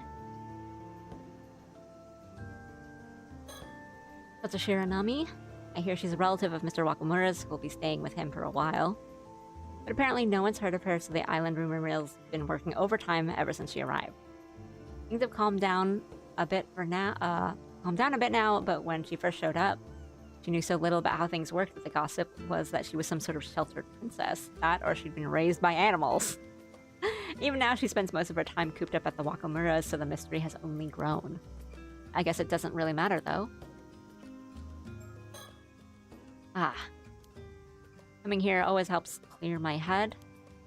Now then, I'm back here after quitting work just after 3 months. I went to a boarding school in the mainland for high school, so it's been about 3.5 years since I actually lived on Kamishima. Nothing's changed, it's almost as if time itself has stopped here. You could say that it's one of the good things about living on an isolated island like this. But for me, that means it's just an It's just as uncomfortable as ever. Ever since the disaster 5 years ago, people here hadn't exactly been subtle about avoiding me. Maybe it's as good a time as any to start seriously looking into my mom.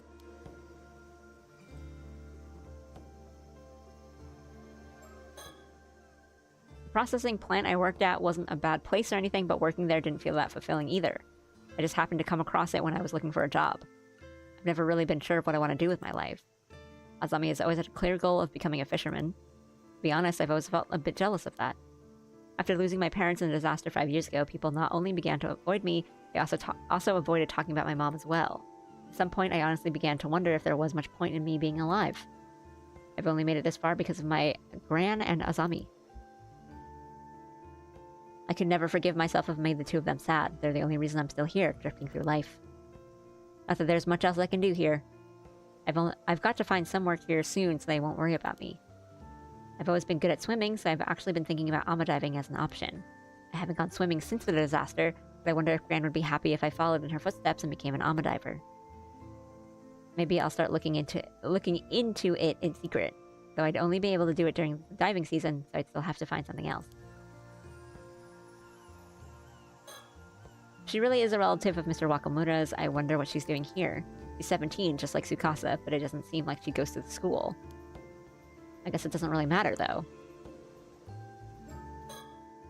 I originally came back here to take care of Gran after her injury, but her conditions improved a lot recently. She can walk around by herself now, and has even been handling the cleaning and the laundry. I wouldn't be surprised if she said she was planning to go back to diving. Kamishima women sure are made of sterner stuff. But I'm still worried about her. You never know what could happen, after all. It seems she's been watching a lot of TV recently, perhaps because she's had to spend a lot of time at home. She seems a bit bummed that she doesn't have anyone to talk to about her shows, though. Now that I have a better look at her, she's really tall. Maybe even taller than Azami, and he's 173 centimeters. She said she doesn't want to stand out, but that's going to be tough at that height. I have noticed she's really tall. I'd rather not stand that close to her, to be honest. Azami was really happy to hear that I was coming back to Kamishima. He even helps make sure my return would go as smoothly as possible. I can't thank him enough. He's a true friend. On top of that, he's hardworking and kind. It's easy to see why so many people here like him. But he's involved in a bunch of stuff around the island now. He's much busier than he used to be. It goes without saying we can't mess around like we used to anymore. Gasa's also put some distance between herself and us since she started high school. I guess she's a bit self-conscious about things now. I miss hanging out with her, but maybe this is just a part of growing up. Still, no exaggeration to say that it's all thanks to Azami that I'm able to live here like this. I won't do anything to let him down. Like, I'm gonna show up. I've been staring at the southern sea this whole time. Could it be she sees something out there? Does she? Do I?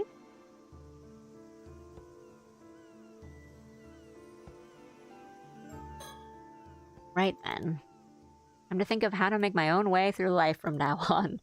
Sure, I have plenty of time, but I don't want to be a burden for any longer than I have to be.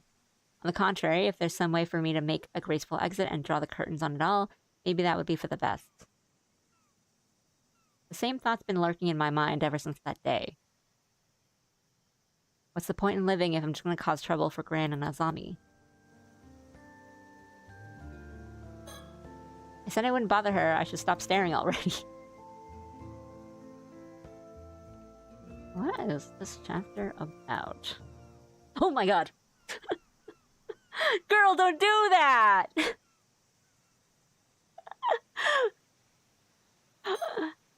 Whoa, when'd she get there? Jeez, that gave me a fright. That made me jump. That made me jump. That made me actually jump. Made you jump, didn't I? You did! Of course you did! Anyone would be startled by someone sneaking up on them like that. At least you admit it. You can consider that payback for before. Anyway, did you need something? Oh right, I can't focus with someone else around after all, so I want you to leave. Huh? You leave. No, you're the one who should leave. It's fate, an immutable law of the universe that was decided tens of thousands of years ago. Oh really? I was here first though. Isn't first come first served and also an immutable law of the universe? No, you. That's true. Okay, fine. I'll leave. Yuza! Huh, you caved a lot faster than I expected. Same! Still, I kind of feel bad for chasing you off like this. So you can have- We finally have it! You can have this Kamashimaru keychain I picked up over there as well. Here, you can have my garbage as well. Kamashimaru isn't garbage, but I mean, she literally just... She's like, I picked this up and now I'm giving it to you.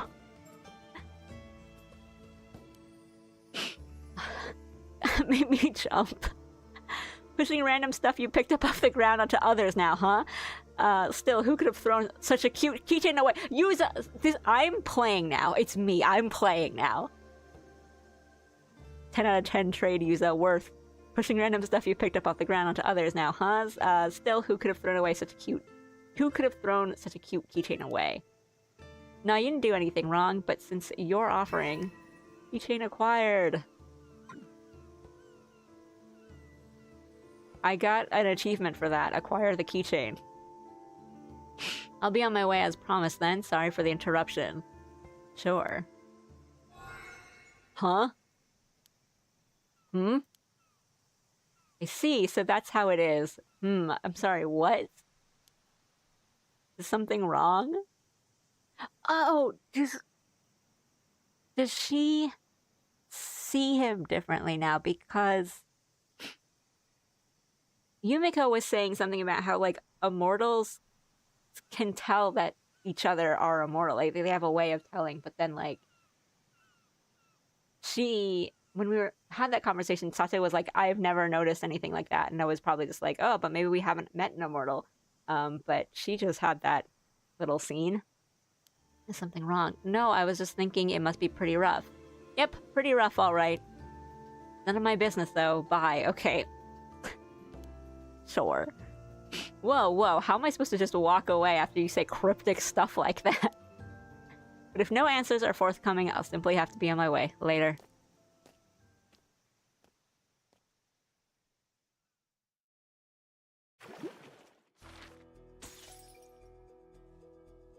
What is this?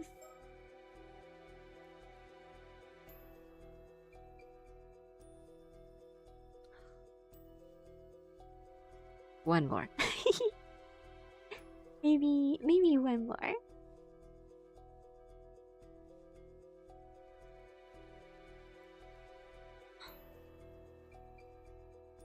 It's so interesting. I think this will probably lead into things. This is probably gonna be...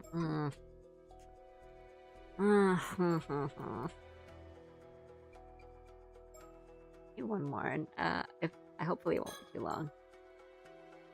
After arriving in Kamishima, Ave and Cersei continue to ask around about mermaids, but discard a suspicion, and they find themselves unable to gain any information. This happens on the day, probably the same day as all the things happen, but not like during it. So this is...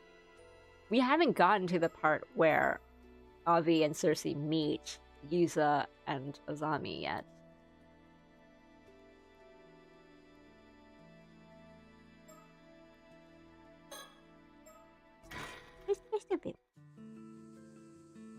August 7th.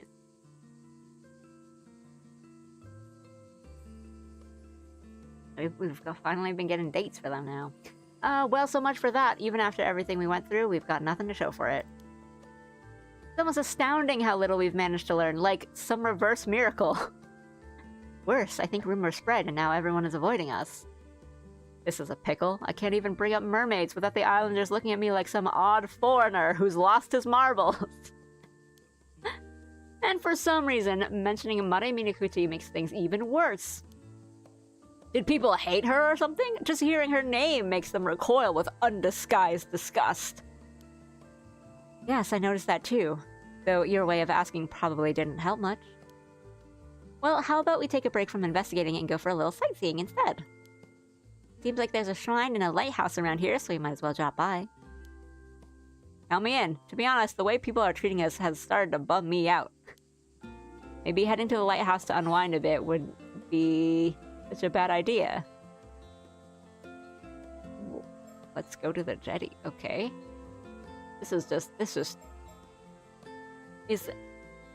Who is saying this? Because if I'm playing Avi, who's saying this? Who is choosing this? Is it me? I'm choosing this room?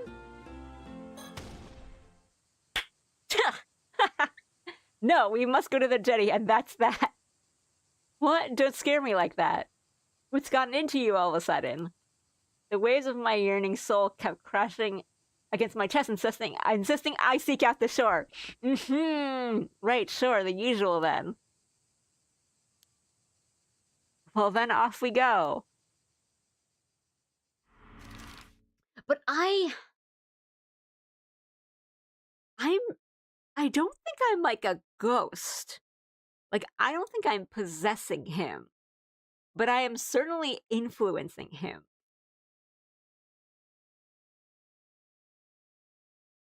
Because that's definitely me, the player, telling Avi where to go. Certainly.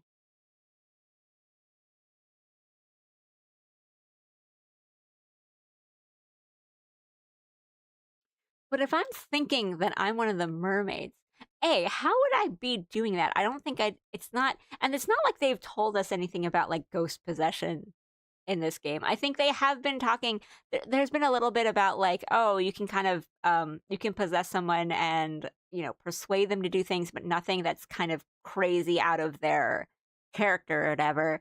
But if I suspect I'm a mermaid, I mean, I might still not be. I might be off on that. I may be one of the, like, spirits or something, I guess, that is part of this, you know.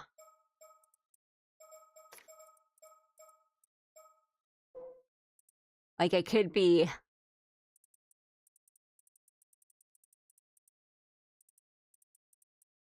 Harukage, be a Tsujimikado. But I guess that depends, like, why am I telling him to go to the jetty? But also, we don't, I think we still don't really know why Avi wants to find a mermaid so bad.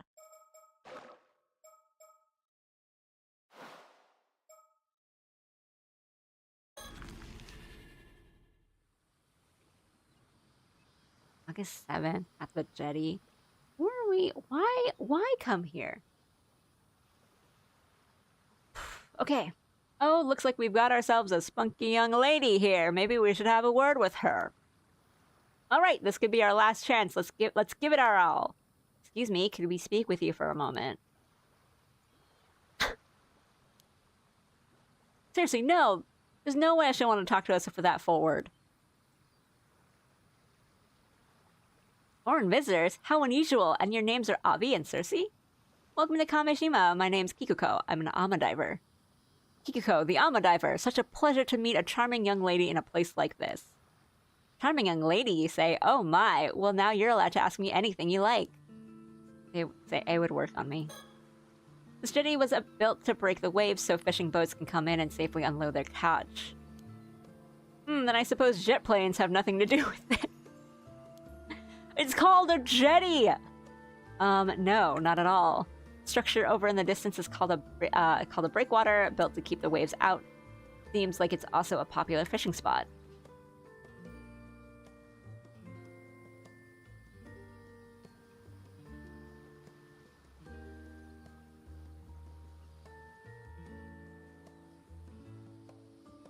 It makes me feel smart. Unless I'm stupid. Why do I have items now?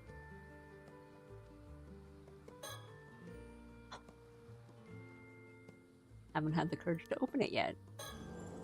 Curse stone bearing the curse of the Forsaken Fish. Should I really be carrying this around? It's Ikoma's business card. I figured I might be able to use it later, so I held on to it. Okay. I just have items now. Okay. Why do I feel that sudden urge to go to the jetty earlier? Thanks to that, we ended up running into Kikuko. Would have thought it. who would have thought? Seems like just bluntly calling out to her was the best approach after all. The image of a polite and reserved Japan I've been holding onto for so long is starting to falter.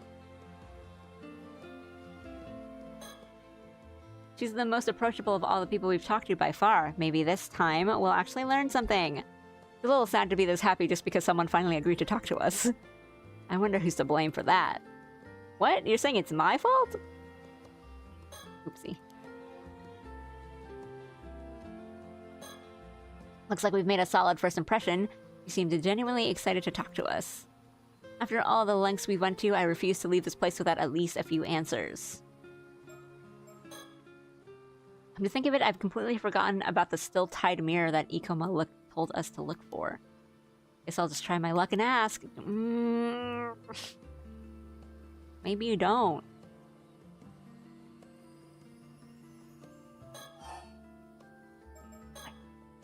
It's maybe a bit out of nowhere, but you don't happen to know anything about mermaids, do you? Huh? Mermaids? Oh, so you do know something?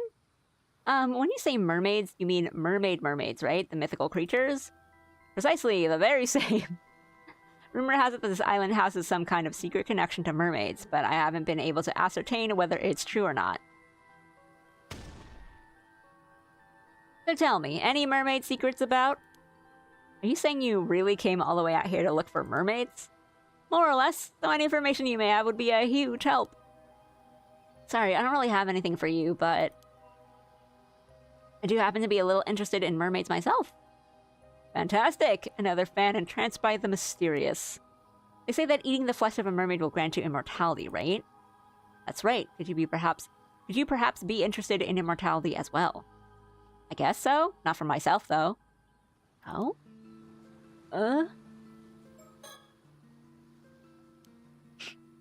Things were good, and maybe fixed my tracking issues. Unsure. I feel like my tracking... Well...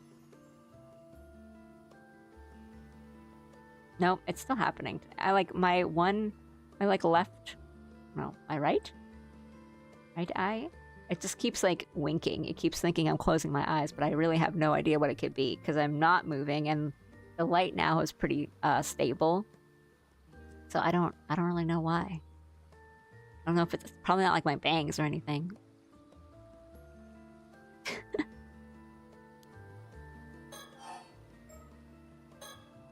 But good to hear that you're tracking. I mean, your tracking was really nice to start with. You mentioned that this island has some sort of connection to mermaids? More than just a little interested, are you? Huh. Well, in fact, right here in Issei Bay, there used to be... Wipe. Small Alley knows where the cameras are and wants the audience to know secretly. Before Big Alley learns she knows too much.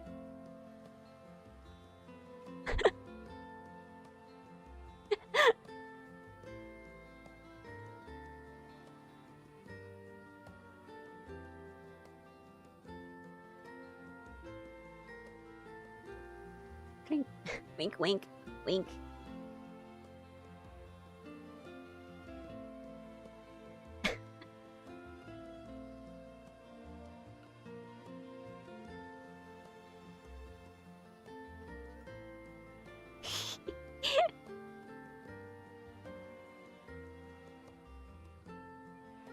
Wink, wink. Wow, so mermaids used to live on this Taishima place? Gee, that's her eyes. So you think there may still be some clues here in Kamishima that will lead you to the mermaids in Ryugu? Nail on the head and right on the button. Unfortunately, I can't say that I've heard any mermaid stories on this island before. A pity.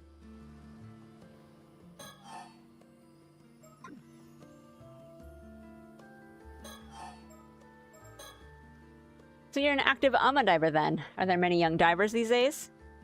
Not really. The younger generation doesn't really go for diving anymore. It just makes more sense to pursue higher education. I see. It's a real shame to see such a long-standing tradition slowly fade away. Well, it is quite dangerous after all. Can't really blame them for choosing safer options. Just the other day, I heard 2 AMA divers went missing around Toba. Oh. Avi. Avi, it's your fault. Well, I don't think it's his fault, but...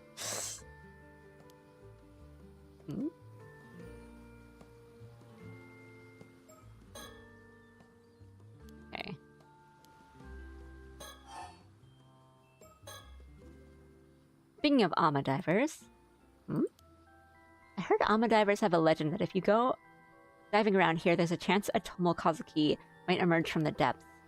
Ah, Cersei, enough with the ghost stories! Haha, you should know a lot, don't you? You're right, it's a well-known legend. Not that I've seen it with my own eyes or anything, I don't know anyone who has either. Huh. Maybe your Seimon and Dolmon symbols have kept you safe? Oh, those? I don't have any. I don't really go in for superstitions like that. Are you really okay without them? I think it's no more than an old tradition, meant to remind us not to forget our gratitude and respect towards the sea. All those old-fashioned rules and traditions, don't you think it's about time for a reform? But isn't freediving close to a Shinto ritual and spirit? Isn't showing reverence and offerings to the sea god crucial? Oh, you're pretty devout for a foreigner. I'm impressed. But you know, I believe it's exactly because of tedious customs like that, like that one, that young people are losing interest in diving. We should keep up with the times, otherwise there's no way this tradition will survive.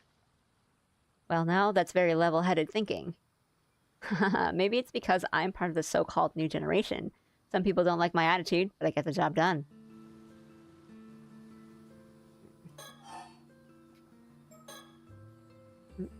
Some of the young divers go to high school on the mainland and then work as Ama divers when they return home. I guess there's also that guy who just started working as an Ama here. I saw him earlier. I didn't realize men could become Ama divers too. It's not like it's forbidden. It's pretty rare though. This is the first time I've ever seen it happen. Interesting.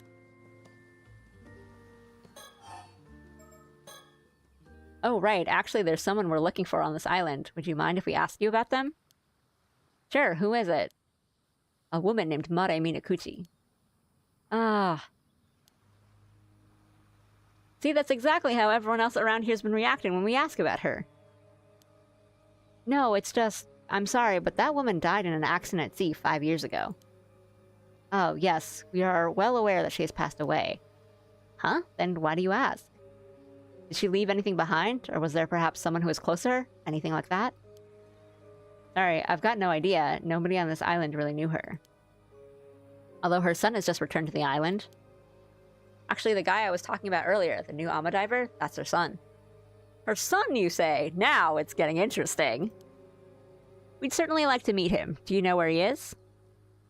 Sorry, no idea. But he's got to be somewhere around the island. His name is Yuza Minakuchi. I'll give you his home address. You might find him there. Wow, thank you. This is invaluable information. We're just able to do that. By the way, you wouldn't happen to know why everyone is frantically dodging our questions about Mare Minakuchi, would you? Was she such a terrible person? It's something people don't really like to talk about. She didn't fit in much with the other islanders. No one knew much about her either. Why are you so interested in her anyway? Well, this is kind of a secret, but... seems that Mare Minakuchi had some kind of connection to the mermaids. Huh, you don't say. I see, so that's why. Oh, did you remember something? Not really, it's just that I always thought she was a little off. Almost as though... she wasn't actually human. Wow, no scary music cue for that?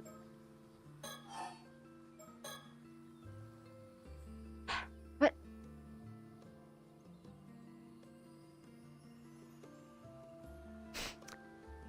So you're saying Mare might not have been human after all? That she was actually a mermaid? Huh? No way, I was just joking. She was kind of weird, sure, but a mermaid? That's a bit far-fetched, don't you think? Right.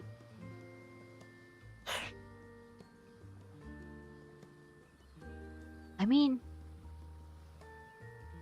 she could be.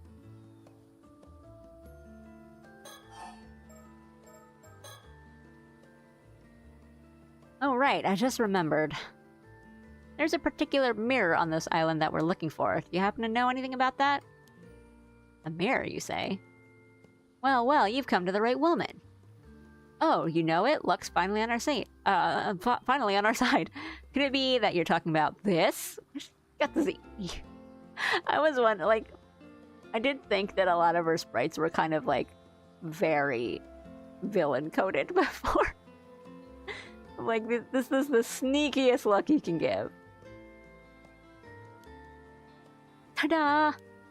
Goodness, that's the cutest mirror I've ever seen!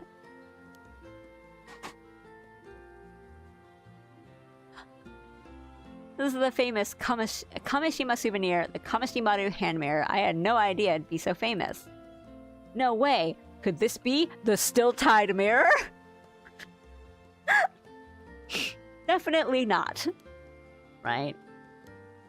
Oh? This isn't the one you're after?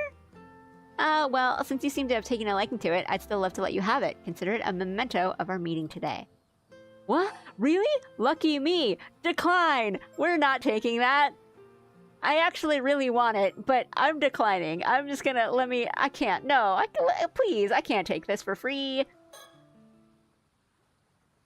Actually, I changed my mind. I don't need it after all. You sure? It's free, you know. Well, when you put it like that, accept after all, strongly decline. Strongly decline. No, I'm sure! I absolutely decline! I love this. Okay, sure, if you feel that strongly about it, I won't press you. Anyway, what we're looking for is actually a bronze mirror. A bronze mirror? You mean the type you'd see in history books? Yeah, probably. Something like that. No, I can't say I know anything about that. Shame. Shame. Yeah, no, I'll talk about it a bit later and, like, wrap up, but I love this. Learning about Mare Minakuchi's son is huge. That alone was worth coming here for.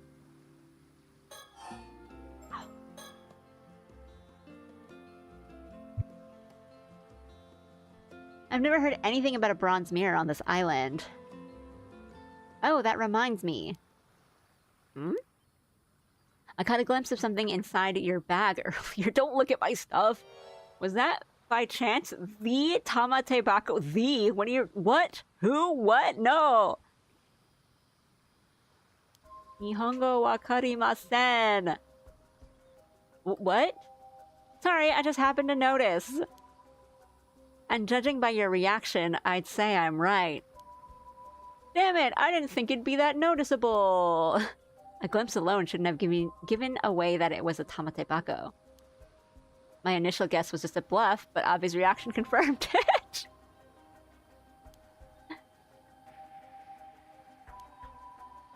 Cersei, I'm sorry. Dude, we need to, like, do something. What on earth? It feels like the air completely shifted, even the waves look heavy with tension. Push her in the water! Push her in the water! Make her a fish! Her whole demeanor shifted the instant she realized I had the Tamate Bako. Dang it, could she be after it too? What if I look at my items? What if I look at things? Throw it away! I'm sorry, wait, hang on.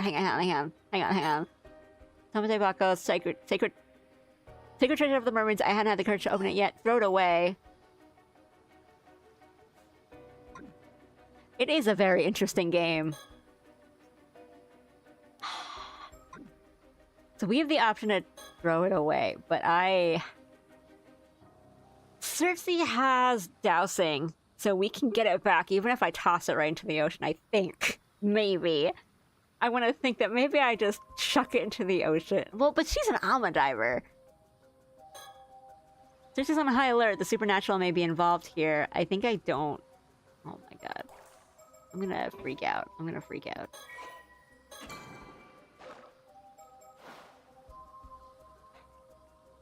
I don't know if talking is going to trigger anything. I've got a bad feeling about the way she's looking at us now. We don't have something reflective, so I don't think she can curse us right now.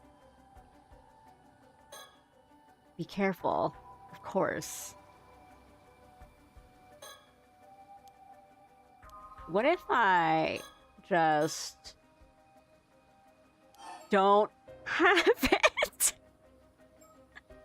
What if I just do this? No way, it'd be insane just to just toss it like that. Okay, so we can't. But why does it give me a throw it away option? I definitely looked at this in this item menu before. And it did not give me those. What? If it's saying that I can't throw it away, then let me just try. I don't think it would let me, and I don't know why getting rid of this would do anything. No way it'd be insane just to toss it like that, you're right?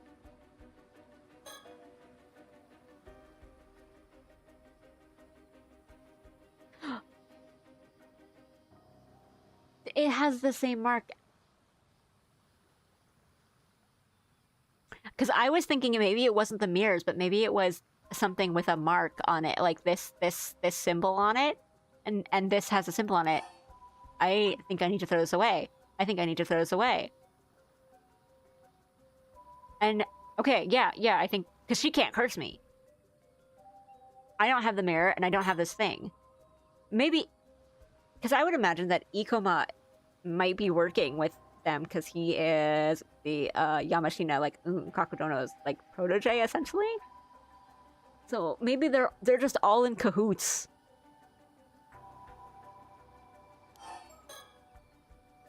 I don't see why I should get rid of it. Get rid of it.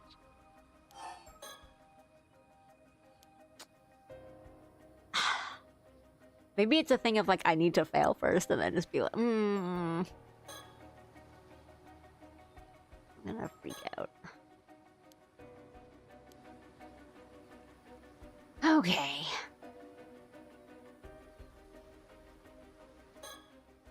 Kinko, why the interest in the Tamate Bako? It's some kind of ancient mermaid treasure, right? My, you're well informed. Would you be willing to hand it over to me? I'll make sure it's worth your while. Huh? You see, I know someone who's ridiculously rich and in search of eternal life. They'd be willing to pay a small fortune for that thing. They'll offer the kind of money you probably only get to see once in a lifetime, so what do you say? Whoa, slow down. Avi. Much more than some third-rate writer like yourself could earn in a lifetime. They're not showing his face. I don't know what you could possibly need a Tamate Bako for anyway, but wouldn't you like to move up in the world? I believe I understand your offer, Kikuko. He's not third-rate. We get the cool pirate music. But my answer is no, not a chance. No way, no how. It's never been about money, it's about the thrill, the adventure. Adventure? Exactly, embarking on a journey to unravel the secret of the mermaid's immortality. What better adventure could a man ask for? I mean, what if his actual purpose is, like, adventure and romance? You may call me a romantic, and that's what I am, an adventurer at heart. You've totally lost me. You're throwing this chance away for some childish adventure? You wouldn't understand! I'd put my life on the line to find a mermaid. I'm not handing the box over. I see. It seems like there's no reasoning with you. He is the best. Ugh, it'd be so much easier if you'd had it. Huh? Why'd you have to refuse the mirror? This would have been so much easier. Huh? Oh, the mirror? I don't know. Just felt like the right thing to do. Why do you ask? Yeah, let's get the One Piece. We're fine, the One Piece. Are things not going as planned? Ugh. I'm not sure what's going on, but I feel like we might have just narrowly escaped danger. Sounds like if we had that mirror on us, she would have been able to steal the Tamate Bako. I'd like to get more information out of her, but it seems as though she's plotting something.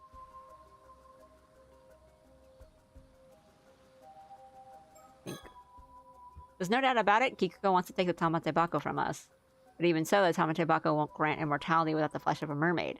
If she has any other information about mermaids, we need it. Avi, focus. I need you to listen to me, but without taking your eyes off Kikuko.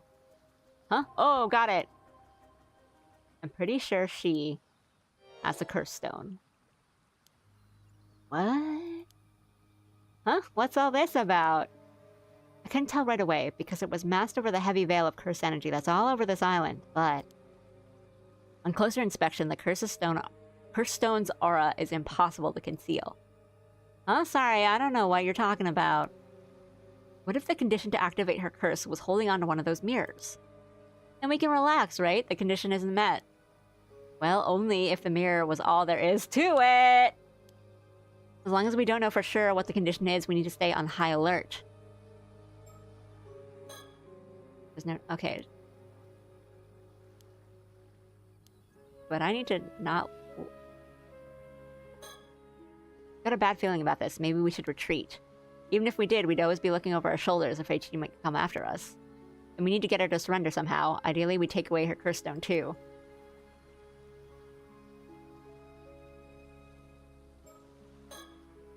Think, Avi, think. There are 3 things that have utmost priority right now. 1, above all else, make it out alive, without triggering her curse conditions. 2, get a hold of her curse stone. Leaving it with her is much too risky. 3, get her to give up on the Tamate Bako and surrender to us. And if she has any information about mermaids, we need to get that out of her too. I guess that's 4 things. Anyway, I need to extract whatever information I can while we're locked in conversation. Can I get rid of this?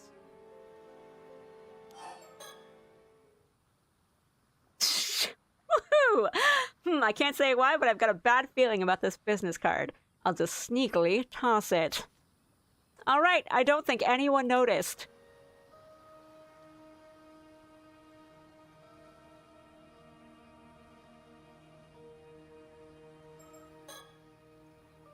Yeah, I don't think we get rid of the other things. I think we need to hold on to them. But the business card, I think that's what it is. I think it's like the symbol.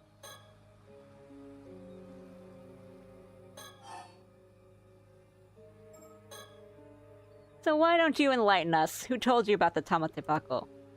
Who knows? Thinks you'll get it out of me with that attitude? She still hasn't given up on the Tamate Bako. Did we just think asking her would have been like, you know what? Never mind. Not interested. Hey, Kikuko, I'm gonna let you in on a little secret. Yeah? Ta-da! What are the odds? Turns out we both got curse stones. That's what you're... This one's called the Curse of the Forsaken Fish. When its conditions are met, it transforms you into a fish and kills you. Pretty messed up, huh? What? Avi, are you sure? You were planning to use your curse stone on us to steal the Tamate Bako, weren't you? But your curse stone requires us to have one of those hand mirrors, am I right? On the other hand, I can use my curse on you whenever I so please. You're bluffing. Your curse stone must have a condition too. Yeah, who's to say it already hasn't been met? Now, cease your scheming and tell us what you know. Please. I think I've done the right thing. So why don't you enlighten us? Who knows? Okay. Hasn't given up. Okay. Do you really have the resolve to kill someone with a curse? I've already done it! Well, I'm not exactly keen on it, but I am prepared to defend my life if necessary. Really? I wasn't expecting that from such a kind gentleman. You look like you wouldn't hurt a fly.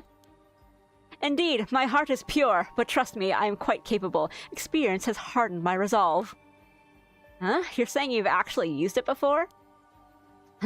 At this point, what difference does one more death to the tally make? My hands are already stained. Oh my god, I love Avi so much. Damn, so you're a proper criminal. Maybe I should report you to the cops. Be my guest. I wonder which is faster, my curse or your phone call. What about your lady friend? Well, are you okay with this? I'm afraid there's no restraining Avi. I've pretty much given up on him at this point. So it would be great if you could just give up and hand over the curse stone. What the fuck is this? You guys are absolutely insane! Ah, come on now. I think we can agree that we both have our issues. Good. We're at a stalemate. Now I can try to extract some more information out of her. Good job, Cersei, making her believe I've lost it. Very convincing. Actually, maybe a little too convincing. Does she really think I'm that crazy? Whatever. I've got more important things to focus on now. Yes!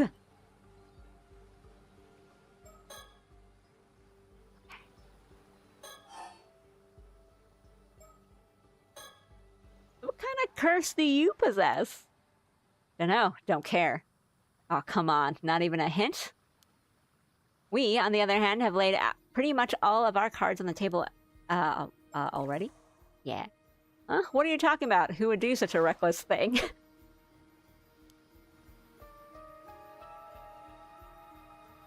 I'm kind of scared to turn around, but...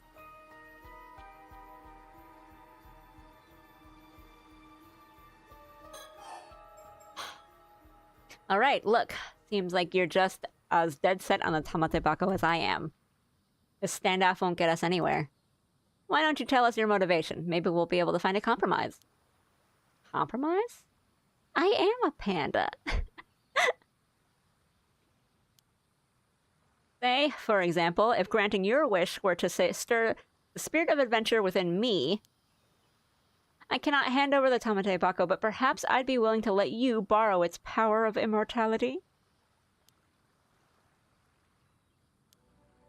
I've got no romantic tale for you. I told you, I just want to get that rich person what he's looking for so he can see how important I am to him. That's all there is to it. Oh, important, you say? How is that? Are you, like an illegitimate child? But she's with her parents. A panda! You're a panda!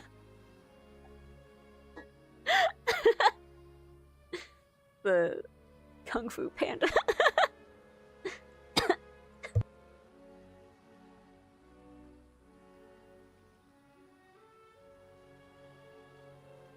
I started coughing. But yeah, I would say I'm quite Dragon Warrior-ish myself. Get a little bite.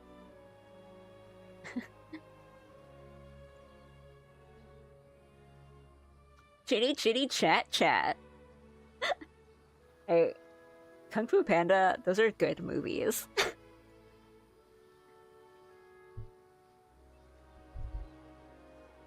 You gotta let go of the past. Scars heal. No, they don't.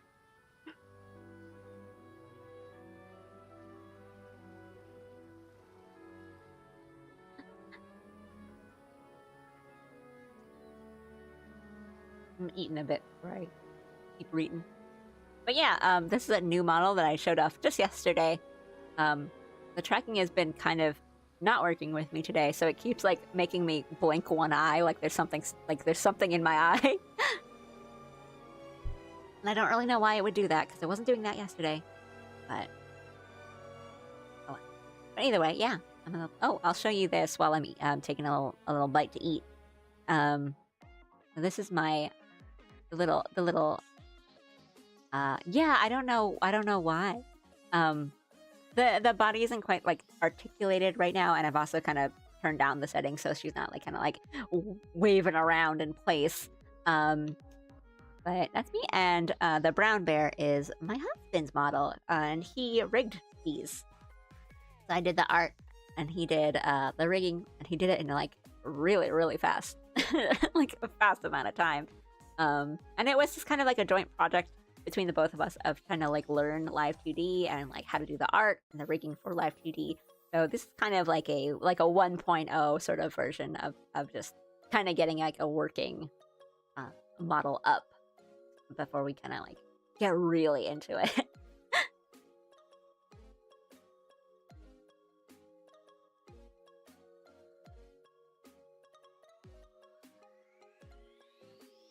Yeah, it was really fun. It was fun to work on together. I think he did way more of the work than me. I think I was able to do the drawings pretty fast, and then he was just like, all right, well, let me just rig both of these to work. He's a Berenstein bear. There is kind of that, I think to both of us, that look of like very kind of storybook traditional little. I mean, if I went for that, I would have gone more Richard Scarry.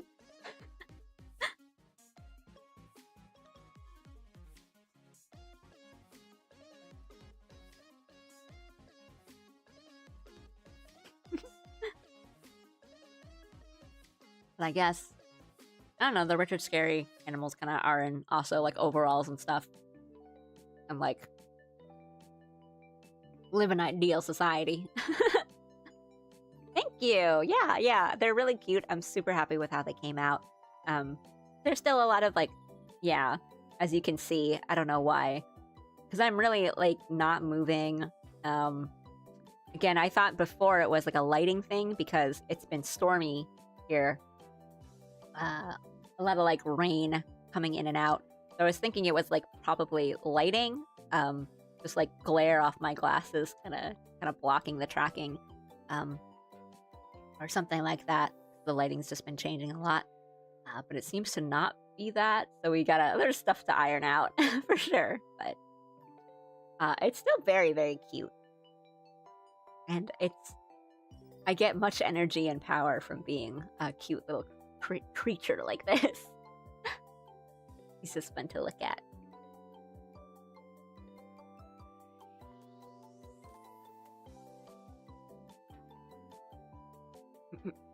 We need rain here. Oh, please take some of ours. We've had so much rain the past couple of days. I'm fine where I am, but kind of a little bit to the north, like a little bit outside of our immediate area, like in the cities. Some parts are like really, really flooded, and I know a lot of like flights and trains have been delayed just because like we're getting flooding in areas, or it's like there's some station areas by us that are like knee, like the water has risen up to like knee level just because it's draining so slowly. So yeah, please take some of ours. I think it's like the kind of like the outskirts of a typhoon essentially is like passing through us. So we're getting so much rain. I'll just take another couple bites and then I'll get back into this. Because it's a really interesting part, actually.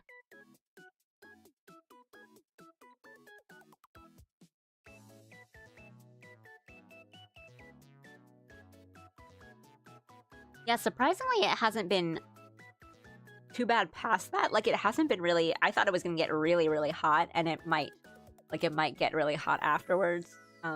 After it's, like, really, really past, but if it's not raining, it still feels kind of nice outside. It's not too humid or anything, which is really surprising to me, but I'm expecting it to get really hot. It tends to get really hot after a big storm or, like, a typhoon like this.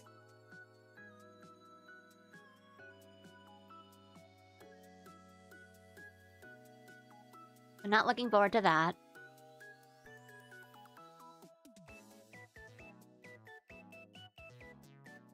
It's been like 100 degrees all summer here. Oof! That's rough. Are you more of like a dry heat area, or do you get hit with the humidity a lot? Because I think that kind of makes it a little more unbearable.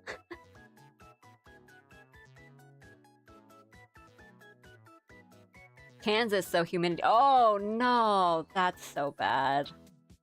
Ugh. Well, I hope you're in a nice, cool, air-conditioned room with a nice, cool drink, and you don't have to. It's not. I hope it's like as good as it can be. That sounds really rough.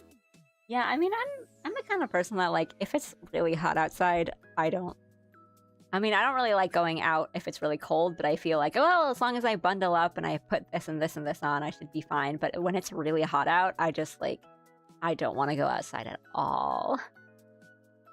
It really affects my mood. Take one more bite.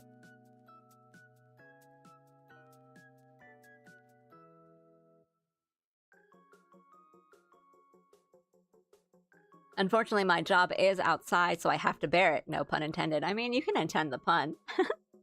But that sucks! Ugh. Hide.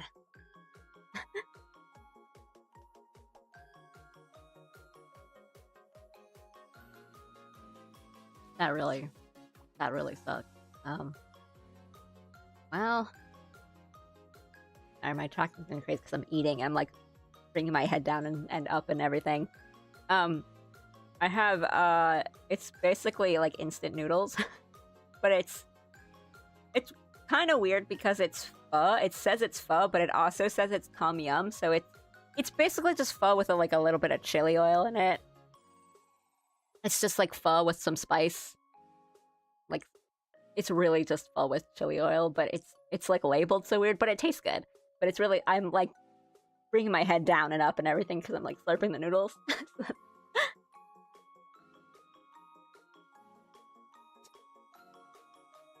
Mm. Surprisingly pretty good though.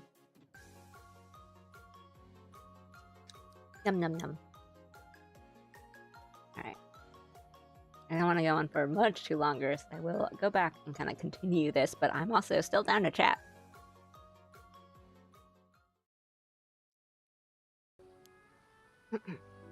Yep, I knew it.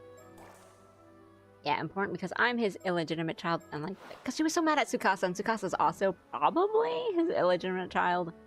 I mean, yeah, I think, no, we know that now. I was like, it still might not be him, but I think she was like, oh, Yamashina. Oof! Oof is right, Avi. But he simply refuses to admit it. Whatever I do, he won't even acknowledge my existence. Well, maybe you're not, though. I mean, just look at me. I must be a disgrace in his eyes. I get these Ichiban ramen packages. It's creamy and delicious. Oh, yeah. We have, like, Ichiban. Well, there's Sapporo Ichiban. Yeah, is it Sapporo Ichiban? Those are my usual kind of go-tos because they're easy to make, they're tasty, and you can add a lot of stuff. You can add a lot to your ramen without it being too like, oh, these tastes don't go together. So it's like if you have like leftovers, just like meat, like leftover chicken or something, you can just throw it in there and it's still like taste. You know, the flavors aren't too incongruous. Yeah. Now you can get us a bunch of packs at once.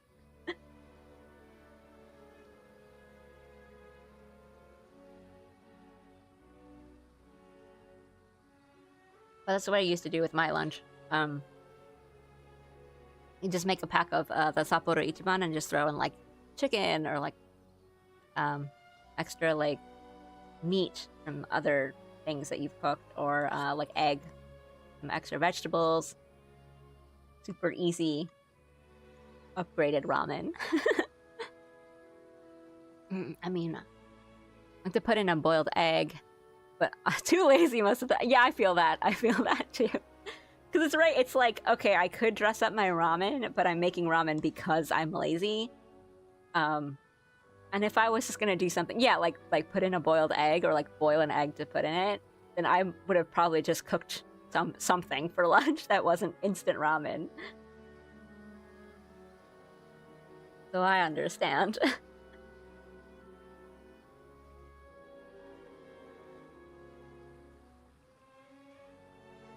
I mean, just look at me. I must be a disgrace in his eyes.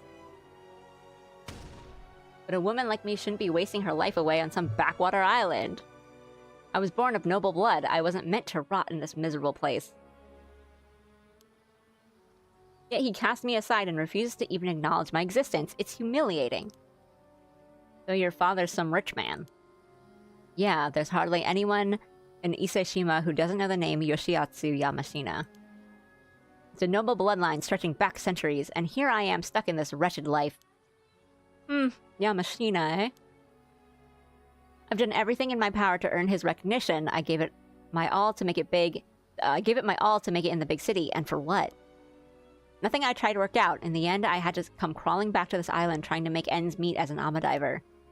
But I still kept telling myself that someday, somehow... I see. So you figured that since Yamashina is seeking immortality, you could leverage the box to get what you want at the same time. Yeah, I used to work at this small company. The young CEO of the place is basically Yamashina's protege. I guess he felt sorry for me, so he let it slip that Yamashina was after immortality. Interesting. Is it? I mean... what's his name? Ikoma. It might have been that company.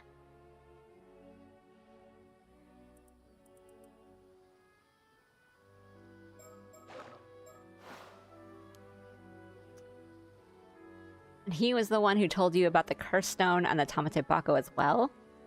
Yeah.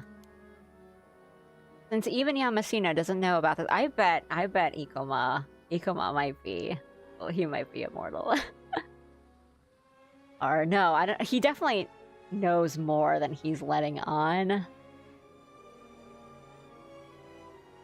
His bones are at the bottom of the sea, and if it's like... If he's immortal, then he can have his limbs missing. And...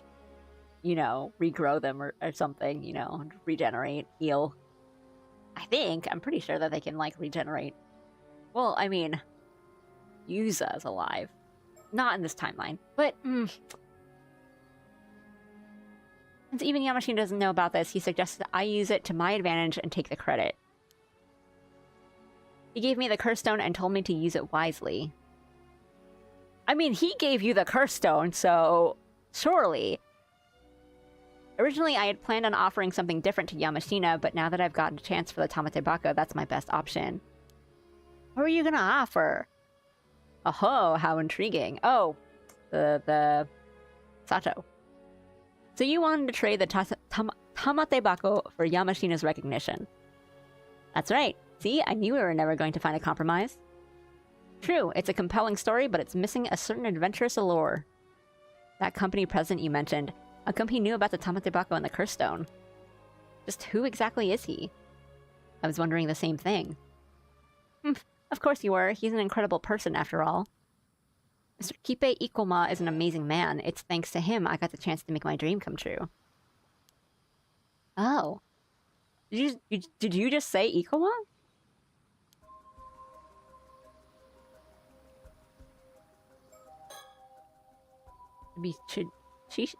Could she be talking about the same guy?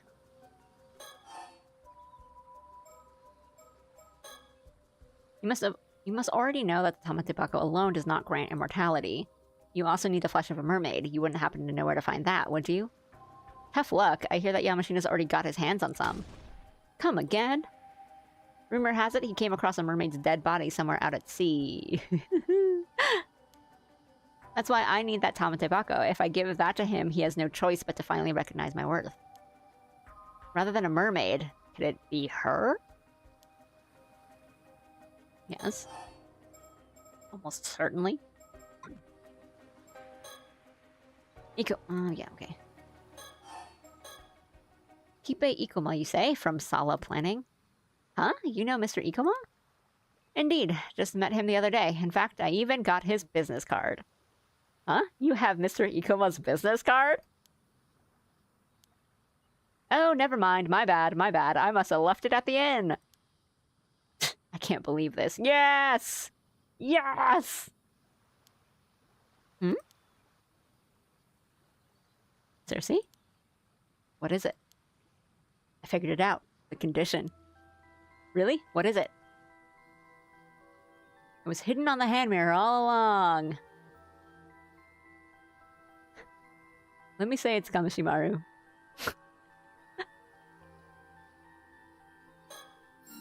See that symbol over there? I just couldn't shake the feeling I'd seen it before. And sure enough, Ikoma's business card had the same symbol on it. Mark. Oh, you're right. This mirror is suspicious, and a business card with the same symbol and that suspicious hand mirror is equally suspicious. Simple as that. That's why you threw the card away earlier. Oh, you noticed? Either way, seeing Kikuko's reaction to hearing we had one of his business cards told me everything I needed to know. Enough with the whispering already. The jig is up, young lady. The condition for your curse is this mysterious symbol inscribed on both the hand mirror and the business card. You see, we have nothing more to fear. Cersei, your turn! Apologies, I'm gonna have to be a bit rough. You may experience after effects. Yeah! I love their drama. And so... we managed to... okay, but if we get her... so this is the Tsutsumi. We're getting people and their curse stones. We managed to apprehend Kikuko Tsutsui. Apparently, Circe's binding spell weakens those untrained in the spiritual arts and causes them to fall into a dazed, almost intoxicated state. Before losing consciousness, Kikuko quietly surrendered and handed over the curse stone. Unfortunately, it appears she really knew nothing more about mermaids after all. Okay, so we have the curse stone. That's good. That's really good. She didn't have any, and we know where she got it from. She didn't have any idea how Ikoma came into possession of a curse stone either. To ensure she couldn't interfere any... Well, he's gotta be Heike. Or immortal. Because we don't know who made that phone call. And if someone, if like, Sato was fed the thing by someone who was Heike, or like knew someone who was Heike, who the guy with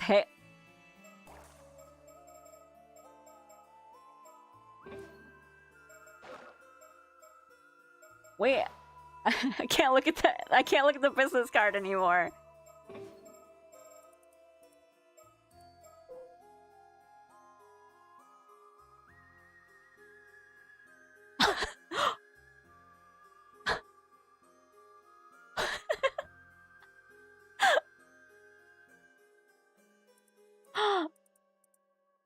I gotta get out of here. We've some really we're making breakthroughs.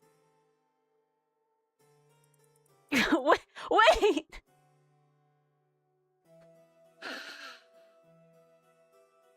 I need you to look at the. I should have actually looked at the business card. I was like, no, wait. I saw what was the important part of the business card. I don't need to go read it. I'm gonna lose it.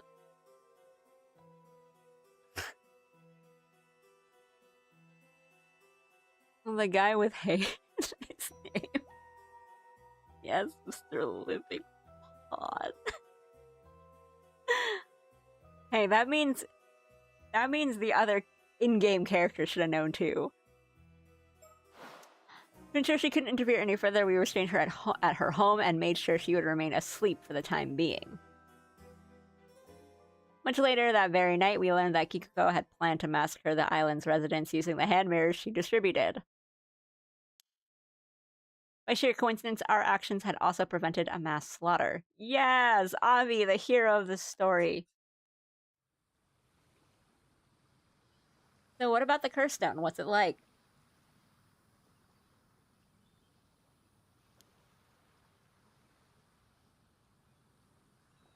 Yeah, about that. Huh? Huh? A bronze mirror? That's right, a palm-sized bronze hand mirror. Wait, don't tell me the still-tied mirror was actually a curse stone all along.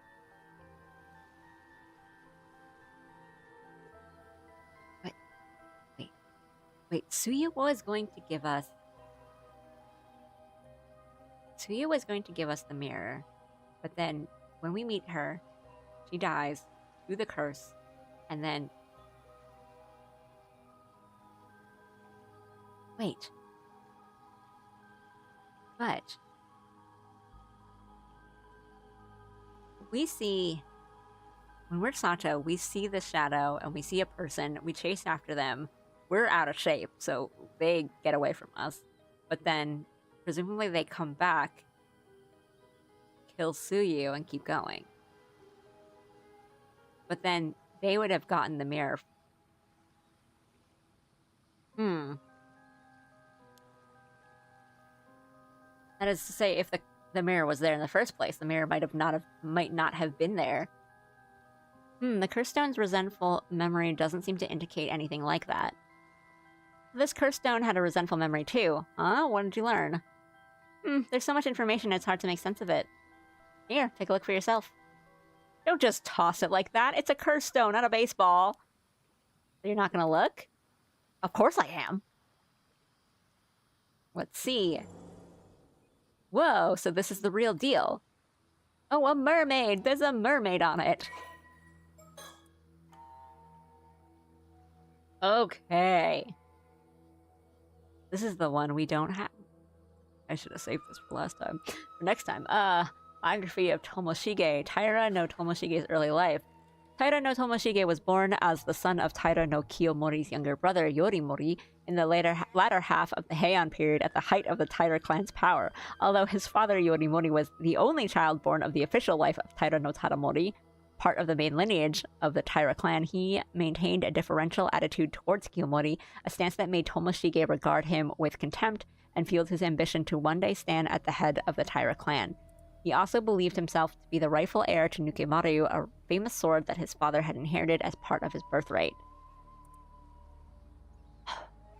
Sato, the girl from Kusawa village. At around the same time, Sato was living a simple life in Kusawa village, the place of her birth. One day she happened to encounter a visiting onmyoji and was offered the chance to work at the Bureau of Onmyo in Kyoto. Sato readily accepted, having always felt out of place in the village due to her faint spirit sense, and left Kusawa to work in the Bureau of Onmyoji as a maidservant. At the end of a certain year, Taira no Kiyomori's daughter, Noriko, gave birth to the imperial prince. Although Tomoshige visited the palace with his father to celebrate the birth, he soon grew bored with the proceedings and left, only to encounter Sato, who was attending to odd jobs nearby. Tomoshige was intrigued by Sato, who made no attempts to curry favor with him and whose thoughts he found difficult to read, and he frequently visited her from then on. Not yet having an official wife, it was not uncommon for Tomoshige to spend his time on... I'm never gonna not think of dalliances with women, with Sato being the latest among them. However, as their interactions continued, he found himself becoming particularly drawn to her. He eventually had a pair of bronze hand mirrors made and gifted one.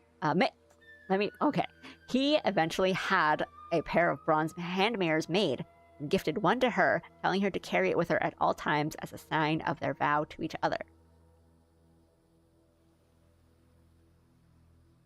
Was it consensual? Did she also want to have a vow with him? The fall of the Taira clan. In 1185, the Taira clan was defeated at the Battle of Dan no Ura, spelling its ruin.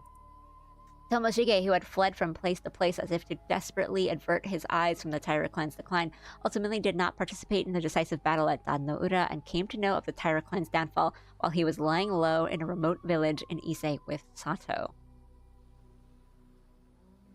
So he ran. Although initially terrified of being hunted down by soldiers of the Minamoto clan, Tomoshige regained his senses upon seeing Sato's unbroken composure. Now believing that it lay with him to restore the Taira clan as one of its sole survivors, he swore an oath to his fallen clan that he would see it rise again one day. Tomoshige's resolve. With survivors of the Taira clan being hunted down across the country, Tomoshige continued to search for a way to turn the situation to his advantage. In the process, he suddenly remembered that a box that his grandfather Tadamori had left the family, a tamate bako, proffered by a fisherman that was said to contain the flesh of a mermaid. Although Tadamori had refused to accept it, a member of the clan had secretly hidden it in a storehouse back in their homeland.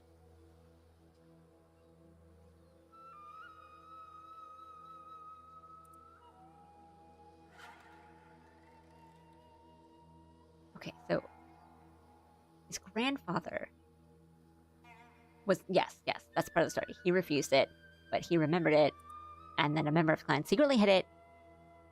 It was said that eating mermaid flesh would grant eternal life to whoever ate it. However, legend also had it that that the meat was highly poisonous, with even a small bite being fatal. No one had wanted to eat it as a result, and it ended up forgotten as the years went by. Believing that dying due to poison would hardly be any different from their fate if they were caught and killed, Tomoshige located the tamate bako and pried open the lid. However, all that was inside was a dried sliver of meat, so shriveled as to resemble a splint of wood. Dubious, Tomoshige pushed his misgivings aside and ate the meat, but felt no different than before. Believing that long years had robbed the meat of its power and seeing the tamate bako as his only clue to find a mermaid, he boarded a small boat with Sato and set out to sea. Encounter with a mermaid. Believing that a mermaid would surely come to reclaim the tamate bako as it was truly linked to them in some way, Tomoshige continued to row the small boat into the Sea of Ise. Mermaid would come to reclaim. At the time, he was clad from head to toe in the armor of a warrior and had with him the famed sword Nukemaru. an heirloom he had seized from his father, Yorimori, whom he had scorned as a disgrace to their clan. Sato, meanwhile, wore only a light kimono. Huh, okay. After they had rowed for a while, a sudden mist descended over the sea around them, obscuring their surroundings. As Tomoshige and Sato looked around fearfully, they heard a small splash. Turning to look, the two gasped as they saw what appeared to be a human hand reach up from the water before grabbing onto the boat's edge. In a rush of water, a being with human features from the waist up and fish-like features from the waist down emerged from the sea, a mermaid. Climbing into the boat, the mermaid screamed for them to give back the box before suddenly lunging at them. Too stunned to think clearly, Tomoshige drew his sword and slashed at the mermaid. There was a dull sound of a blade slicing through flesh, and the mermaid let out a piercing cry before diving back into the water and fleeing the area. Still trying to process the sudden turn of events, Tomoshige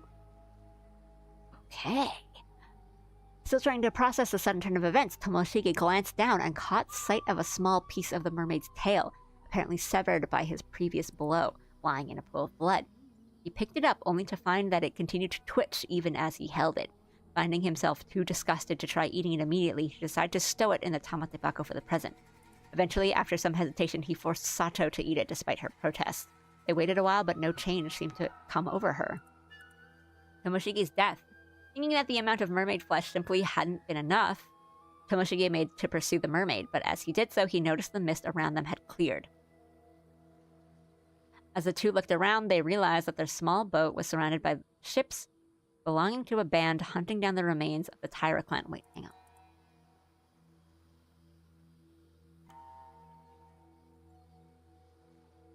Did he just, was it new? Did they, a couple minutes? He waited a couple minutes? Alarmed, they tried to flee, but with their attackers pressing in on them from all sides, were unable to find any means of escape. Right, Sato was killed there, and then she resurrected. Amidst the chaos, Sato was struck in the head by an arrow and fell into the sea. Tomoshige, still determined to retaliate, continued to frantically resist with his sword. However, he was vastly outnumbered and unable to break through his attacker's ranks, was ultimately cut down in a single stroke. On the brink of death, Tomoshige's gaze fell onto the crests worn by his pursuers. Consumed by bitter regret at his failure to restore his clan, he directed the full brunt of his resentment towards these symbols as he sank beneath the waves, cursing his enemies and clinging to his vindictive hatred until the very end. Okay. A curse born from Taira no Tomoshige's feelings of malice and resentment when he was struck down 800 years ago following the fall of the Taira clan. Part of the clan's main lineage, Tomoshige has been seeking mermaid flesh in a bid to attain immortality with the goal of eventually reviving the Taira clan, but was killed before realizing his dream. The curse uses a specific symbol as its target and kills those who carry that symbol within the area specified by the user by cleaving them in two. Its effective range is several hundred meters. Okay. So this is the curse of Taira no Tomoshige that grew over 800 long years. Taira no Tomoshige, never heard of him. He wasn't exactly what you'd call a historically important figure, even within the Heike. Seems that he sought out the mermaid's power of immortality to restore the Heike, but his pursuit ended in failure. That resentment must have dwelled within Tomoshige's bronze mirror, eventually turning it into a cursed stone. Most likely. Kikuko mentioned that she got her cursed stone from Ikoma, right? Exactly. To think that slippery snake was sneaky enough to put the curse markers on his own business cards. I mean, to be fair, that's a good idea. That Ikuma guy's seriously dangerous. That was way too close. Slippery snake. Good thing we were cautious, especially since it seems he's after the Tamatebako too. Yeah, seems like working without him, it seems like working without him turned out to be the right call. Although he may grow suspicious if he can't contact Kikuko anymore. So I want to imagine that he is the one who made the phone call then. And now I'm wrong because I thought that this Tomoshige guy would have also eaten the flesh. But he did not. But it seems he didn't have any children, so where does that leave us with characters like Ikoma and what their motivation is. Because I thought it was, I mean, it might still just be getting the Tamatebako and getting the immortality from the mermaids, but I was thinking like maybe there was someone who is trying to restore the Heike in this day and age. Considering he's after Tamatebako, there's a chance he might still chase after us. We need to keep our guard up. I think it's safe to assume he already knows about Miss Somekawa and the Tamatebako.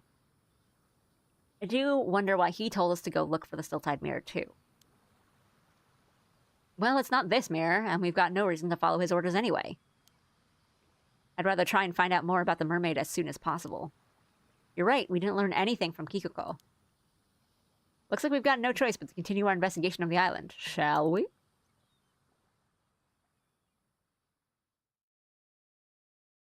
Could you hold on for a moment? Ooh. Huh? Someone's there? Yes! Ack!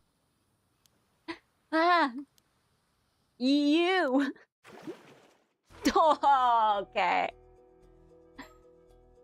Alright, no, it's late, and this is a really good, really interesting. I'm glad I did this one enough. Okay.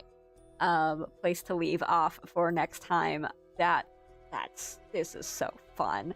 We are now in the game. I think I don't know. It's not really like, oh, all of that was just prologue, but I feel like getting here and then meeting Storyteller, I think now we are solidly in the game. I mean, you've heard me say it. I was saying like, oh, I don't feel like we're like really in the mystery yet. We're not there yet.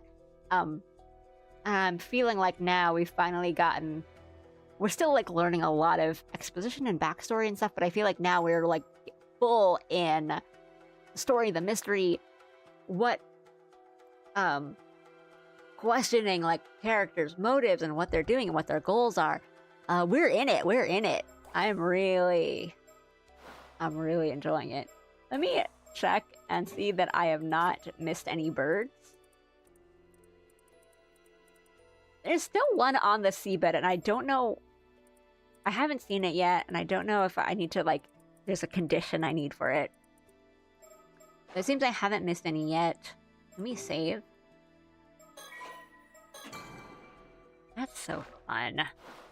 Let me switch over to talking so I can talk for a bit. Let me get this out of here. It is, unfortunately, a game that I cannot not do 5 hours of. It's me! I'm the bird! Get over here! Let me put you in my collection. It is just the kind of story I like. And I think especially the stuff that we did today was very,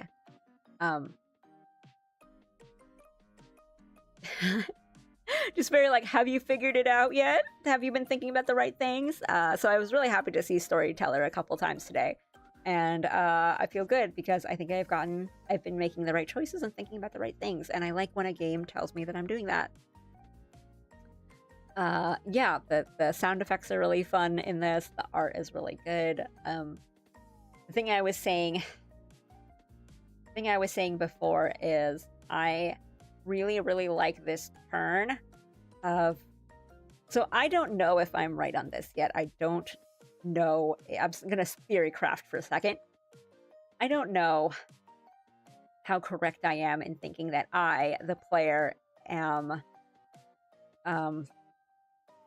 the mermaid or a spirit, like someone that was involved in all of the sealing, 400, 800 years ago. I don't really know who I am yet. I'm not super confident, but I was thinking like, okay, we are a character in ourselves, and we are going to be guiding the rest of the characters into doing what we kind of need them to do, sort of like what the first game did. But I mean, I liked that mechanic so much, and I think they still put it in such a clever way that I mean, I just really enjoyed that bit of like, oh, where should we investigate? And then very suddenly, like, as he's talking, that dialogue, that choice comes up of like, no, go here. And then I was like instantly kind of like, who's telling him that? Is it me? And I like that in the chapters before, Avi would like look at the camera and just start narrating in like a goofy kind of like, oh, I'm such a goofy character. Like, let me, I'm gonna start narrating because, ooh, adventure. But I was like, right. We were saying it, right? Like, what if that's his psychic power? What if he can communicate with us and we communicate with him? And that's what's happening. And I am very into it. And I'm glad that it's like, if it could have been any character, I'm really glad it's Avi, not because he's just like funny, but I think like he probably is the most useful for us to do things, having like big guy, and to not kind of second guess these things. I'm really happy with that.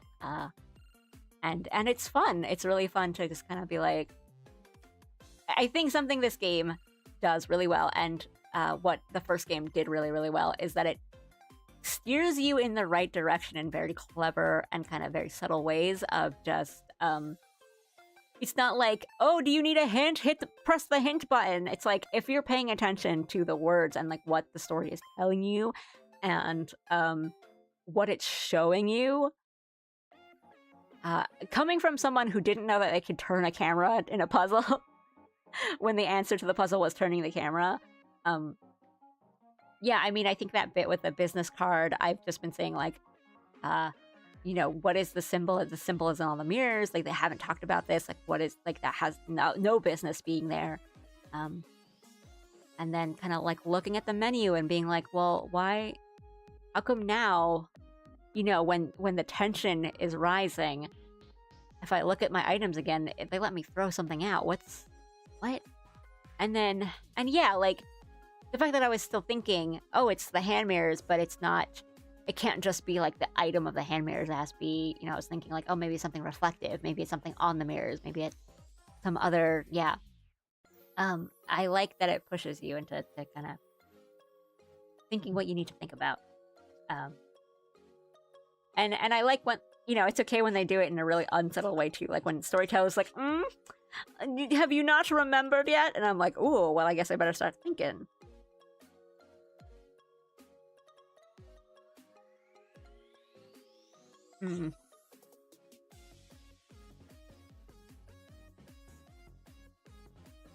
So I'm, man, so fun. This is a really fun, really fun game. I like mysteries. I like puzzles. I like a game that lets me think about these things and rewards me for getting it right. Yes. Okay. We left off on such an important... Well, actually... Well, now that I'm looking at it, that chapter that we just did, it's not... It's still split up. That means we got something to do there. So, I don't know what it could be. I feel like we did everything right. So, I don't know. But... yeah, I think we are in it now. I think we are really in it. In a good way. Yeah. Which means... I don't know what that means for all this. But... and then now the characters are like kind of formally meeting each other, I think. And yeah. I wonder if it counts the do everything wrong side of things too. Yeah. I wonder as well. Like... because... I feel like... I was good and a smart cookie and I figured it out and I did what I needed to do, but like, you know, when you get bad ends, that's another ending, and you do get like achievements, like actual Steam achievements for like seeing a certain ending or seeing a certain thing play out, and then even from the first game and this one, like when something bad happens, you get one as well. So yeah, I don't know if it could be do everything wrong. Or maybe it's like come back and do this, you know, once you get information, there's something here to do. I don't think I'd have the heart to see Avi get got though. Same. I don't think I could. I was really like, oh man, I really hope. I hope this is the right thing to do because I don't want to get a game over for this guy. He's such a great character. He's so fun. I'm really... Also, he's big, and I like big.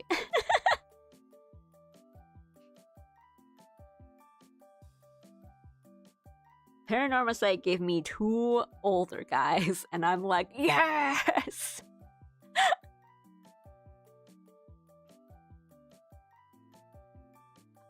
This is coming from someone who has been lurking in these streams, but it seems this game is a lot longer than the first one. Yes. It's longer.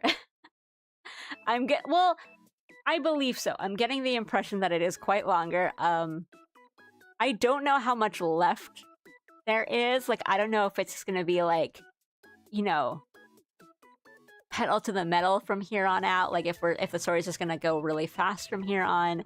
But I feel like this one's longer. Probably, yeah. Because just from how the story's been going, I feel like I have just, essentially just started. And I think the writing of it has been so solid that I don't feel like it's about to wrap up. Like, it does not feel like it's gonna rush its way to the end. It is just, if you guys are like, if you're lurking, I can't recommend these enough. They're so good. Honestly, they're so good. I really enjoy them. Your enthusiasm is infectious. I'm glad because I love these kinds of games and stories and stuff, and I'm actually looking for a good like murder mystery to read. So I'm just kind of like which Agatha Christie's have I not read yet? I've read like 1 or 2 Agatha Christie's. So a lot. The answer is a lot, but I'm like, oh man, I need to read so like I'm so in the mood for sitting there and being pretentious and stroking my chin and be like, who could it be? Who could the murderer possibly be? But I like me a brain teaser. I like to think, it's so fun. This one. It took a while to get to, and I don't mean that in a bad way. I do feel like a lot of it is just kind of like, here's all the lore in the background, and now we're gonna start sleuthing. Agatha Christie read-along stream when? Look, I'll do it. It would be like one of those kinds of things of like, can we solve this murder before Poirot does? No, probably not. You eat. We have book club it. Probably not.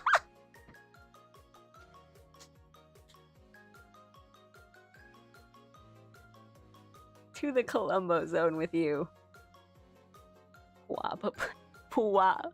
Wow. That's really funny.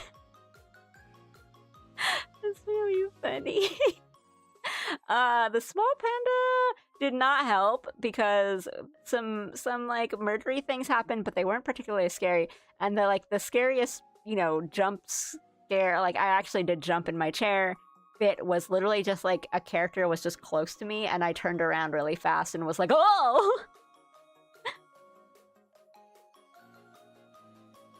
Whenever I'm like the kind of person that's like whenever I watch like a mystery, I don't want to look anything up and I don't want any spoilers, but I'll have to I look up can I solve this? Because I don't want to it's not like I don't enjoy a mystery sort of story that, isn't meant to be solved or you're not, you kind of can't really solve it. But I don't want to go through the movie and be I guess distracted of being well, who did this? Who did this? If it's not something I can solve, but if it is oh yeah, you can figure it out. I love trying to figure it out. I think with Knives Out and even the sheep detectives, I was can I solve this? Can I solve the murder before the sheep do? I'm doing it. We did watch the Maltese Falcon pretty recently, and that one was like, can I solve this? And it was like, that's not really the point. And I'm like, okay, cool, let me just sit back and enjoy this. And I did really enjoy it. But look, I like detective media. Right? Like, I don't try to solve episodes of Columbo, because hey, you already know what happens. It's how get 'em, not who done it. I don't try to solve them, but I'm always like, how's he gonna pull this one off? And could I pull off the same thing? And the answer is always no. But I love detective media. Like Pim, just like shaking my hands in the air. I love detective media. Fun. This game is good. I'm having a time. That's why I'm like, well, it's okay if nobody watches me, because I'm enjoying this game for myself. I love detective media. I was the kind of person that tried to solve Gravity Falls before they did. Columbo was built different.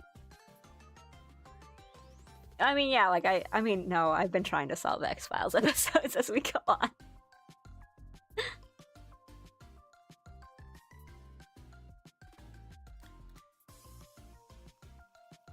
Sorry, every time my model like head freaks out, it's because I'm eating or drinking something. So,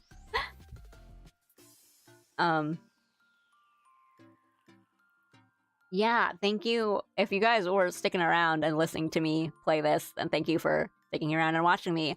You know, I'm sorry that every single stream of this is 5 hours. I just really like it. And thank you again to Peters for the 25 gifted subs today. Really happy to see that. So that was very kind. And if you did receive a gift sub from that, enjoy the gift sub, enjoy the emotes. I'll probably just end the stream today because it's been going on for a while and I'm tired. But next week we'll be doing probably another Paranormasight stream for sure, because we are leaving off on a really interesting part. But also, we're gonna do. I think I am. Thank you for the valuable future VOD material. Yeah, on a day I'm not streaming, you can just watch these. Next week I'm planning to do kind of more art streams because we got a lot of art to do now. And we might try to squeeze in another stream this weekend, or sometime soon with Jim. We'll see. We gotta see how the schedule's looking.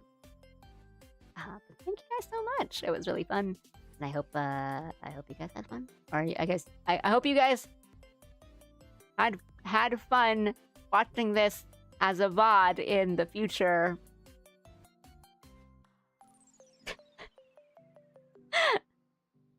All right.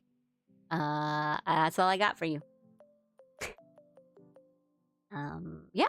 Have a good weekend, guys. I'll be back next week with lots of art and more paranormal sightings. And that's all I got. Okay. Bye bye. Have a good weekend. If I don't see you this weekend, I might see you this weekend. Who knows? Yeah. Sorry, the eyes have been so weird today. I'll try to figure that out. Arigatou gozaimashita. Bye bye.